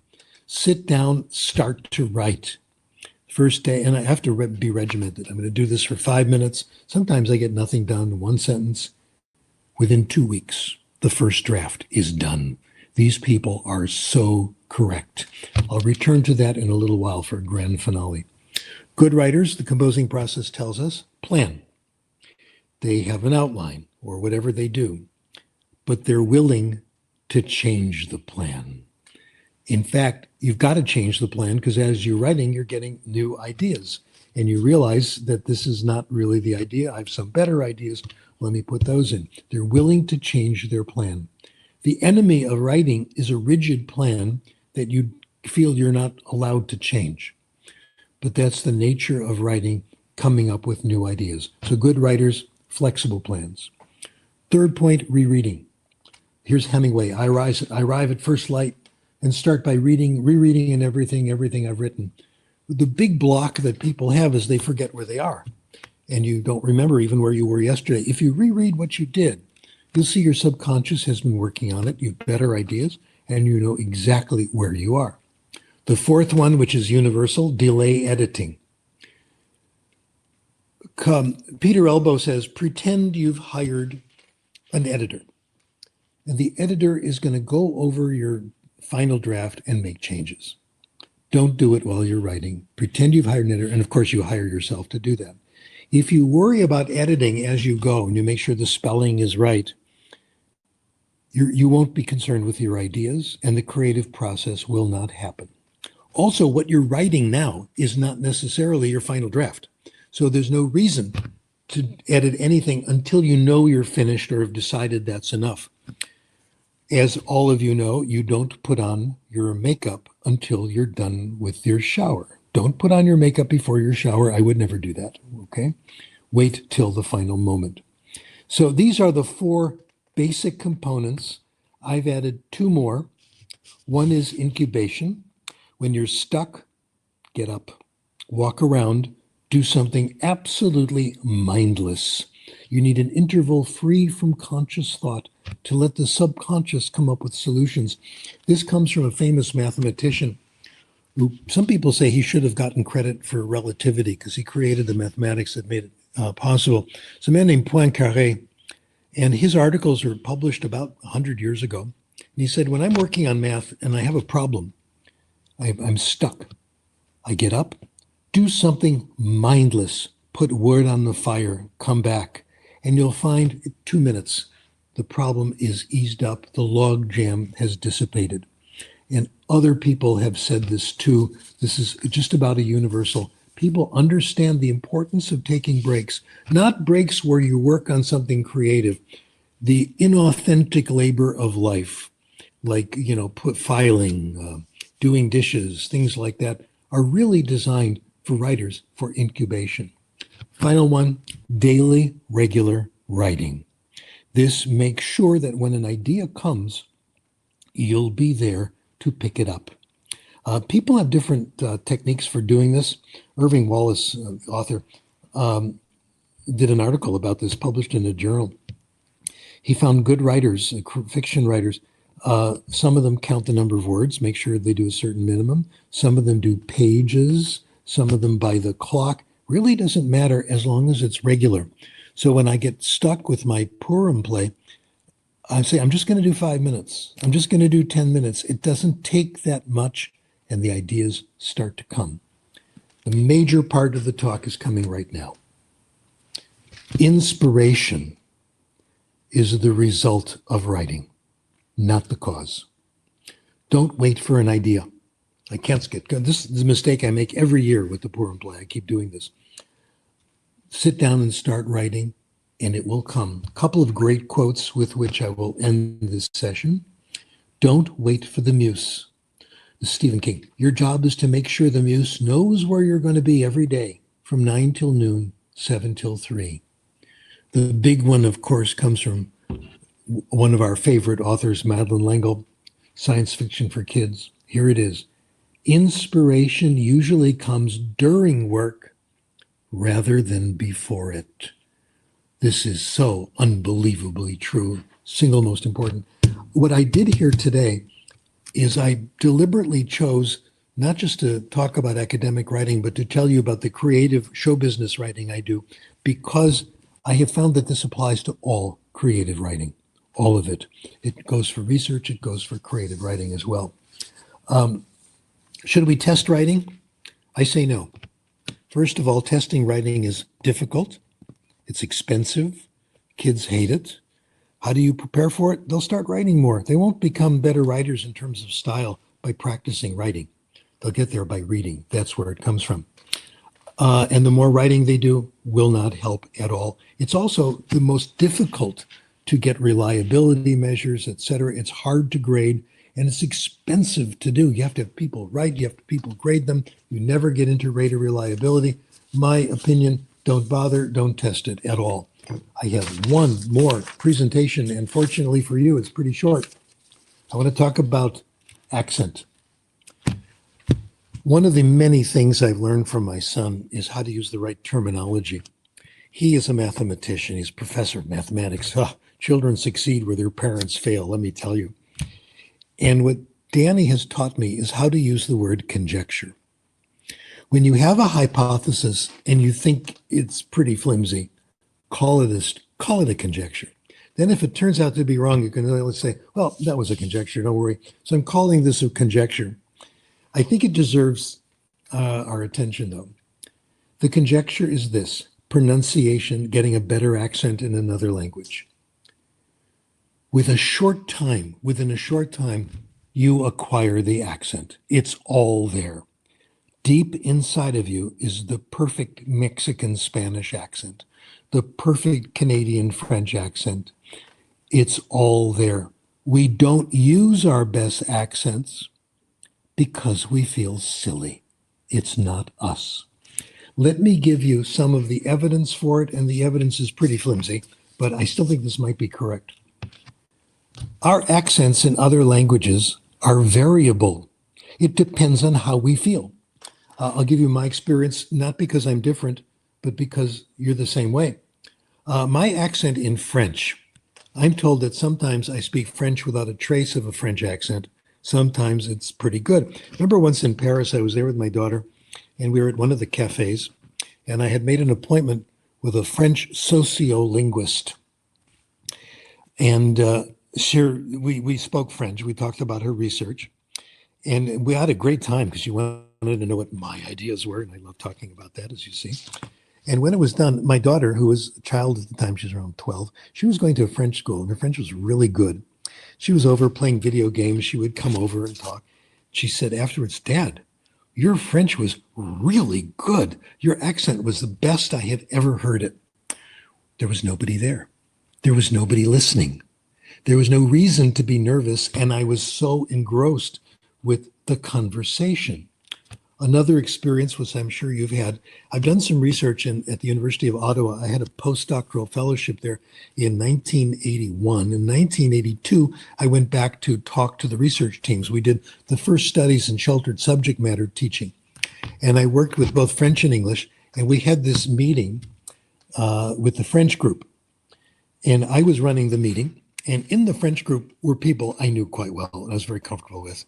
Like my friend Hubert, we used to spend Saturdays together. Kids were the same age. We'd go over to Ottawa, to Hull rather, across the river, go roller skating. And he never spoke English to anyone because he was one of these Vive Quebec Libre, one of these. And it was very easy to chat with him, chatted with his kids. And he was in the room. So I felt good. My French teacher, I took a class in French and we had a very good relationship. So I felt fine. Then the door opened. And I didn't think about how I was doing. We were just doing the meeting. The door opened and a stranger walked in, a faculty member. I didn't know who he was. I thought, oh my gosh, I must be making a total fool of myself. I'm sure my accent is wrong. I'm sure I'm making errors in subject-verb agreement. My French collapsed on the spot. And there was nothing I could do about it. It was completely subconscious. We don't have control over this. It depends on how we feel. Some studies, and there are a couple more now than the one on the handout, they looked at people's accent with sober, with 1.5 ounces of Jack Daniels in another language. The curve went like this. Here's your accent baseline. You have the booze, it goes up, and then time goes on and your bad accent comes back. The output filter, I'm claiming there's an output filter. It's not the same as the input filter. The output filter prevents you from performing your best because of these affective factors. So the alcohol study supports that. Earl Stevick, wonderful scholar, used to teach Swahili for the Foreign Service Institute. He said he had 3 students in his class. One student was the best, way up there. Another was kind of in the middle. Another was not so good. The best one had to leave. His assignment changed, his military thing, foreign service. As soon as the top one left, the second one suddenly got a lot better, more fluent, better accent, because this inhibiting force of someone being better than you and kind of competition was gone. So this is the idea. We think there's an output filter. It's not under our control. Peter Ustinov talked about this. If you've seen him in French movies, I've seen him in French movies. He sounds just great. He says, my accent in movies is very good, but on the street, just speaking French, I'm not nearly as good. The accent returns. It's when you're feeling anxious, a little nervous, the output filter goes up. Let me make an analogy. Let's talk about clothing. Clothing has 2 functions. One function is to protect you from the weather. The other function is to mark you as a member of a social group. I am sure you're all dressed appropriately today, and so am I, at least my top half. You won't know about the bottom half. I'm dressed as a person giving a presentation, a webinar kind of lecture in a kind of academic institute, et cetera. And when I go to class, I'm dressed appropriately. I think a good marker of this is shoes. My entire academic career, I've always worn walking shoes or jogging shoes that are solid black. A lot of men do this, and that's because if you're on your feet the whole time, you get uncomfortable with hard formal shoes. I've noticed everybody does that. But what if I found jogging shoes that had a red stripe on the back? It wouldn't work. We know these rules of how you're supposed to dress, and you follow them because you know it marks you as a member of a group. So language does the same thing. Language is for communication, but it also marks you as a member of a social class, and accent is the most sensitive marker. The moment someone opens their mouth, you know who they are. You can even tell sometimes where they're from, what their attitudes are, etc. So it tells you what club you've joined, to use Frank Smith's terminology. And your accent will not be perfect unless you consider yourself to be a potential member of the club. Now, what if we gave accent improvement classes? I've looked at the research on accent improvement, and very few of the methods have ever been tested. They sell very well because everyone wants to train themselves, have a great accent. What if they worked? I think if you could change your accent, if I could say, make my French accent to be 100% Montreal, 100% Paris, it wouldn't be me. What I want to do, consciously and subconsciously, is speak French as a second language at a very high level. That's the idea, not to, so that students will think I'm French, which I can, do for maybe a minute and a half, and then they realize I'm not. So this is the idea. The problem is our standards on accent are ridiculously high. It's 100% or nothing. Good example, Arnold Schwarzenegger. People say, oh, his English isn't that good. They haven't been listening. Arnold Schwarzenegger's English is amazing when he gives a speech, or especially when he's interviewed. His grammar, his syntax, his ability to choose the absolute right word in English is wonderful. He's excellent. He has a small accent. That's it. I would say he has acquired probably 99% of the English phonological system. Our standards are 100%. That's the problem. People are not satisfied. So let's relax our standards. Let's invite everybody into the club. Accents will get better. I think there is no sense in doing accent improvement classes. There's been either no research or I looked at all the commercial series I could find. None of them give any evidence that they work. I have never seen evidence that accent training helps unless you test the people in a situation where they can monitor their own speech. If you give someone instructions and you ask them to read a list of words in a column, you can remember the rules, like, gee, I got to remember to pronounce the final vowel, okay? Then it'll get better.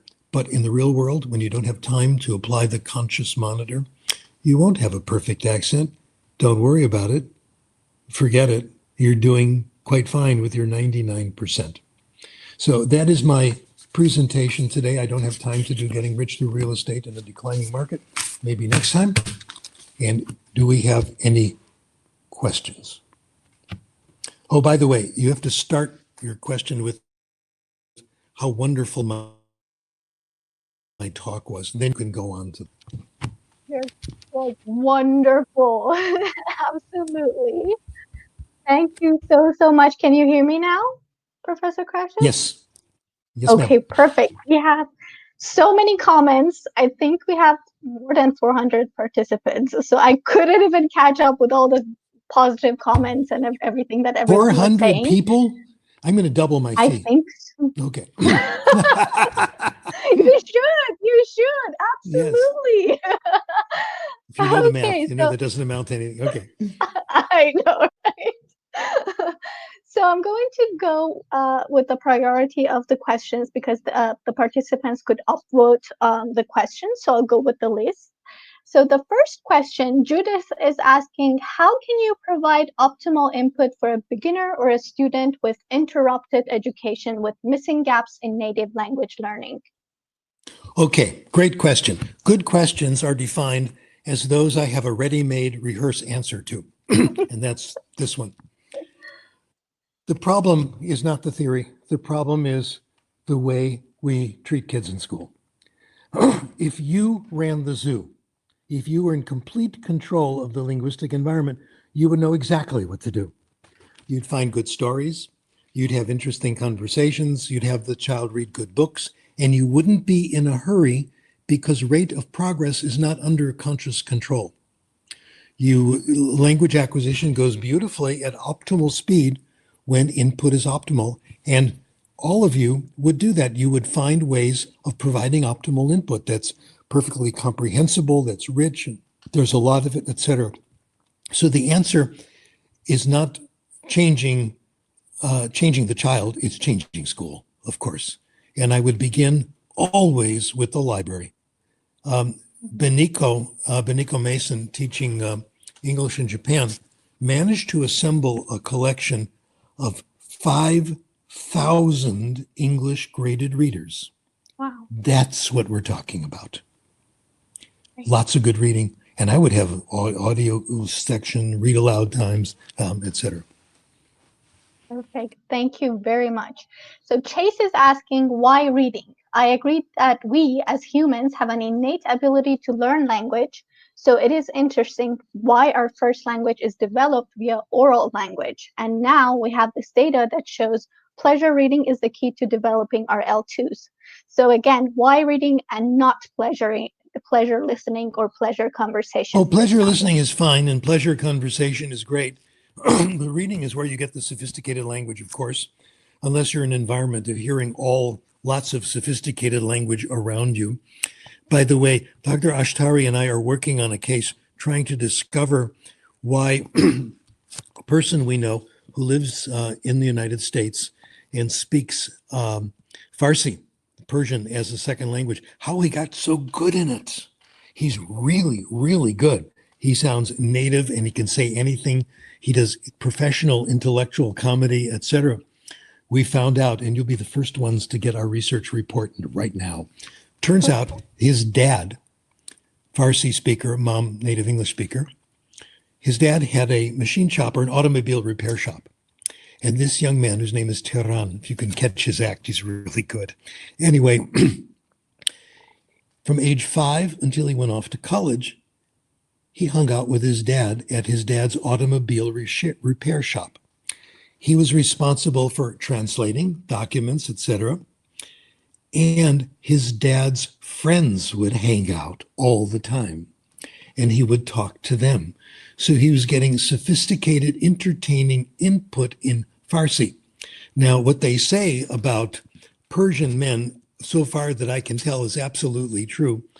They're quite clever, they like to talk, and they're good conversationalists. And he was surrounded by that for all of his youth. He took classes, heritage language Farsi classes, and like everybody else, he hated them. He got nothing from it. So when you find someone who has done it, it's because they've managed to get this kind of input. Now, what Tehran got was quite rare. Most people won't get it orally. They get it through reading, which works very, very well. Okay, great question. Next one. I think I'm going to combine these two questions because you've already kind of answered this one. Bahia says, how do you determine what amount level of input is optimal for a group of students? And Judith is saying, so how does optimal input differ from comprehensible input? How are they the same, or how do they work? Here's what you do with tough questions. You say, oh, I'll get to that later.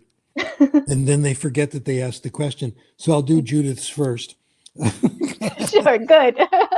Sounds great. Okay, what was your question again?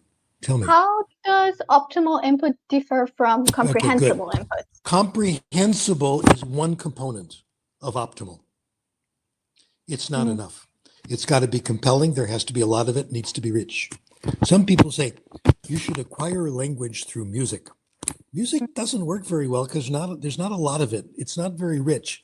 If you want to do German and you do Dichterliebe and you can do all these great poems, yeah, you'll get a lot of it, but it's still, you need more than that.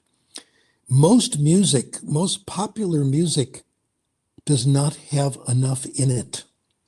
Let me recite for you verbatim a popular song, which was popular about 10 years ago. This is why I'm hot. This is why I'm hot. You ain't, because you not. This is why I'm hot. That's the whole song. It keeps repeating, okay? You're not going to go very far on stuff like that. It might be entertaining. It might be clever. I think it's a neat song, actually. But it won't cause sufficient amounts of language acquisition. So that's why reading is by far the best way. These other things don't do it very much, even though they're comprehensible. Comprehensible, necessary, but not sufficient. Now, I've forgotten the first question. Nishan, do you have it down there? Of course. How do you determine what amount level of input is optimal for a group of students? We don't know. I have no idea how much. We do know that we're not providing anywhere near enough. What you do is you look at case histories and you put them all together. And we have a great case history that Kyung-Suk Cho did of a child who got into reading contests in Korea, and her English was great. I met her in Korea. I bought her ice cream. It was great. She's like 12 years old.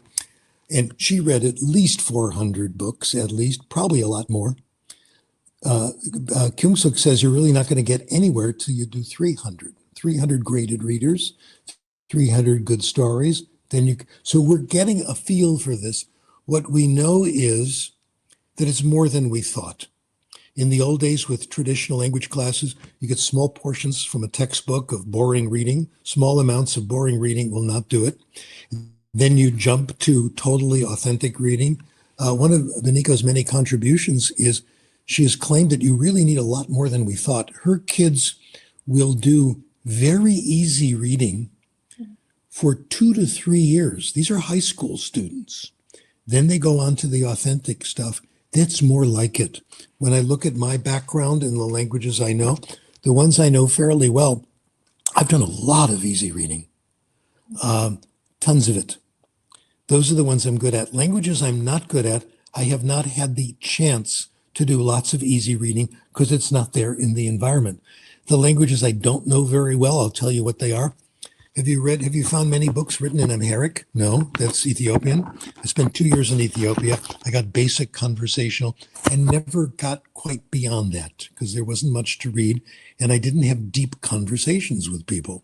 Same thing with Hebrew. There's liturgical texts and I'm pretty good at those, but there aren't too many easy novels in Hebrew that will keep my attention.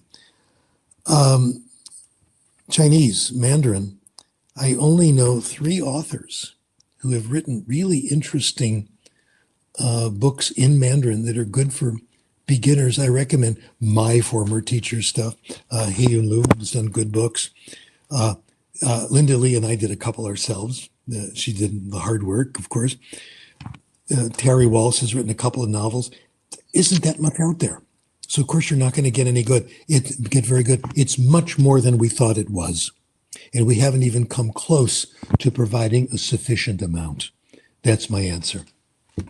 Correct. And as you said, for Farsi, it's the same issue that there's not There's much. nothing there. There is nothing there, folks. Wow. Exactly.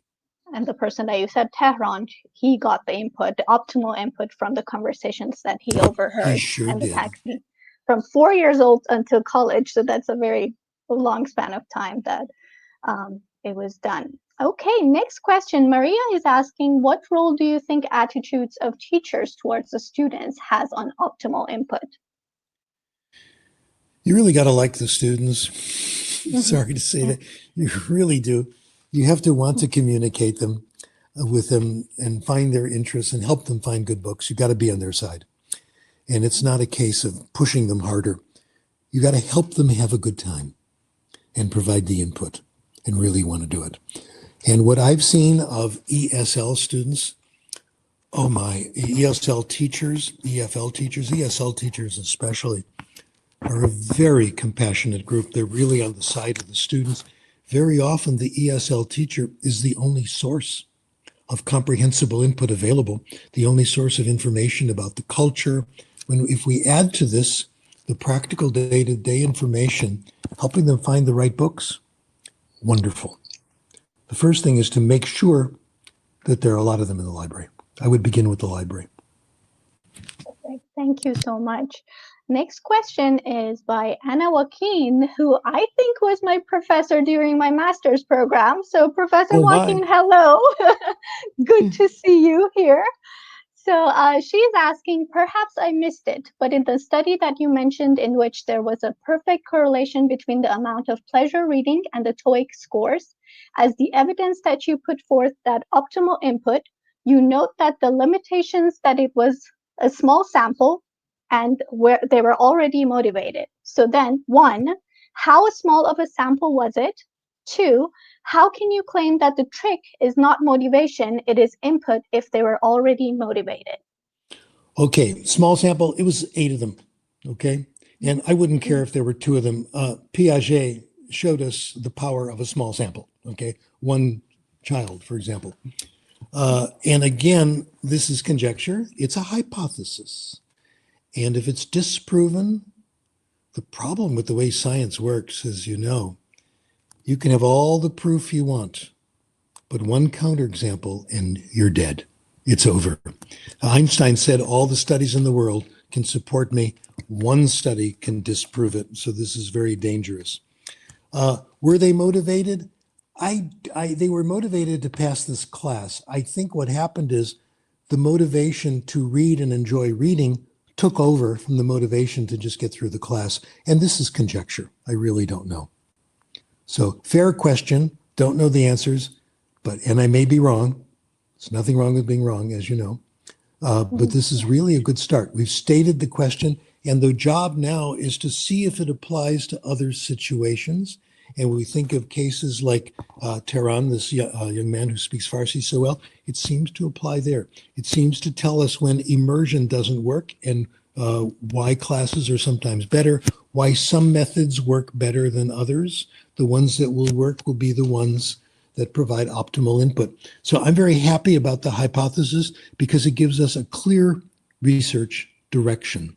And if it's wrong, we've made progress. Exactly. So it's one of the many studies that can support. Great. Next question. Deborah is asking, how can a student find the right optimal input for himself or herself? By pleasure reading only? Oh, yeah. Yes. That's usually all you've got. Pleasure reading with a little bit of oral input, I think. I'll tell you my case and then what's happened to me, and then please see if it applies to you. When I went to Ottawa to be a visiting professor. My French was just kind of not that good. We say in Chinese, "mama hu," just kind of in the middle. I took the examination when I got there that students have to take. I wanted to see how I did, and I barely passed. I was barely considered good enough to be excused from the requirement, and I was doing okay. And I've gotten most of it by reading. Within a couple of weeks, interacting with people, my French comprehension got much better. On the exam, I forgot to say this, on the exam, on the reading part, I was well up there. On the listening part, I was way down. Had I retaken the listening part a month later, I would have been much better. Because once I did a little listening, the phonological system became absorbed and everything was much more comprehensible, and I started making more progress. The other thing I want to share with you from my life, and I'm inviting you to comment on whether this is true of yours. Once you've got it down with listening and you're okay, you're at this high intermediate stage, if you just read, you're going to make progress. The languages I know best are French and German, and I don't ever speak either of them to anybody. In Southern California, I don't run into many Germans, okay? But when I do, I'm okay, because I'm always reading in French and German all the time. Went to the drugstore, the pharmacy, and the pharmacist, this was last month, I could tell by her accent, she was German. And of course I said, "Wo sind Sie her?" and all that. We started talking. And she asked me this great question. She said, "How long have you lived in the United States?" In other words, she thought I was a native speaker. I hadn't spoken German for probably 4 years, okay? But I've been reading it, and it stays from there. It keeps, the engine moving. And in fact, some people have said when I've gone back to Europe, having not been there, they say I'm actually better. Once you've acquired the basics of the phonological system, reading will push you farther all by itself without any listening. That's the answer. But that's a hypothesis. Exactly. And since you asked about our cases, my case was very similar in terms of speaking English, because English is not my native language, and through reading is how I developed the proficiency and became an English teacher and English professor afterwards. So it's been that process for me as well. That's the answer. Yes. There you go. So Kim is asking, would you have suggestions for sources for intriguing reading for beginning level adult students? No, I'm always on the lookout for it for myself. There have been a lot of efforts, people to come up with easy novels and easy things. The TPRS people have been active in this. There have been some really nice ones that I've enjoyed reading, but that's where the effort should be. Not nearly enough. Look at it this way. Benico put together a library of 5,000 books, and she says, you want to get good, you're going to read 300, and you want to get really good, you're going to do more. I've gone back to easy reading in Spanish. I have read some authentic things. I read Zorro, Isabel Allende, about 2 summers ago. Oh my God, is it good? It's amazing. Most of you know this already, but it's the kind of writing where even if you don't get everything, you don't care, you want to keep reading. You don't want to stop and look words up because it's just too compelling. But I've gone back, having learned all this from Benico, and I'm reading graded readers again. I'm getting better. I can tell I'm getting better because people are talking to me differently, etc. People I know. So you need more. I don't know sources. I'm just glad people are now putting these things up. The problem is expense. The problem is money. If I want to read 100 graded readers in Spanish, it's going to be at least $500, $600. None of us has that kind of money just to go buy these things, etc. Even though you can claim it's tax deductible, it's still a fair amount. So my hope is more of these will be free online. Sorry, publishers. My loyalty is with the students. We've got to come up with free online that you can read easily in PDF, and they're really, really good. That's what the world needs. Exactly. And to piggyback on that, in case anyone is looking into searching for Benico Mason's website, Professor Mason's website is Benico, BENIKO -MASON.net. And also there's a website, storiesfirst.org, that I think would be a good option in case Absolutely. anyone would love to. And Nushan, a lot of people are saying they would really, really love a Krashen podcast, a Dr. Krashen podcast. That would be amazing. I vote for it. I upload it. That would be amazing. And also Professor Krashen's website, sdkrashen.com. Oh, yeah. So everything is free there. So Yeah, trying to save you money. Exactly. You know, that's not very noble of me anyway. I have this website, sdkrashen.com. Thank you, Dr. Astari, for mentioning that, where I have a lot of my articles for free download. Mm-hmm. The journals are too expensive. Nobody can afford them. I can't afford them. I've canceled most of my subscriptions because I just don't have the money. Unless you live next door to a university library, you can't access the stuff. So I no longer publish in the regular journals. I publish in open access journals where the writer doesn't pay anything and the reader doesn't pay anything. And these are the ones that are changing the profession. When I write the articles and I try to make them short, you don't have to, give people the whole history of civilization. Just say what you need to say and get them around. I'm not the only one who's doing this. Others are doing this too. I would recommend a blog called Backseat Linguist, which is Jeff McQuillan's blog, where he reviews a great deal of research all the time, gives his opinion, and it's very clear, very comprehensible. More, and Benico's doing this, more and more of the scholars are doing this, and we have to do it or no one's going to be able to read our stuff. Yes, amazing suggestions. Thank you very much. Next question, Lisa is asking, how do you encourage teenagers to read outside of class? We can provide some time for extensive reading in class, but it's not enough. Well, this is happening. You have to find things that are interesting and comprehensible, obviously, that are fascinating, where they can't wait to see what's going to happen next. We've done this for small children. We still have the wonderful R.L. Stine, who is just a genius at making things interesting. We need to make these kinds of books more comprehensible for earlier stage acquirers. I'm going to leave that up to the brilliance of authors. I don't write fiction. People say I do, but I really don't, okay? This takes a special kind of person that most people are not. What Benico is doing, which I think is very clever, she's relying on the brilliance of the past to save money and find good stories. Her students in intermediate English classes read, when she tells stories in classes or when she writes them out, or her colleagues do, they're based on fairy tales. Usually the Grimm's brothers, okay, the Grimm brothers.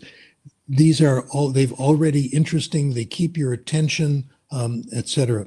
So I would look to these things for stories. But I have not really answered the question. What do you recommend for beginning kids, etc.? Tough question. It's up to us to produce these things, find them, and share them. Thank you very much. Just to double check on time, Suzanne, are we doing well on time, or can we go over any other questions? It's up to Dr. Krashen how he feels. As long as you agree, I get time and a half for overtime, okay?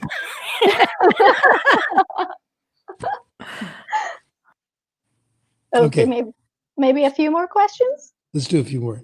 Okay, great. Yeah, let's go till 6:30. How's that? That's fine. Perfect. So Mariana is asking, is accent related to identity? Oh, yeah. Well, it's what group you belong to. It's a marker of group membership, that's for sure. Mm-hmm. So I think very much it is, which is another reason why we can't change it so easily, okay? You get the accent of the group you feel comfortable with. When you guys have had students like this, say early high school age, where they haven't been to the United States that long, maybe 4 or 5 years, and their accent is really good. And you find they've made friends and they connect with the friends. You don't get the accent of the country. My accent in Spanish is mostly Mexican, but it's not because I feel loyal to Mexico. Mexico's fine, or I prefer Mexico to Argentina. No, It's the accent my friends use, the friends I made who speak Spanish to me because they're from Mexico. That's how I talk because I connect to them. It's not the national thing. It's your friends mostly. Exactly. It's very interesting that you say that because the books that we used for my English acquisition journey were mostly British English, and my teachers usually had the British English accent, but then I ended up with American accent. So it's probably something that I identified more with. It's your friends. Yeah. Probably, yes, exactly. Next question. And okay, I got to add one more thing. Sorry. It can be one friend. It can be one or two friends, and that's enough. Or even TV shows and characters that you identify with. Yeah. Because that's mostly the TV shows that we watched and movies that we watched were Hollywood movies versus, the British English ones. Okay, Anna is asking if there are no gifted learners, the problem is a problem of optimal input. Do you say that in general, there are no gifted learners across different skills, talents, or will you say this is a specific to language learning? Also, then, is there no language aptitude? There's no language aptitude. Exactly. Thank you. I'll say that in a paper and claim that the expression came from me, and I'll forget all about you. How's that? No, but I think you're absolutely right. Language, there's no such thing. We're all born to acquire language. The brain is very good at language acquisition. It's not very good at language learning, but it's very good at language acquisition, and the ability to pick languages up through acquisition never goes away. It's always with us. We have little accents and all that and little pieces, which is because of attitude, group membership, etc. So yeah, I think aptitude, we're putting aptitude out of business. Great. One last question I think we have time for. Natalie is asking, are the polyglots you mentioned also fluent in the sense of being able to communicate in different everyday situations? I asked this because when I first came to the US, I spoke a lot of English in Brazil, and I thought I could understand everything so well. However, the first time I had to order something at a restaurant, I was so confused and felt like I couldn't speak English very well. But eventually, once you were around and you got more used to the local variety, you had no trouble, right? Yeah. So it's just at the beginning, when you're picking up the local variety, etc. There's no training you can do for that. It just comes with more acquisition and feeling comfortable in the environment in general. And, a lot of times I don't understand what people are telling me in restaurants. So. Yeah, me neither. I'm like, what's that new dish that you have that you talked about? Yeah, that's true. So do you think we should be done with questions, Suzanne? So what we'll do is everybody, all of us, will stand up and give you an outstanding round of applause. Everybody stand up and give Dr. Krashen a round of applause. Thank you very much. Thank you very much. Thank you. Okay. Merci, merci. So thank you so much for coming here today, and thank you everybody for participating in this event. We have more for tomorrow. Oh, thanks for the invitation. Thanks, Dr. Ashtari, for helping out. I couldn't have done it without you. And the nice introduction. Oh. So with that, let me see if I can put my video on. Doesn't matter. With that, what I'd like to say is tomorrow we have an agenda from 9 until 2, and we hope you'll come. And thank you for coming to this. That's all I have to say. Okay, thank you for the invitation. Thank you for coming. It was great. Love it. So good to be back with California Catesol again. Thank you. Thank you. So please, let's thank our sponsors today too. Show Gear Productions, with which I want to say is that without them, we would not be having this training. They provided tech support for us, and they provided this platform. National Geographic, Pearson, and Sunburst Media donated money from regional conferences. And also, in addition, the Catesol Educational Foundation, which also supports Catesol with all of its speakers. So I just want to say that all our speakers at this virtual conference have come free. And so I'm so grateful that we are able to do this. And I think it's been a good day, and I think we'll have a good tomorrow. So just remember, if you're not a member, you should join us. We haven't raised our registration rates in years, and we don't plan on raising our registration rates. In fact, we plan on making our professional development much more affordable for the teachers. So do remember that we have a lot to offer you, and we'll see you tomorrow, bright and early. Bye now. Thank you again, and thanks to all the attendees and Susan and Professor Krashen. Bye. Yes, bye.